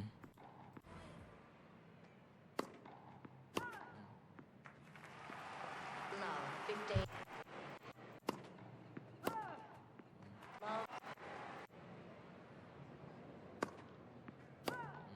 Nice reflex.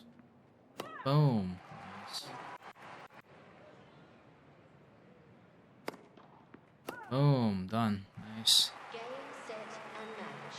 Lead 2 sets to love. Oh. Love. So that, I guess it's enough to conclude the video analysis. Now it's time to get to tutorial. Play it thoroughly, learn, and also adapt this knowledge I've learned through video analysis. Okay. Dun dun dun dun dun. The basic lessons, eh? Hey, it's John McEnroe. Nice to meet you, I'm the Coach. guy setting you up on court today. I'll be helping you play the greatest sport on earth. Let's get started with the Yeah. basic lessons. First off, we're talking about how to move around the court and how to hit the ball. Let's watch Yes, a sir. demonstration, and then you can try it out for yourself. In this demo, you'll learn how to reposition on the court and how to hit the ball back to your opponent. Let's get into it. One of the main things behind a quality shot is player positioning. To get a better position, always try to move back behind the baseline and to the center of the court after your swing. That way, you're best placed for the next shot. Standing back and letting your opponent's shot bounce will increase your chances of hitting the ball back at the optimal waist height. What? Use the move input to move around the court and reposition in the center of the court behind the baseline after each shot. Yeah. It's a pretty common mistake to stay in no man's land.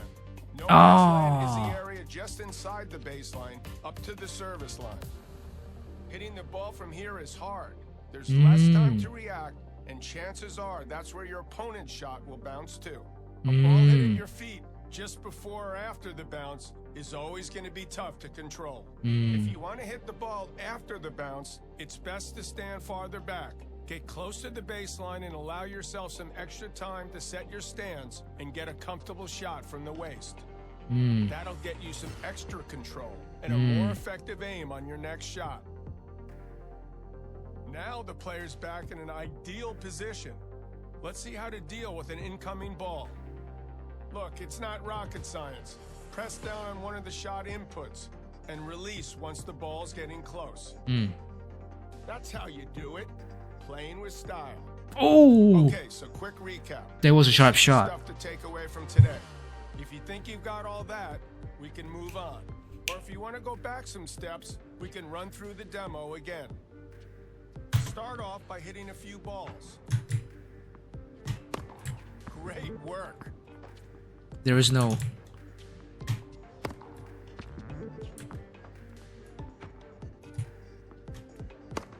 You're making great progress. After each shot, return to the center of the court behind the baseline to get ready for your next shot. Shit boards. Good job.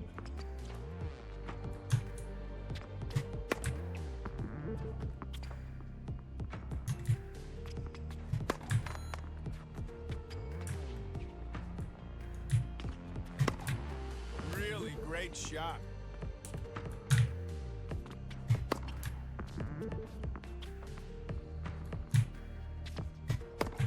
Yeah, you're really getting this. Great work. Moving back to the center and staying out of no man's land are pretty vital, so keep that up. Yes, sir. Want more lessons? I have plenty here for you. Hey, great to see you again. Did it spit? Today we're working on a vital part of a quality shot, the timing. We've got another demonstration to show you why timing is important and how the timing meter can get you results. Yes, sir. Today we're talking about how to hit the ball with ideal timing. This is one of the most important aspects of your game, and mastering it will take you up to the next level. You'll pick it up just fine, but it takes some practice. Returning a ball is easy, but timing it to perfection, that's something else. Getting your swing at that exact right moment plays a huge part in your power and your precision. I bet. There's 4 possible results here. Too soon, good, perfect, Mhm. and too late. The ideal time to release the input is just before the ball reaches you. And just to underline, it's all about when you release the input and not when it's pressed. The timing meter is something you can use to know exactly when to release the shot input to get perfect timing. It appears above the player whenever there's an incoming ball. Releasing the shot input when the meter's in the green will hit a shot with perfect timing. Let's watch this player hit a few more balls. As you can see, hitting it with perfect timing gets you optimum precision and optimum power.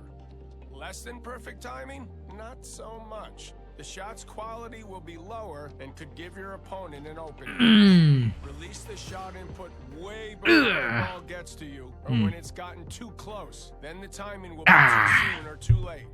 Those shots are more likely to land into the net or head out of bounds. Okay, so here's a quick recap on what we've learned here. You think you got that? If not, we can run through the demo again. Let's have a warm-up. Hit a few balls. Oh my god, I'm a focus on timing. stupid. Keep trying. There's no thingy. There's no thingy. Ball gets to me. Now I'm looking for shots with good or perfect timing. No pressure.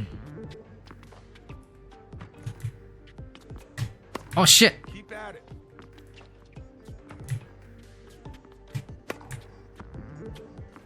Oh, it's different from. You're making great progress.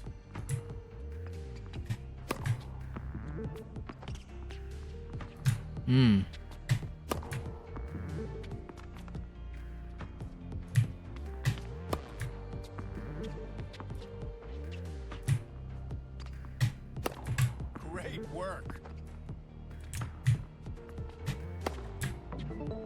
Good stuff. Remember that hitting the ball with perfect timing will always give your shot power and precision. I'll see you next time you feel... Hey, great to have you back. Today we're aiming ground strokes and talking about how aiming relates to movement. We've got a demo ready to roll, so let's take a look. Okay, so today we're learning how to move toward the ball and how to aim your shot. You'll also learn the aspects of aiming quality and how to make your shots land close to a line. Before you know it, you'll be hitting winners left and right. Haha. To get there, though, Boom. first you'll need to move toward the ball using the aim input. In this example, the player's moving around the baseline to hit these shots. The important thing to understand when it comes to aiming is that you don't need to start aiming your shot early for it to bounce close to the line. You only need to aim with the aim input when you hit the ball. Up until that point, the aim input is used to control your movement. That means you can decide where to aim until the very last moment without losing precision. You can watch what your opponent is doing and decide where to aim right up to the moment you hit the ball. Let's drop the curtain a little. Here we're drawing an aiming arrow on screen to show the aiming direction when you hit the ball.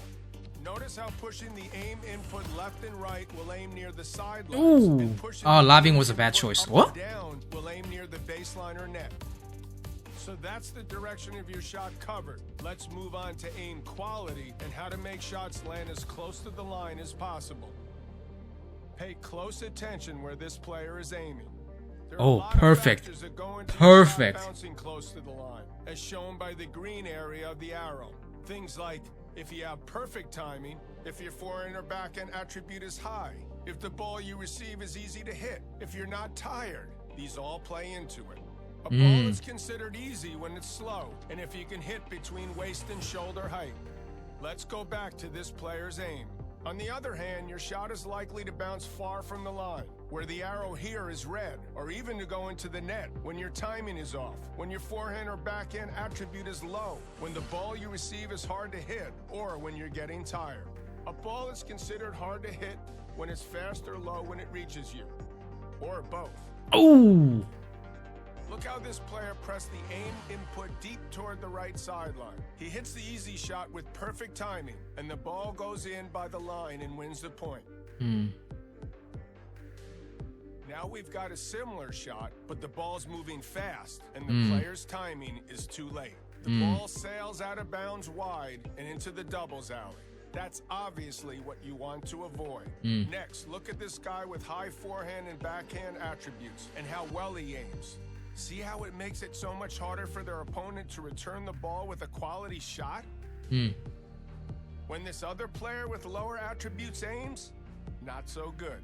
They can't aim as close to the line as easily, making it far easier for their opponent to hit good shots and pile on the pressure. That's it for this lesson. Now get out there and put all these wise words into practice. I don't want them wasted. Mastering this part of the game is essential. Here you can see an aim arrow, like we saw in the demo. This should help you understand when the transition from movement to aiming happens. Okay, start with aiming near the sidelines. Now aim deep toward the baseline and short near the net. All right, good.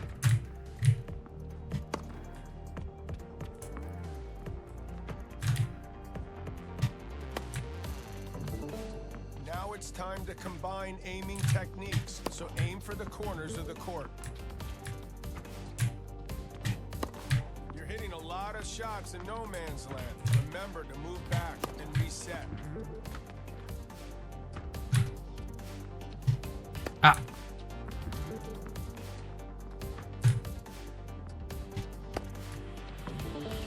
So far, so good. But we're gonna do one more round without the aim arrow and see how you manage. Ah. Yeah, you're really getting this. No, I'm not.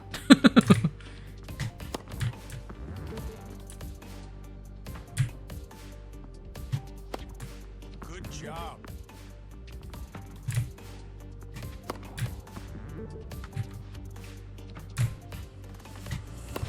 That's too many shots from no man's land. Remember to move back and reset. Oh.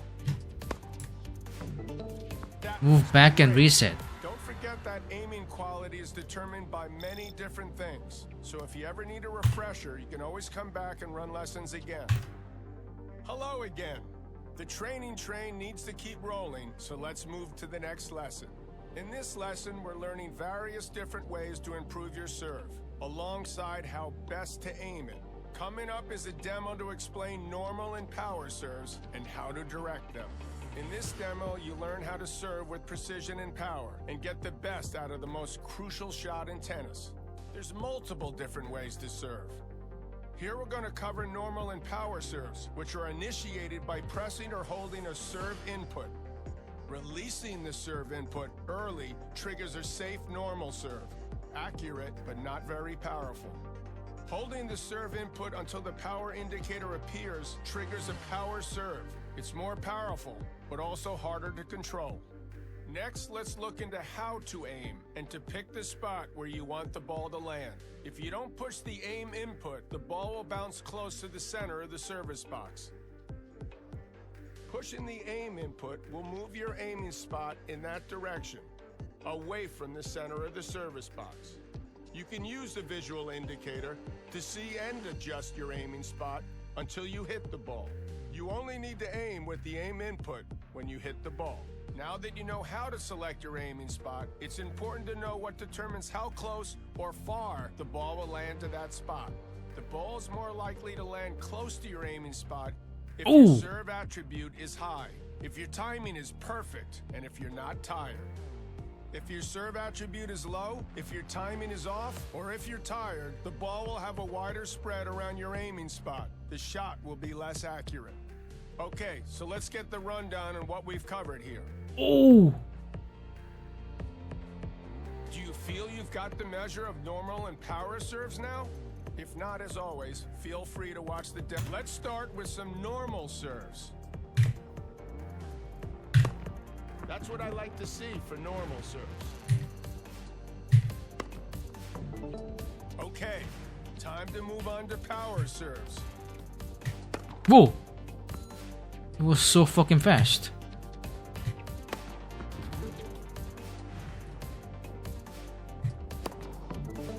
Go ahead and continue with power serves, but I'm also going to need you to nail good or perfect timing.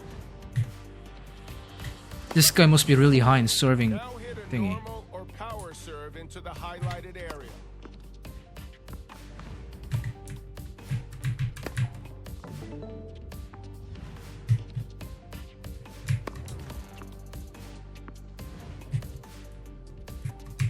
Ay, Don't worry, this is why we train.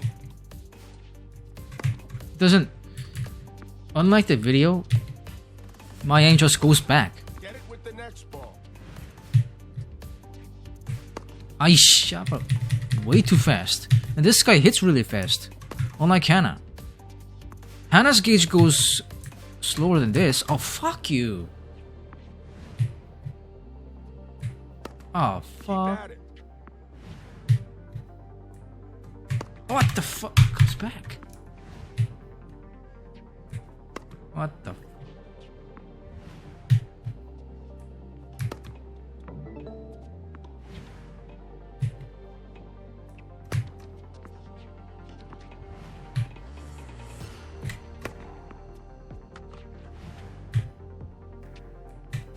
Don't forget that quality timing is critical when aiming serves down the tee or out wide.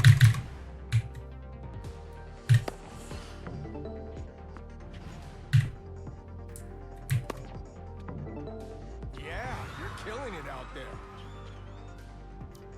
Fuck server. This is going to be an exciting lesson. You're going up against a real opponent. Let's take everything you've learned so far and put it into practice. Remember to keep moving and position yourself correctly on the court. Pay attention to your timing and aim your shots to make them difficult to reach for your opponent and to open the court for your next shot. Now I want you to show me you understand everything we've covered. Oh, it's so far. different. Play some points against an opponent and show your progress.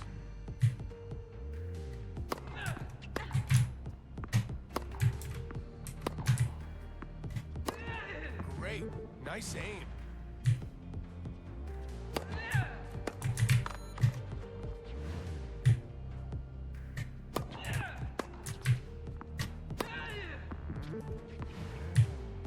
Isn't that Choi?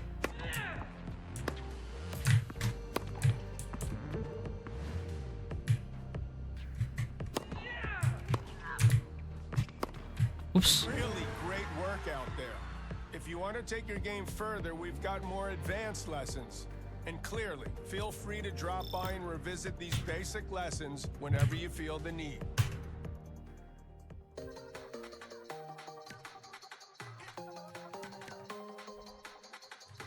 How do you get?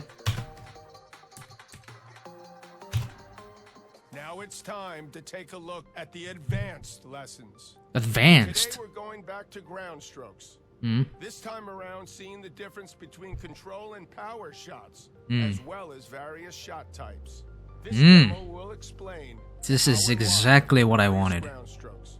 We're back with an advanced lesson on how to hit ground strokes with different levels of power and different types of spin.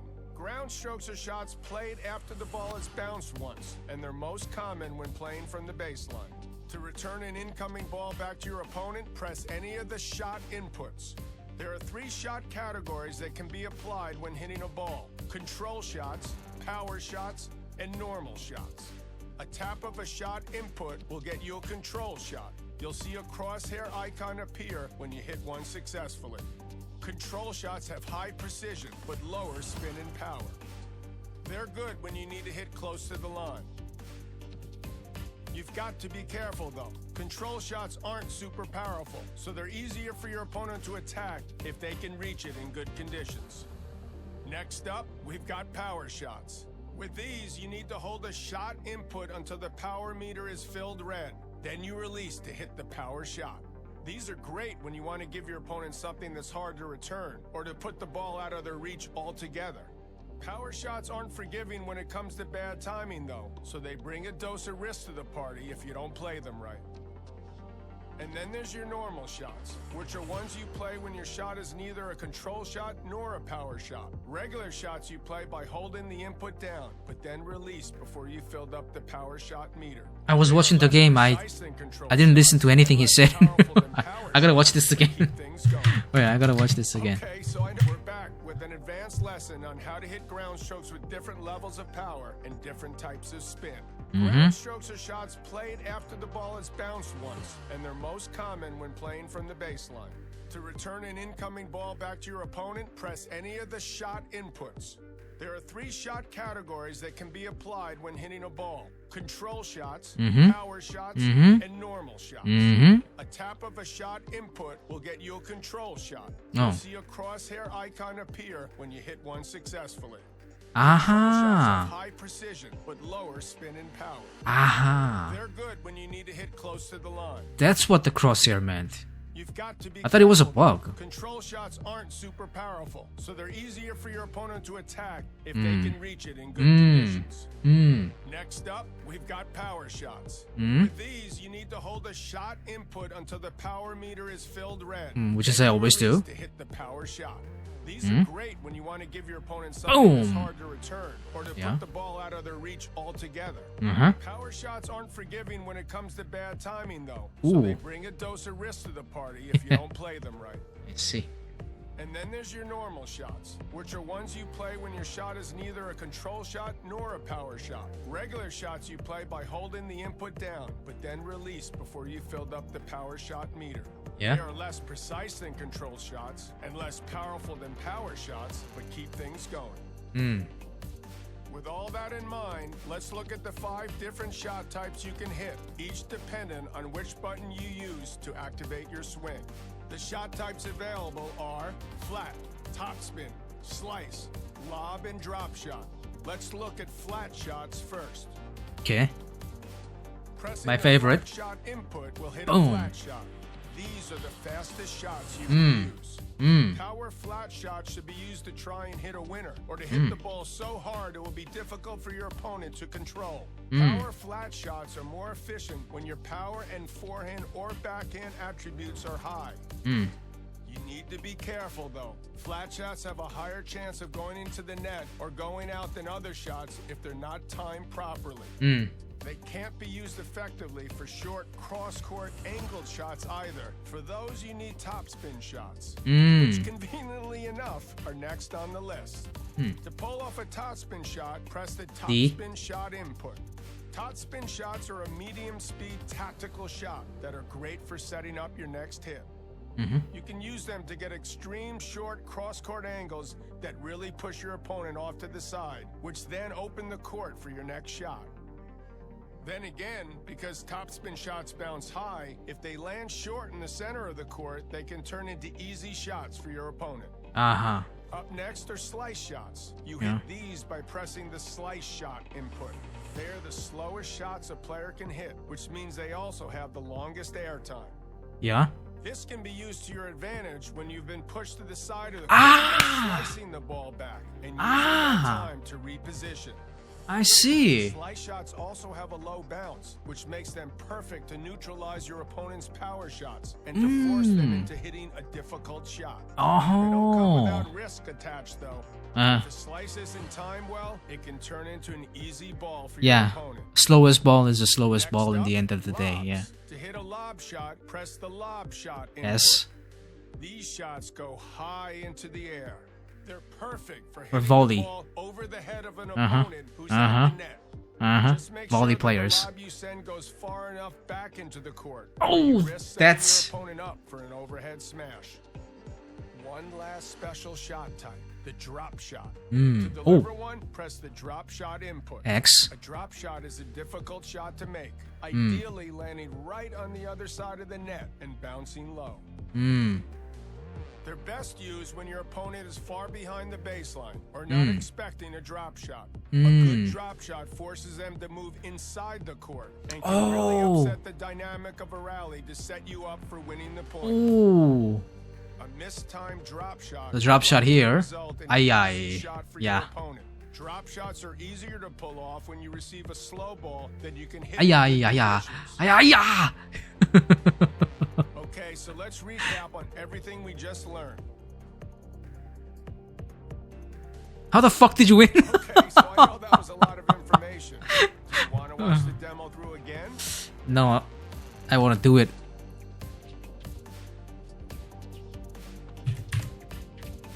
Start off by hitting some control shots. Control shots. That's how you hit control shots. I think I failed it though. Good, good. Now switch to power shots. You said it. You see it when the ball was coming at me. Really great shot. Okay, now aim specific shots and nail some quality timing. Next up, let's hit some deep, flat power shots. Try to avoid no man's land. Keep moving and stay in position.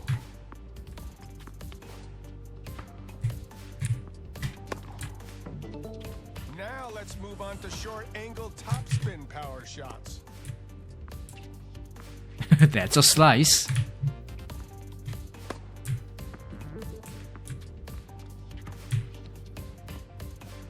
Ayya. All right, next on the list are slice control shots. These will help give you time to move back to the baseline. Don't hold the shot input for that long. Try again, but release the shot input quickly for a control shot. Oh, control shot, okay.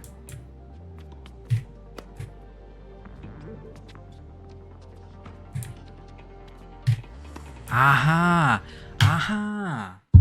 You don't power shot slice, you control shot slice, okay. Great. Okay, now let's hit some lobs.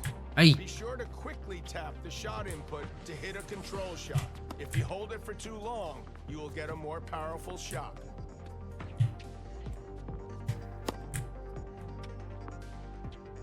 Oh. Oh, you don't power shot. Be sure not to overcook those backhands. Ah! This guy's gauge is faster than Hana's. Is it not? You showed good feel with that control shot. Keep it up.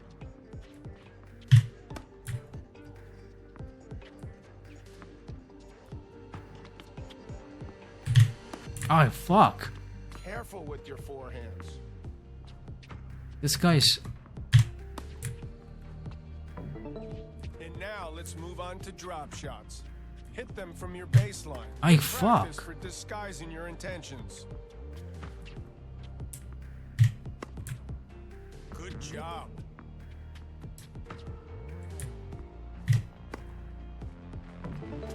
You did great. We covered a lot of ground today. Lots of information on when and how to use the variable. Welcome back to another advanced lesson. This time around, we'll be learning an additional way to serve, as well as how to improve your aim for it. As usual, we've got a demo I'll walk you through. This demo will see us learning about the different types of serves. There's two ways open to you to serve the ball.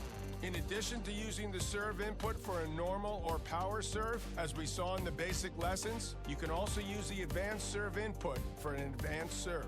Let's check out the differences. First, Yeah, what's the here's difference? a refresher on how you hit a normal serve. Yeah? You can tap one of the serve inputs to hit a low power serve.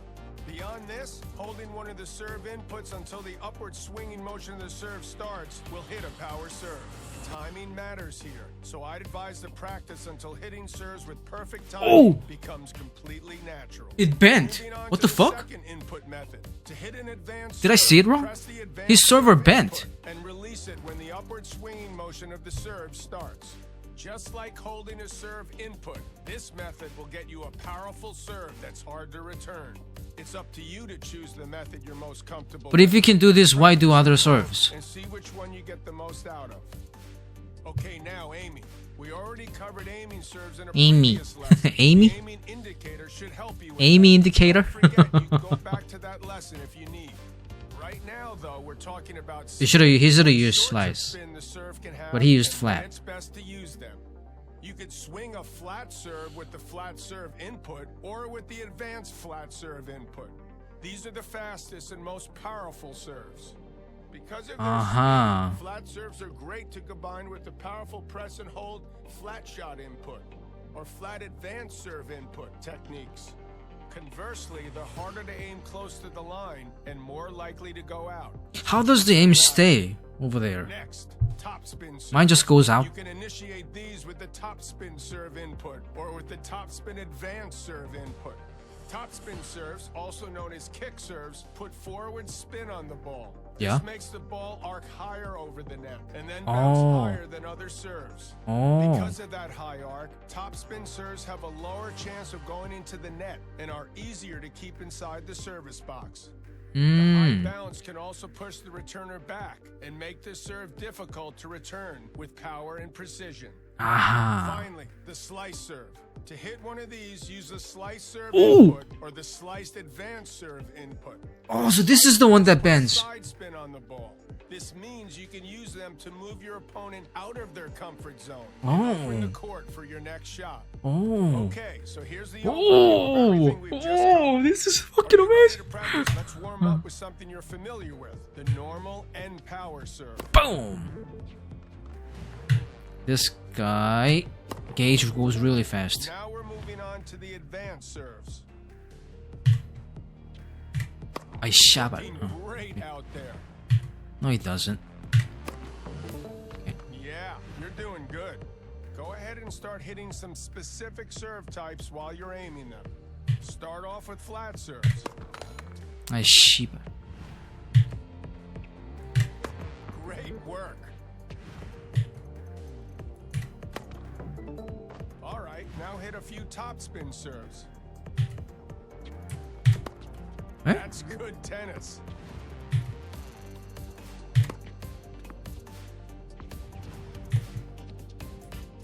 Where'd my gauge go? Finally, let's hit some slice serves. Keep trying. Again, where'd it go?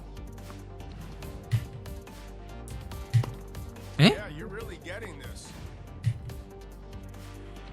Eh? The gauge just... Power does the same. Get it with the next ball. Oh, it bends. Excellent work. There's also more advanced lessons we can run through if you'd like. Nice to see you. Back for another advanced lesson. This time, Fuck this teaching you guy. about volleys and how to move to the net Oh. in a hurry. My guys have been busy with another demonstration, this time called volleys and how to hit them. So we're talking volleys now. This Yeah. demo will see us go over the different types and when's best to use each. Oh. Basics first, though. Nice. Volleys. This is Volleys are exactly what I shots wanted to taken do. before the ball bounces, What I wanted to generally learn. Taken from the front half of the court, between the service line and the net. Hmm? To trigger a volley, use one of the volley shot inputs when hitting a ball before the bounce. There are 4 types of volleys. Before the Standard, bounce. Power, control, Obviously. and drop. Standard How can you volleys are power- started with the standard Oh. volley input. They're great when you need some pace on the ball, but can't afford to make a mistake with a higher risk power volley. Standard volleys aren't as precise as, say, a control volley, though. Yikes. So you run a greater risk of them going out when you're aiming near the line. What? Use the power volley input to perform a power volley.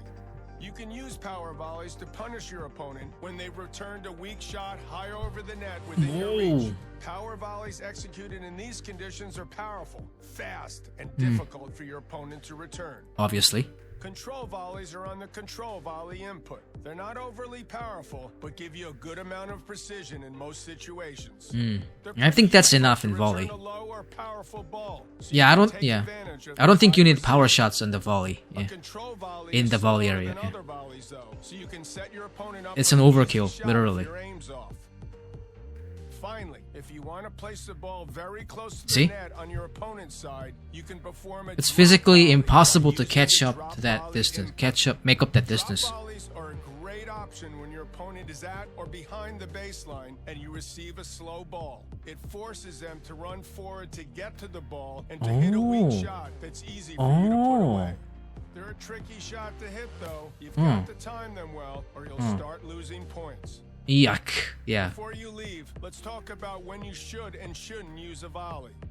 You want to be Yeah? moving to the net when you put your opponent in a difficult position and expect to receive a slow and high easy ball for you to put away. Aha. If your opponent is out of position, moving forward and hitting the ball back before it bounces lets you play an easy volley to the open court before they can reposition. Most times, that's a winner. You can also take a chance and come to the net when your opponent isn't out of position to put them under pressure and force them to miss.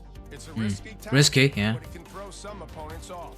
Just know that it's most likely to work if you have a high volley attribute and you can hit your volleys with good timing. Make mistakes and you'll be forced to play some difficult volleys, which you'll likely miss or give back to your opponent on a silver platter. Here's a recap on the different types of volleys. We can run through that again if you want, or start off by hitting with any of the volley types. You're not showing me the fucking gauge. Great, nice aim. Oh, the TopSpin balls. Oh, I love TopSpin balls. Standard volleys. 아이고.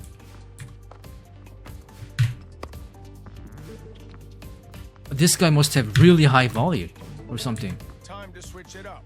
Hit power volleys deep into the opponent's court.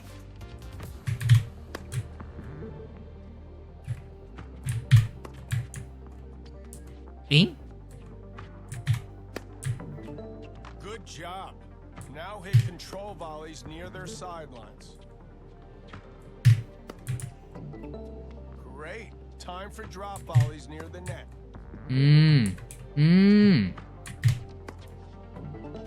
Okay, now practice hitting a ball from the baseline and then quickly move in to hit a follow-up volley. You're making great progress.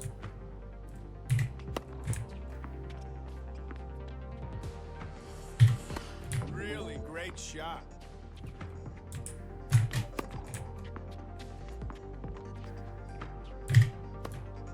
Great.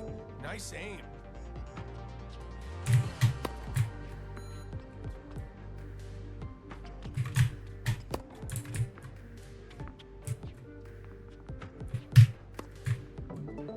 Those volleys are looking good.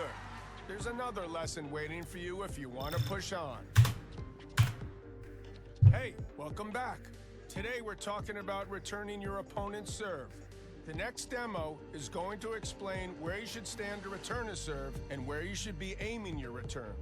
In this lesson, we're talking positioning, where to stand to return a serve and where to aim your returns. Serves will come at you at a much greater speed than normal ground strokes, which is why most players stand further back behind the baseline to return them. Returning from this position gives you enough time to read the serve's trajectory and to hit your shot in good conditions. Here you see the player wants an ideal position for returning a first serve. To return a second serve or a slow serve, though, you may choose to stand close to the baseline. Yeah, that's why. Yeah. This will be harder for you to time correctly. I see. Take time away from your opponent as they transition from their serve and get ready for your Boom! return. Nice. Only do it if you're in your stride with the timing. Keep in mind, too, that the reflexes stat affects your ability to hit fastballs like first serves with precision and power. Watch this player hit the return when the ball is on the rise, taking time away from their opponent. Another way you can make a return or serve difficult for the server is to hit it deep into their court. By hitting the ball deep with your return, they will have to quickly reposition or hit the ball close to the bounce. As we've seen before, it's always harder to hit the ball when it's bouncing close to you. See how this player is returning near the opponent's baseline? Watch how the opponent's next shot gets hard to control. Here's what you should be taking away from the lesson. Hope it all went in. So that's service returns. You can head out to practice, or we can run it again for you. Okay, go ahead and start further back. Allow yourself some extra time to nail your return.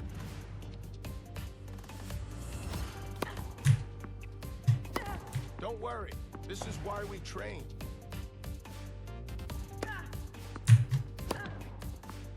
What? There's no way. Oh shit. Good job.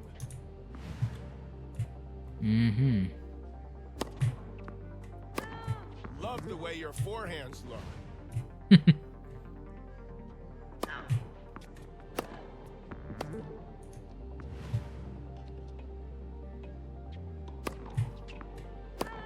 Now move forward to take some of your opponent's time away. Now that's how a pro uses their backhand.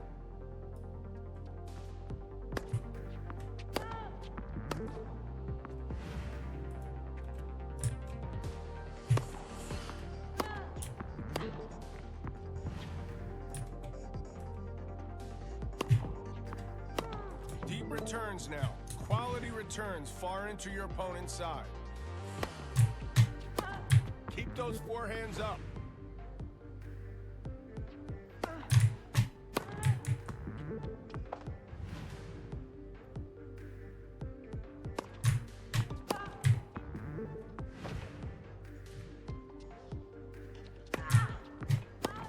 You've done great here. I'm happy with all of that.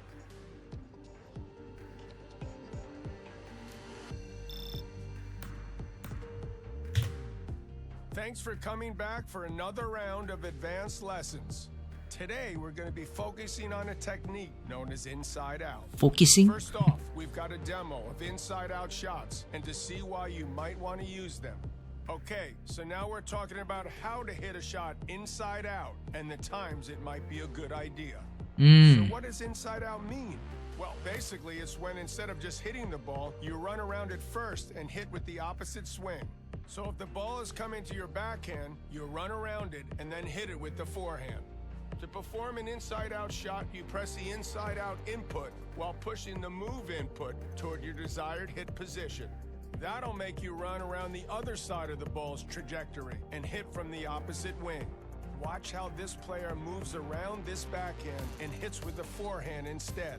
They're doing that by pressing the inside-out input while moving around the ball before they release the swing input. And that works whether you're coming in from either side, too. Here, the player runs around a forehand to hit a backhand. Okay, so now we know what an inside-out shot is. Oh, that's what my coach meant by inside out. Glad you asked. Main reason you'd want to run around an incoming ball is to hit it with a swing, forehand or backhand, that has a higher attribute. So typically, this would be a player with a super high forehand attribute, but a lower backhand attribute. It's a move that lets you use your biggest weapon when your opponent has hit the ball to your weaker side.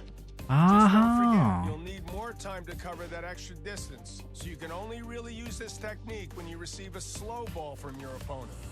Also, hitting a shot inside out is likely to take you further from the center of the court and to give an opening to your opponent if they can get to your shot and hit it to the open court. Here's the lowdown on inside out and everything we've just covered. Reckon you've got the measure of Start by moving around these shots and hit a well-timed inside-out forehand. Fuck. Eh? Try again, but this time move to the other side of the ball and hit it inside out. I keep... I'm not moving. Don't forget to run around the ball and hit it inside out. Oh, that's which ball was it? Which one was the yellow? Great work. Oh.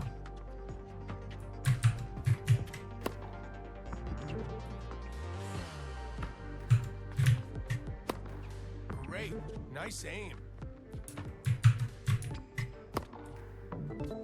Switch to the other side and hit some quality inside-out backhands.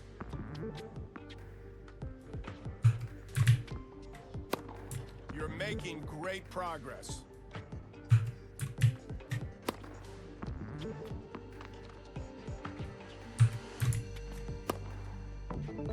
Good job. Inside-out shots are a powerful weapon, but it's important to understand when it's best to use them. Hey! Back again for more. Today we're talking attributes. And All the way, coach. All the way. Also in this lesson, we'll cover rally energy and how that relates to shot categories and movement.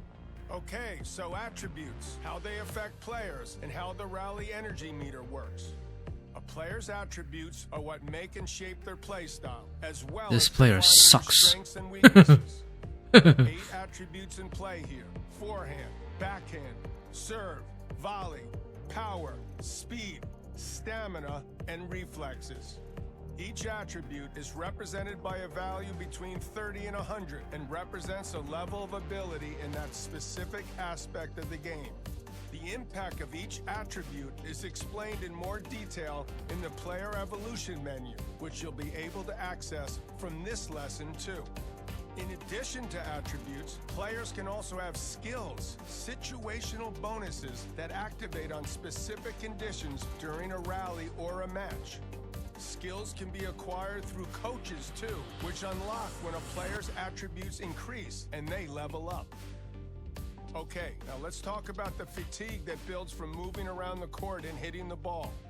The rally energy meter under the player shows how much juice is still available to them for the current point. When it's full, player movement and shot quality are unaffected by fatigue. Once it started to deplete, though, it starts impacting both movement and shots. The player gets slower. Shots start having lower accuracy, less power, and a higher chance of error. The rally energy meter drops more depending on the distance the player is traveling to get to the ball and on how many power shots they've hit. Players recover some energy between points, but they may not fully recover if they've just had a particularly long and physical rally. So they may start the following point with a partially depleted rally energy meter. When that happens, it's best to shorten the rally, or maybe limit your movement and use of power shots. That way, you'll recover more energy for the points coming up later. Something to keep in mind, players with a higher stamina attribute get more rally energy. Case in point, this player with high stamina using control shots to wear their opponent down during a rally. His high stamina leading him to hit the winner and finish off the point. Here's the key points to remember from our lesson. Watch that through again if you need. Up first, hit some control shots and see how they barely use any rally energy.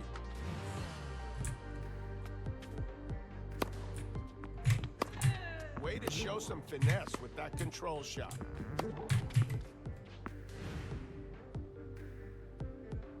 I thought it was done, asshole. You showed good feel with that control shot. Keep it up. Okay, good. Let's move on to hitting some power shots. These use more rally energy, so remember that when you start feeling tired.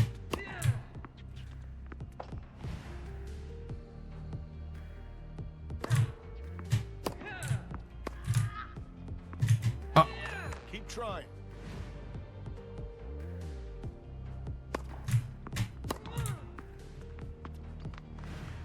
The fuck? Keep at it.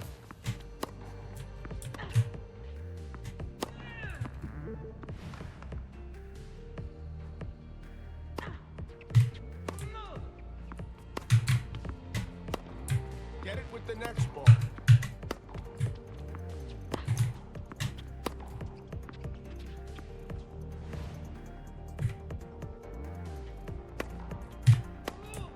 Don't worry. This is why we train.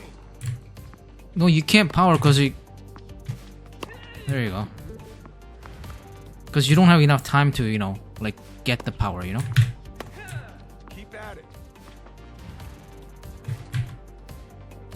I have to give it back to her. And then... Try. Fuck off. This guy's gauge is completely different from Hannah's. This... Don't worry. This is why we train. Come on, power already. There you go. Keep at it.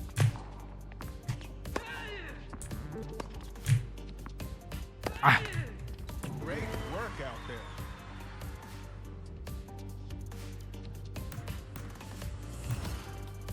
It's all led back up to this. I think- Hope you're as excited about this one as I am. Time to face an opponent again.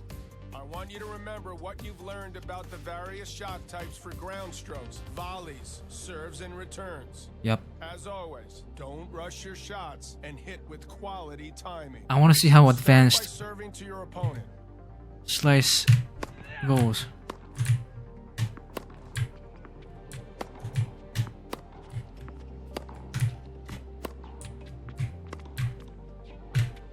Oh shit. Oh, nice.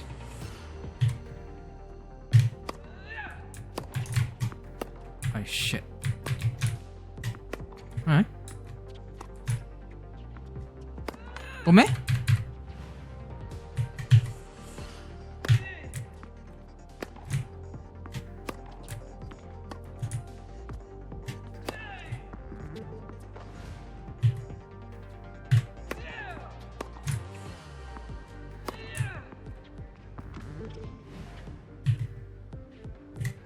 Yeah, you're really getting this.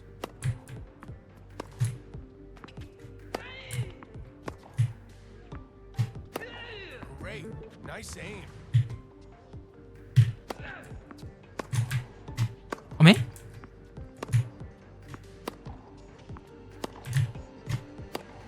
Now we're going to start returning your opponent's serves. Remember to position well and try to return deep.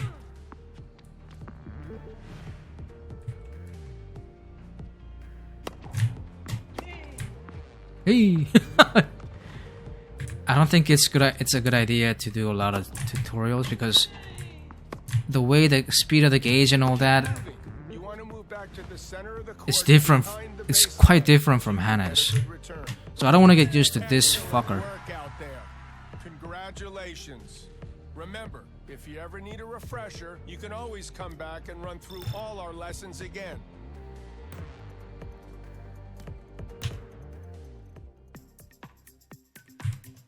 Whoa, 19.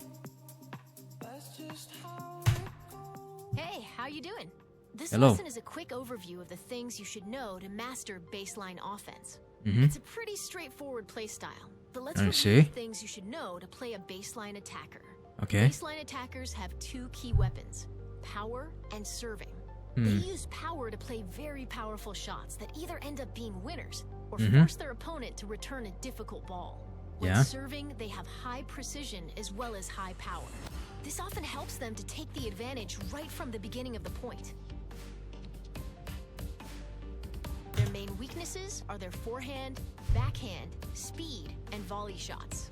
During longer rallies, this can cause a baseline attacker to lose the early point advantage while trying to run down balls.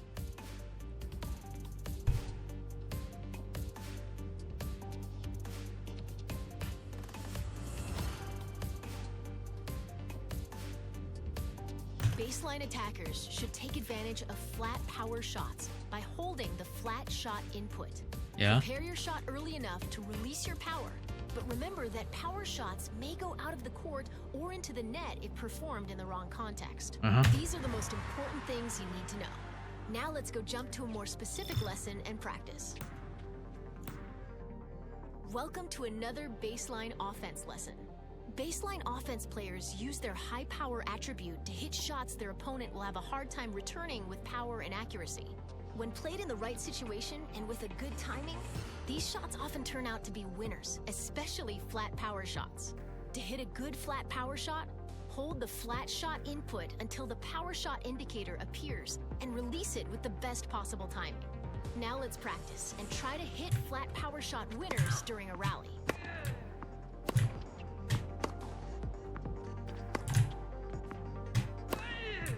Ooh.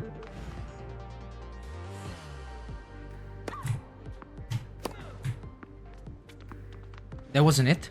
Fuck off.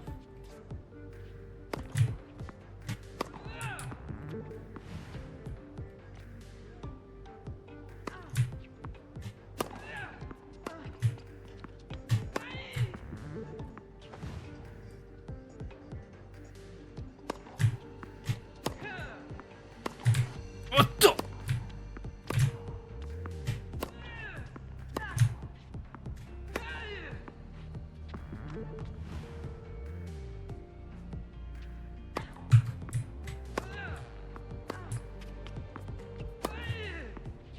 Very nice. Flat power shots are super fun to hit, but the key is to only use them in the right situations. Otherwise, you may see your number of unforced errors go up. Nice to see you again.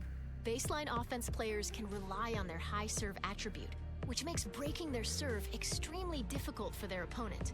They're able to serve with a lot of power and precision very consistently, and can hit a lot of aces and unreturned serves. Advanced serves are their weapon of choice to achieve that. Get in position and try to hit aces or unreturned serves using advanced serves. What?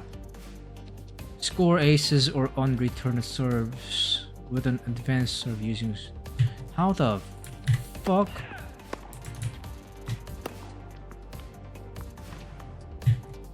Dude, that's impossible.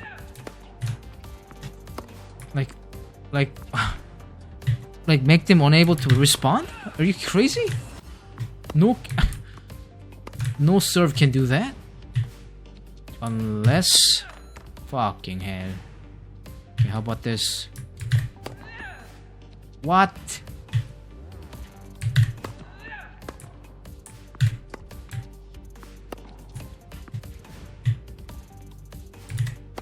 Remember, while aiming a serve, there is a higher chance for error when you're aiming far to one side. Oh shit, this is gonna be tough. Oh! Really great shot. Oh! Very impressive. Oh! Being able to win service games easily without spending too much energy is a huge factor in the success of players using the baseline offense playstyle. And it can be quite frustrating for their opponent. Try to make the most of it. Yes, Welcome ma'am. back. Yes, I've got another ma'am. baseline offense lesson for you. Thank you. We've seen that baseline offense players usually win their service games pretty quickly and easily thanks to their powerful serves and flat power shots from the baseline. Now, the most challenging part for these players is to sink their teeth into their opponent's service game and try to use their power during the rally to end the point quickly. Let's get ready to return your opponent's serve and put yourself in a position to end the point quickly using your power from the baseline.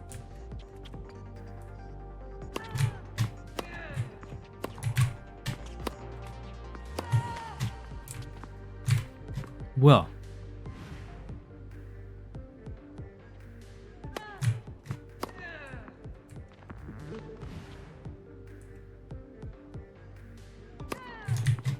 I shabal.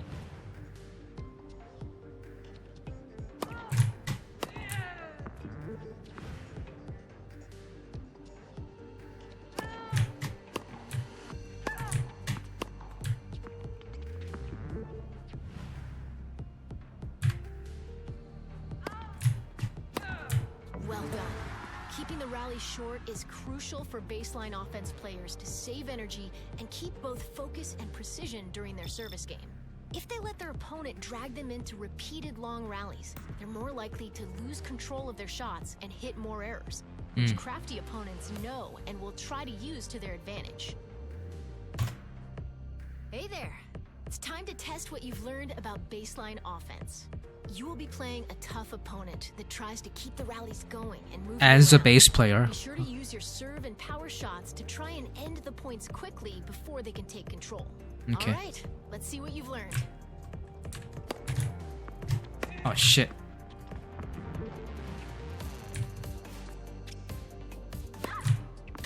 Oh shit.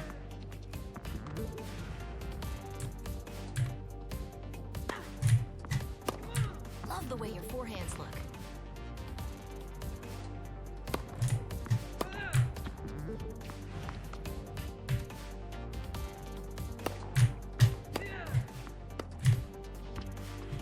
Keep those forehands up.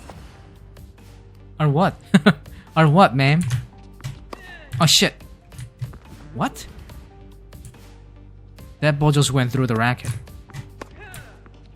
Excellent work. You have reached the end of the baseline offense playstyle lessons. If you ever want a refresher, you can always run them again. Oh, I wonder if there's a volley player thingy. Back to TopSpin Academy. What? Offense, defense. Oh. Good to see you again. Hello. I'm going to introduce you to the strengths and weaknesses of the defensive baseline playstyle. Then we'll go over how to master this playstyle. Baseline defense players are very technically sound when it comes to forehands and backhands.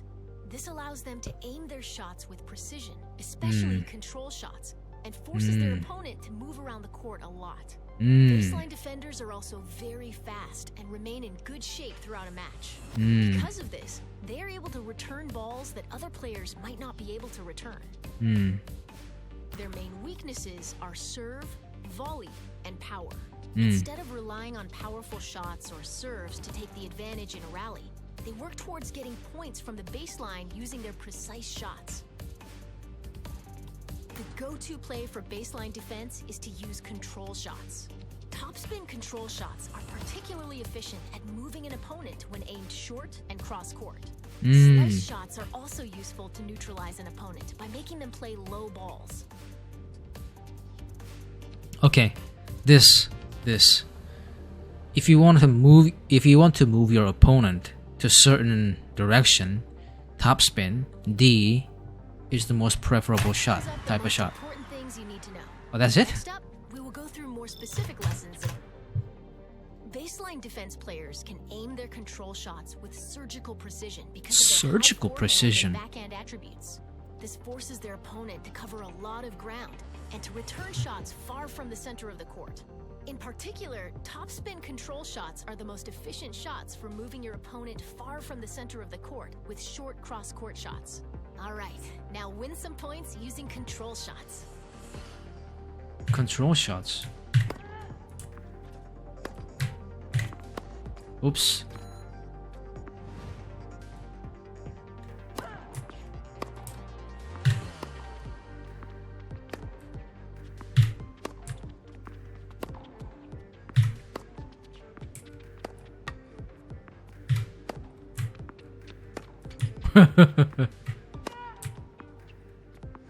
Oh yeah, control shot. Fucking hell.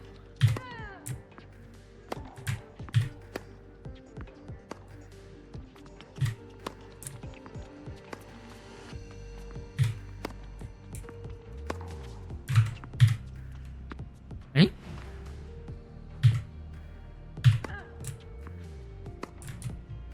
Oh, control shot.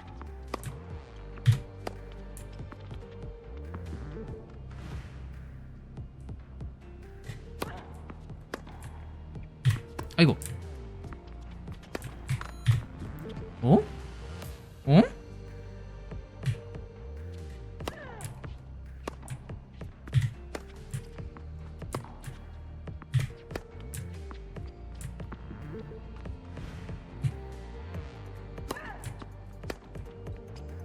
아이고. 아, fuck.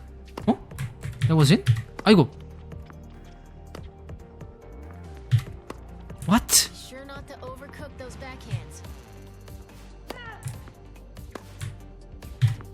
What? The fuck? Why is it so fucking fast? What? That was great. When you're playing defense, remember to use control shots to conserve your energy and get your opponent running to neutralize their offense. Feel free to jump to the next lesson or... Welcome to another baseline defense lesson. Tactically, you want to wear your opponent down when you are playing defense from your baseline. The best way to do that is to move your opponent around during longer rallies and reduce their rally energy. Opponents that are low on rally energy will become tired and make more mistakes. Okay, now wear them down by moving them around the court. What the fuck?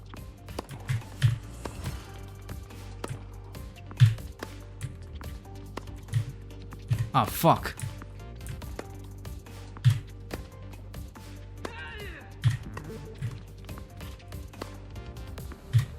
아이 샤발.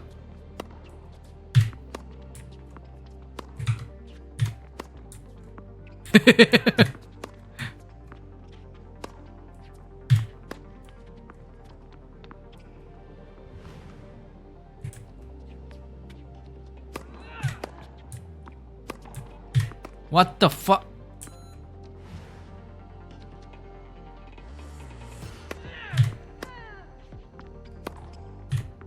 God damn it.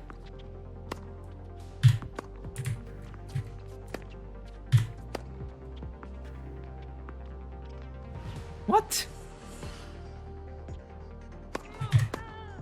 Focus on your timing. What the fuck?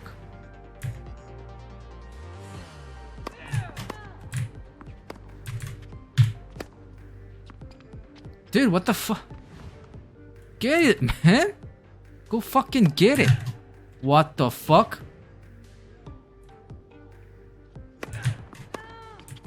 Keep it in between the lines.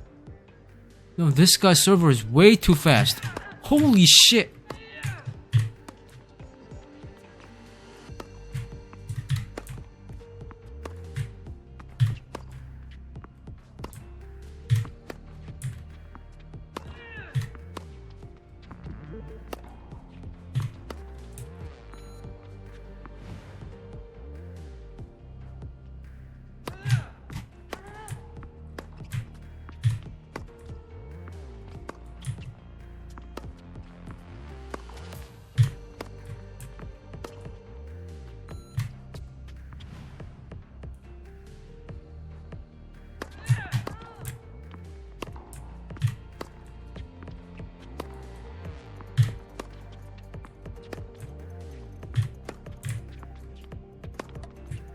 Good job. Always remember when playing defense that you want to wear your opponent down and let them make a mistake. I have some more to teach you when you're ready. Good to see you. In this lesson, we will cover using passing shots. Knowing how to react against an opponent coming to the net is important for a baseline defensive player. The first thing to do is to not panic and wait for a good opportunity to try a passing shot. Put your opponent in a bad position first and force them to return a weak shot. Let your opponent get in close and then hit him. Winnow point with a pass. I didn't listen to any of that. My mind was occupied somewhere elsewhere. Winnow point with a passing ground stroke into the highlighted area before, after, or while your opponent is approaching the net. What?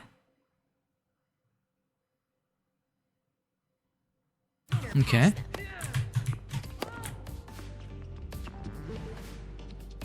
This is easy.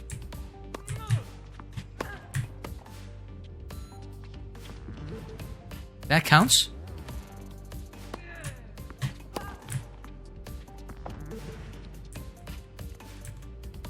Dude, why is your server always normal all of a sudden? Remember, when your opponent is at the net, just stay calm and look for an opportunity. Those incredibly fast serves. Is that how serves are gonna be when I reach legendary difficulty? I mean, I'm guessing that's the case. That will be the case for all the base players. Hey, this is it. It's time to test what you have learned about baseline defense. Baseline You'll be defense. playing a tough opponent, so remember to move them around. with Offensive control players, shots to tire them out, and look for opportunities to pass them when they're at the net. Okay, show me what you got.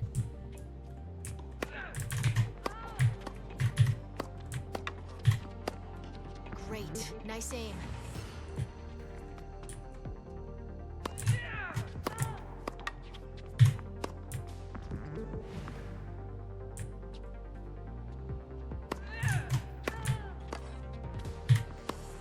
Great work. You know, I actually like TopSpin better than any other type of shots for volley players. Forehands are I mean, looking good. I mean lob, of course, but if not, TopSpin. I love how TopSpin drops. I should have ran.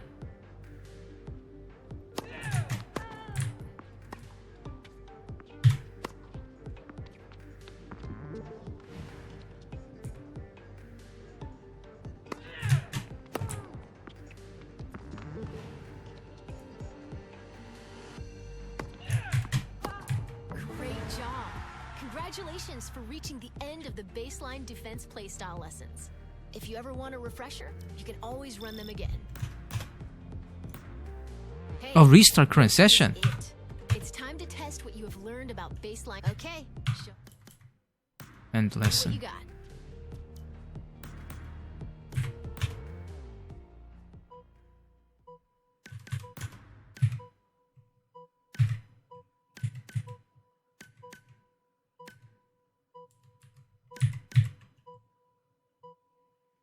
Serve and volley.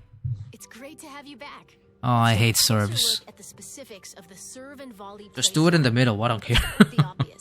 Serve and volley players have very high serve and volley attributes. This gives them the ability to force easy balls off their opponent's return of serve and to execute excellent volleys, even when receiving a difficult to return passing shot. They also have great reflexes, which allows them to react quickly to fast incoming balls. I see. Control of their shots in these difficult situations. They do have some weaknesses, though. Such Serve and as? volley players have a hard time keeping a rally going from the baseline because of their low forehand, backhand, power, and stamina. Understandably. You can move to the net after the follow-through of a shot by holding the rush net input before the serve, or before playing a baseline shot to finish the point with a volley. Oh, there's a rush net input? Move to the net and put pressure on your opponent by holding space. Oh. Oh. I didn't know that. Covers the important things you need to know. Next up, we will go through more specific lessons and practice. Welcome to the most important serve and volley lesson. Serving the ball and immediately following to the net for a volley can significantly reduce the time your opponent has to react. Naturally. That is why this playstyle can be very effective. I want you to practice serving and moving in behind it with a volley for your next shot. Perform a serve while holding... Eh? And then quickly move towards the net. Hold? What? I don't get it.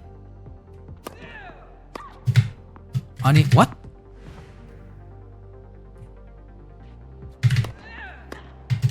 I'm not moving jack shit. I'm not moving jack shit, bro. No, what? Move perform a serve while holding. I'm holding. Then quickly move toward the net and hit a ball. What the fuck? What's the difference between... You're making great progress. Okay, what's the difference between just going forward like this?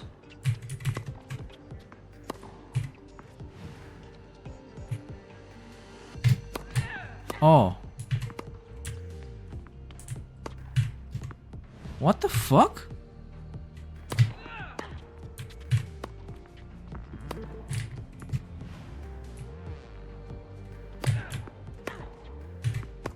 There's no time. There's no fucking time.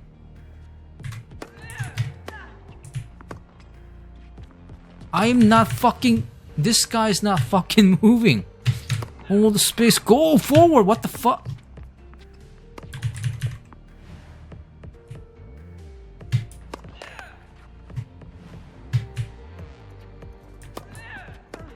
Aha. What? What do you mean object failed?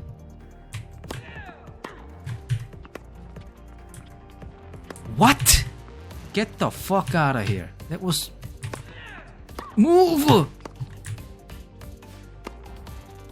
I'm... Get the fuck out of here. What the fuck?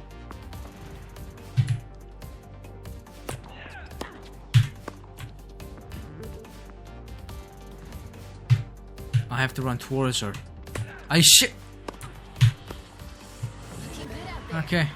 This sucks, but I get it. Space. And moving to the net for a volley is the basis of this playstyle. Now we can move to the next lesson whenever you want.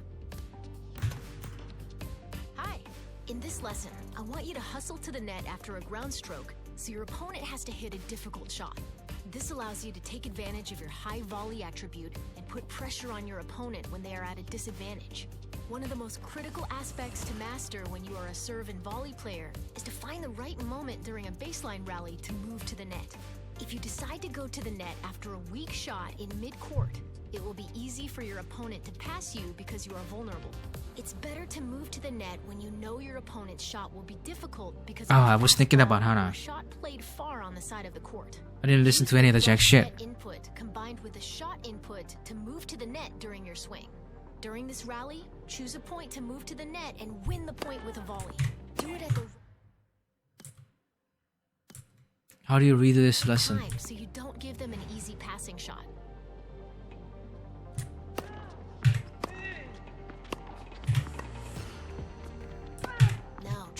can, but be sure to swing as the ball reaches you.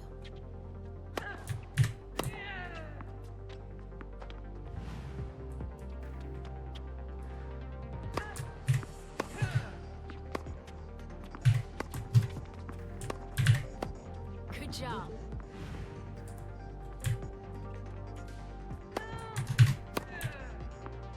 Dude, fucking run.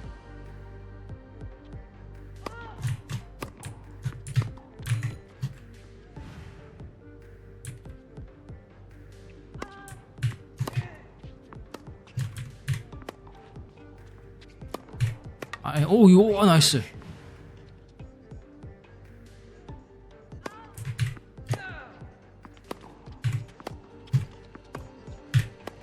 You're making great progress.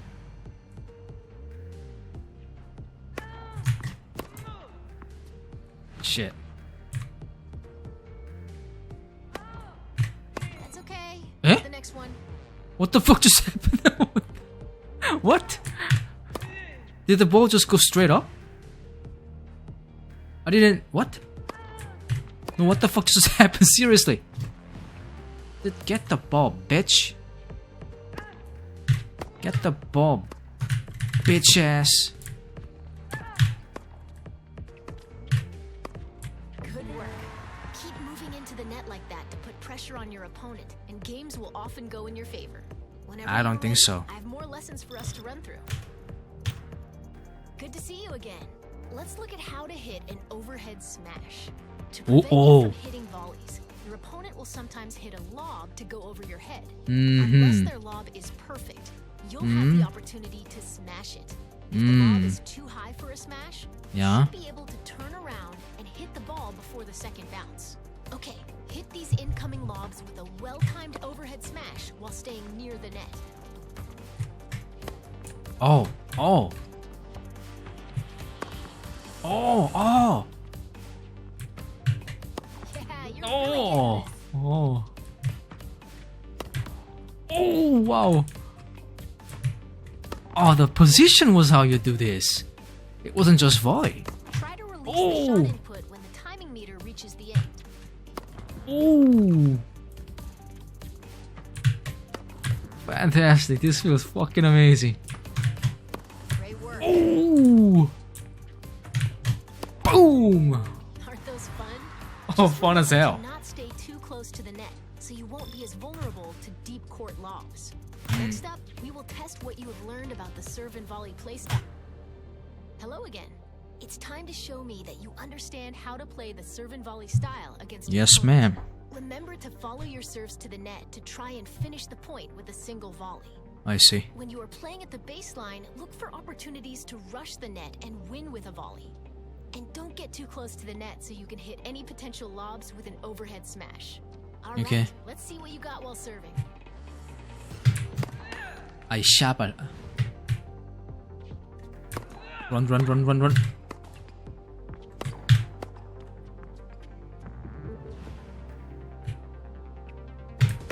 You're making great progress.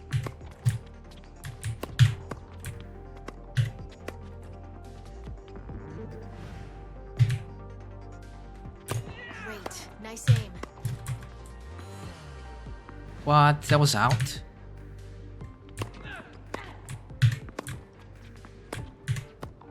Oh!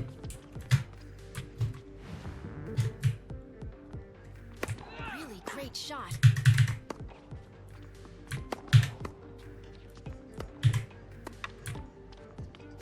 I shabba. Hey, fuck you. Yeah.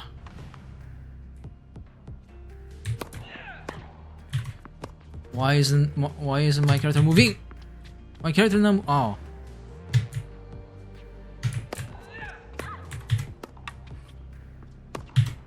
Boom. Oh, boomba. Ba boomba. Ba boomba.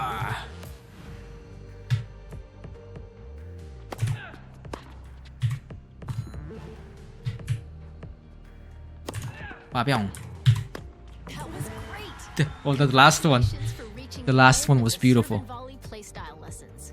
Feel free to run through them anytime you want to refresh Danke, danke.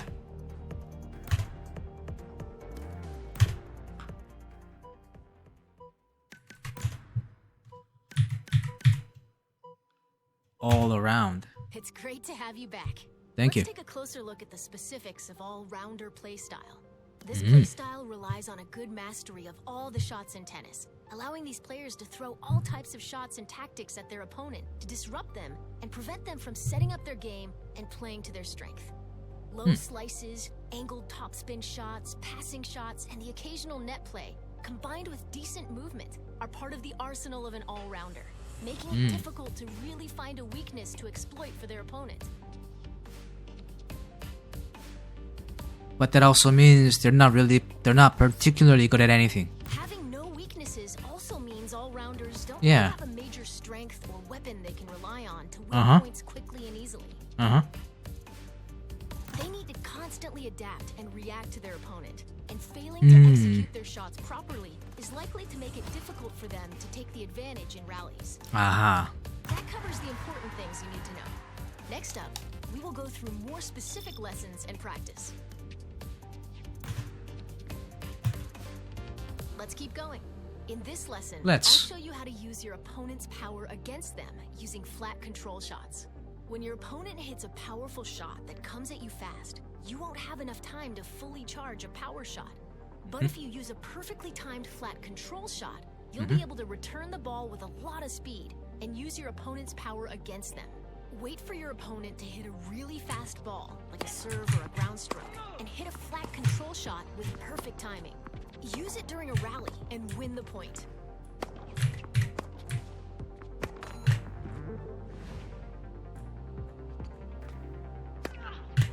Oh shit. Focus on your timing.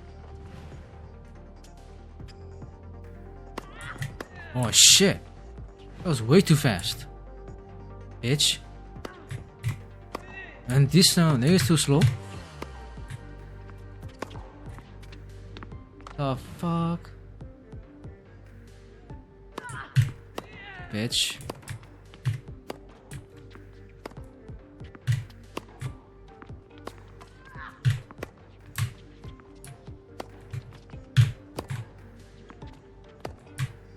Fuck you.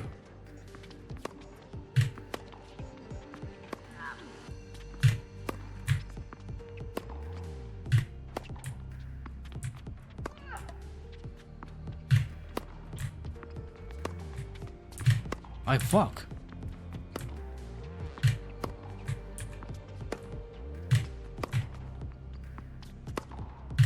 I fuck. It's different. Keep it in between the lines. This guy's fucking parameter is somehow very different from Hannah's.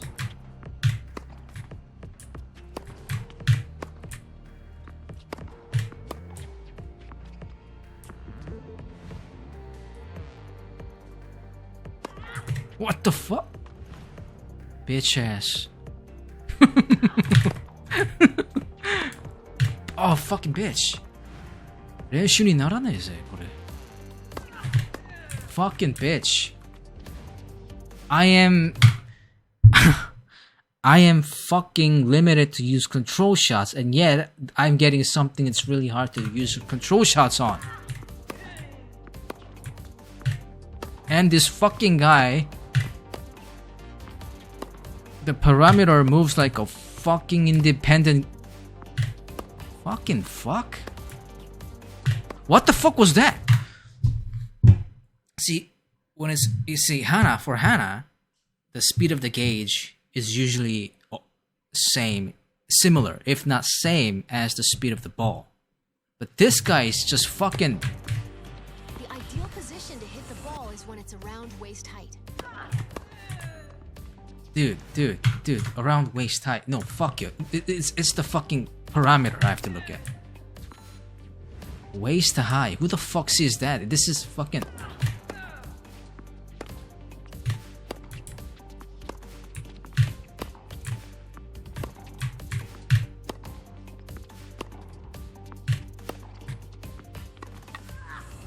It's really not.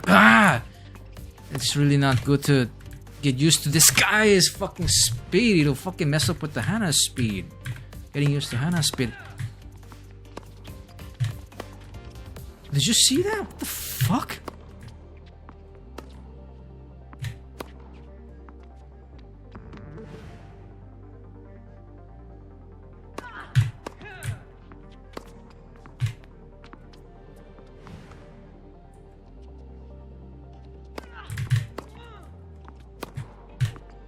Dude. I fucking, this is not a fucking, you should, I am limited to using control in order to pass this tutorial, and yet the fucking opponent is giving fucking shots that fucking hard to hit control shots on.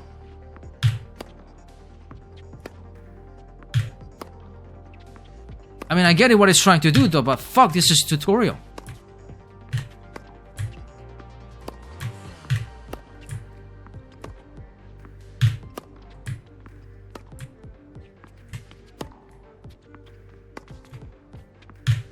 Ah, shit, fucker. Fuck.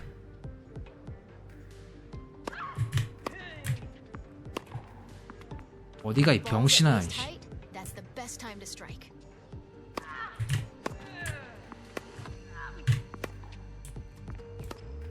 I can't really position my guy because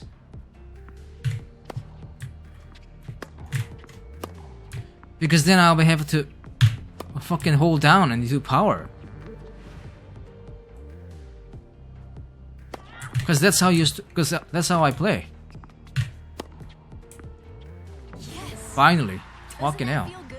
No. Remember This type of playstyle game sucks. Players who like to hit the ball very hard. That will That's give me. less time for their That's next me. shot and will disrupt their pattern. Be careful. Oh. Mistiming your shot is Oh. likely to result in a slow ball in the center of the court that will be easy for your opponent to put away. Oh. So this will be how opponents will play against me. I see, I see. Hello. In this lesson, I want to look at using drop shots. There are many ways to keep your opponent guessing and take them out of their comfort zone. If Yeah. you see your opponent standing far behind the baseline, Uh-huh. use a drop shot to draw them to the net. Or better yet, win the point. Drop shots are particularly effective against slow or tired players. Push your opponent to the back of the court and then win the point with a well-placed drop shot. 야, 씨발 내가 당했잖아.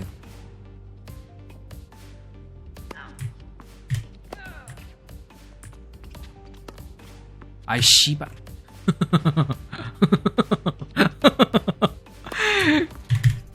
아이고, 아 러비, 러베트. Fuck you. Oh no.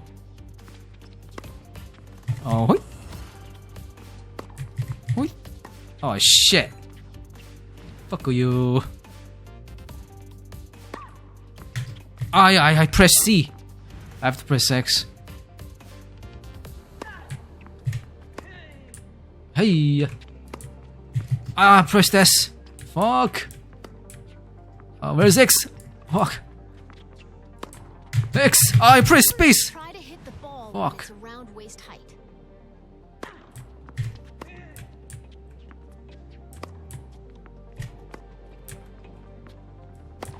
Oh shit.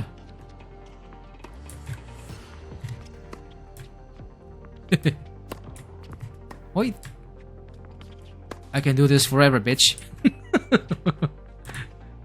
Ay! Fuck!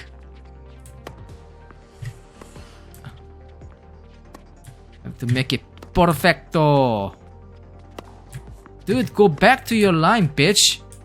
This is too tough. What the fuck? Be sure to use a shot input to swing when the ball gets near you. I can score from you, man. This is tutorial. Fucking.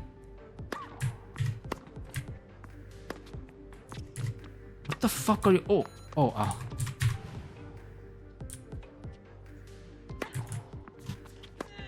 I can. Oh, I don't have to. Oh, I just realized I don't have to do control shots here. Okay.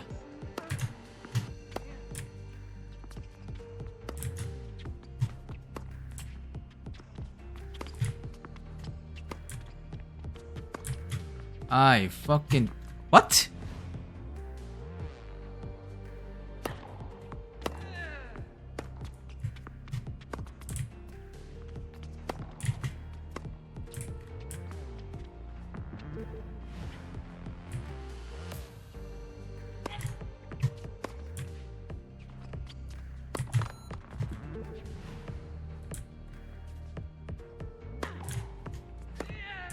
Shit. Ah, shit.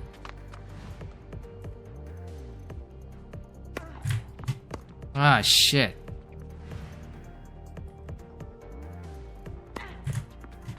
Oh, man.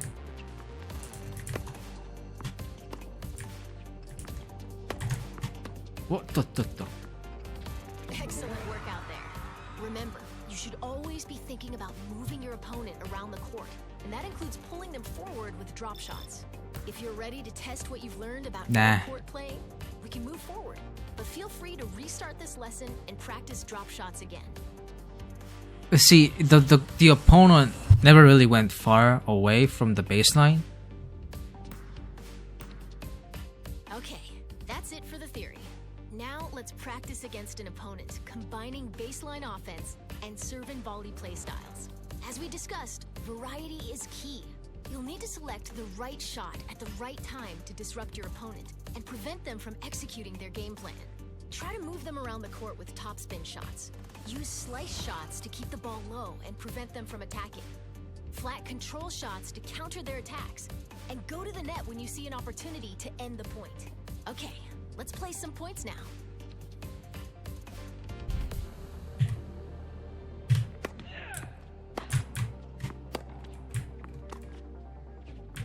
아이 씨발.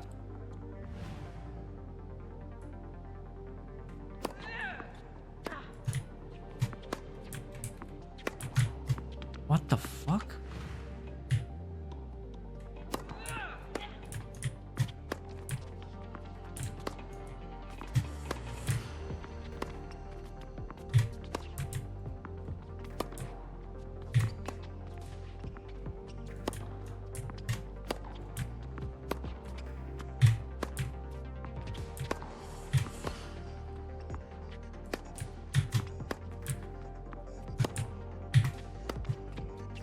Shit, this playstyle sucks.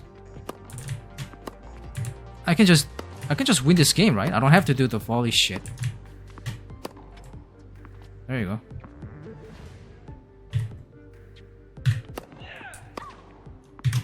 Ah, fucking. Careful with your forehands. Ah, this fucking tutorial fucked up with my playstyle.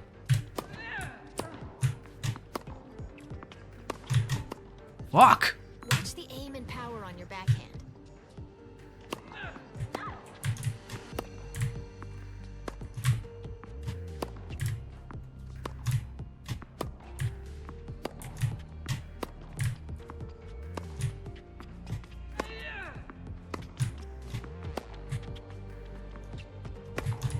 Ah, shit, fucker.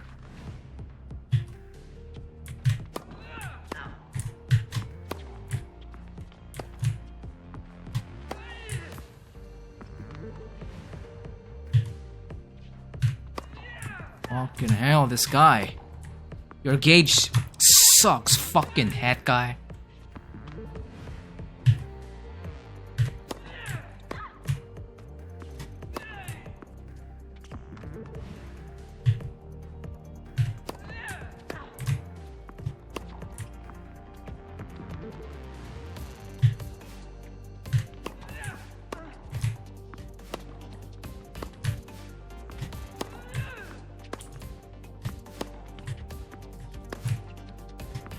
Shit.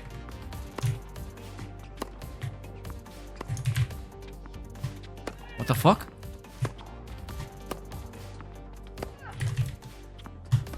What? That's okay. Get the next one. Ah, I must have pressed S before pressing X.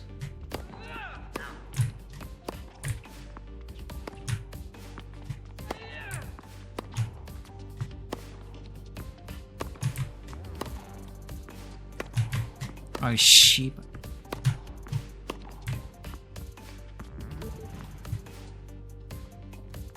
Good job.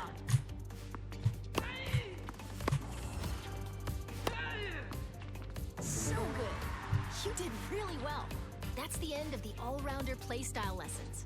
Some of the techniques we learned here are valuable for all playstyles, so don't hesitate to come back from time to time. Nah, the gauge and shit like that, it's not even similar to Hana's. So fuck it. This is actually bad. I can feel it.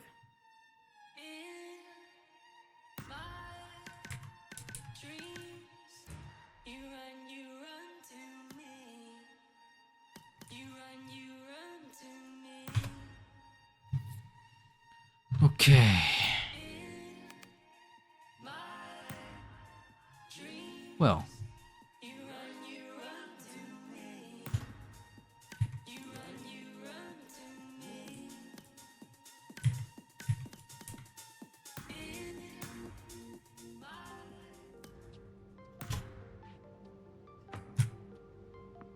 See? It's different. Ah shit, ah shit. I'm using crap, yeah. I just fucking sorry, Anna.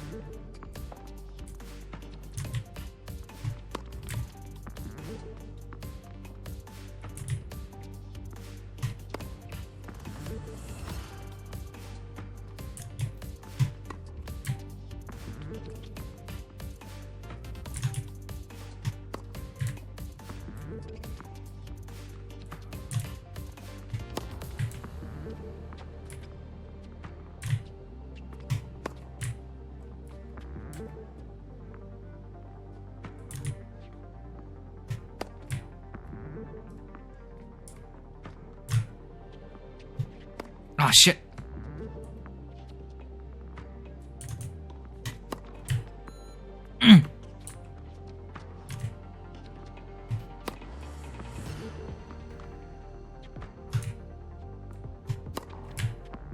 Aha.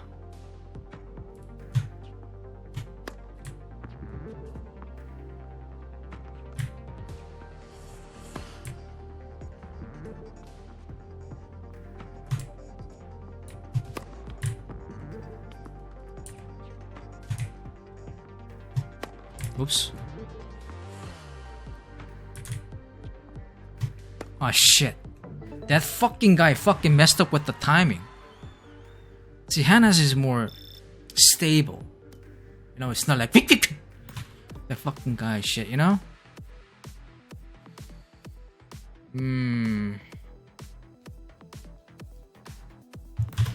It's very hard, right?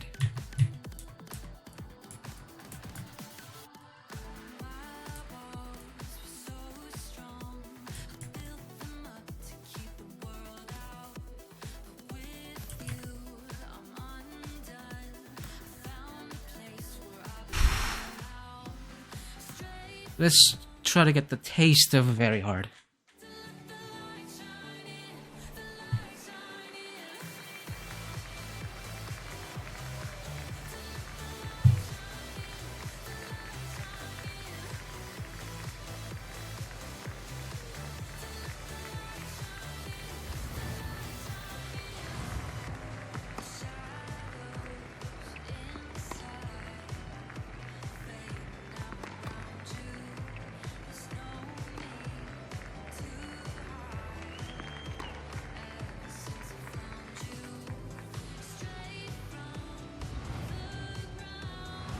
First set, Gretzky to serve. Play.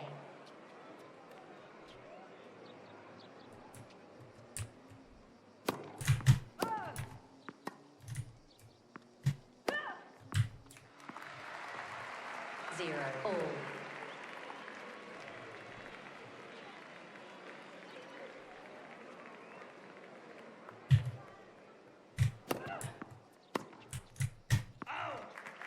1-0 lead.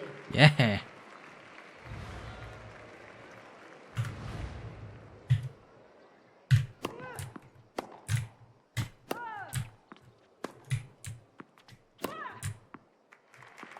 Two zero lead.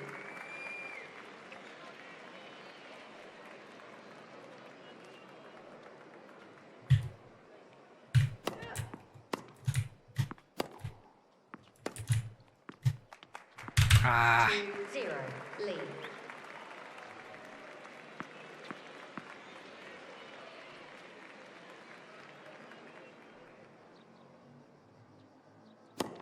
Oh shit. 2-1 lead. Very hard.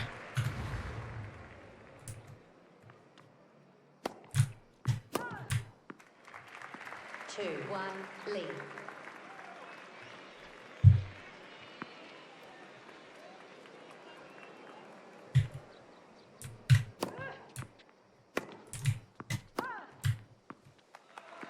Three one lead.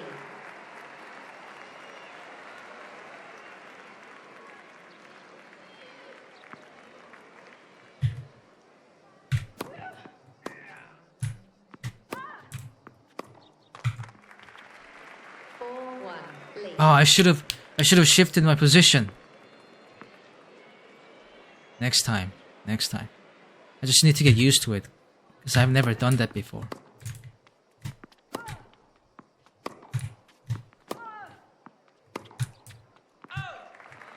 5-1 lead.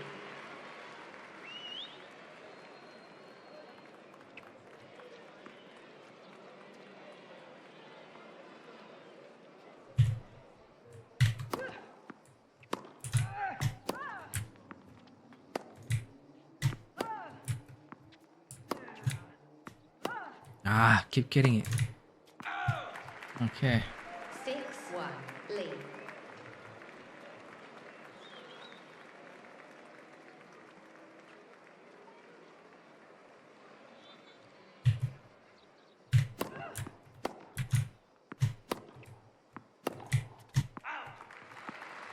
Seven one lead.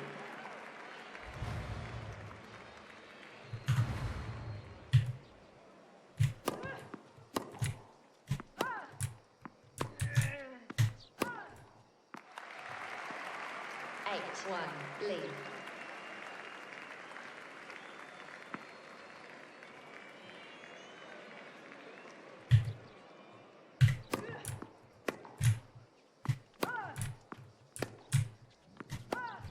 Shit. Nice. 9-1 lead.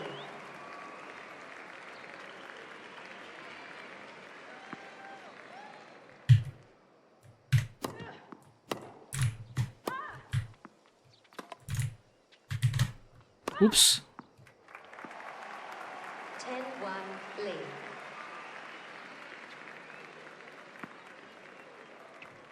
I meant to press control, but I accidentally just released the button.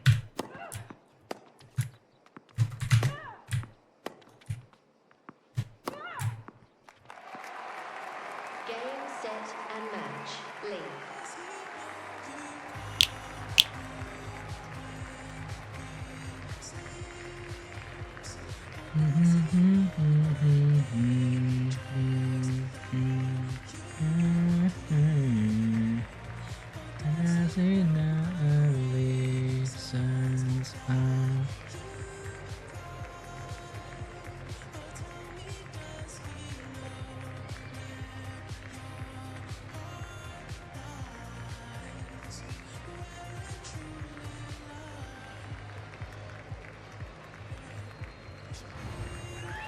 Okay. So this is very hard. Occasionally, the serves come really fast.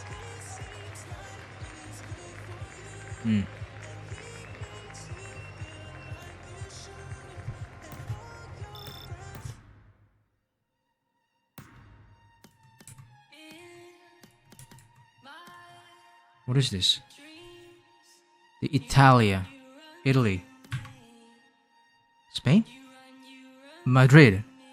This is Spain, right? Mutua Madrid Open. Italy? Okay, let's go to Italy. But not now. Not in the camp. So, okay, that includes camp.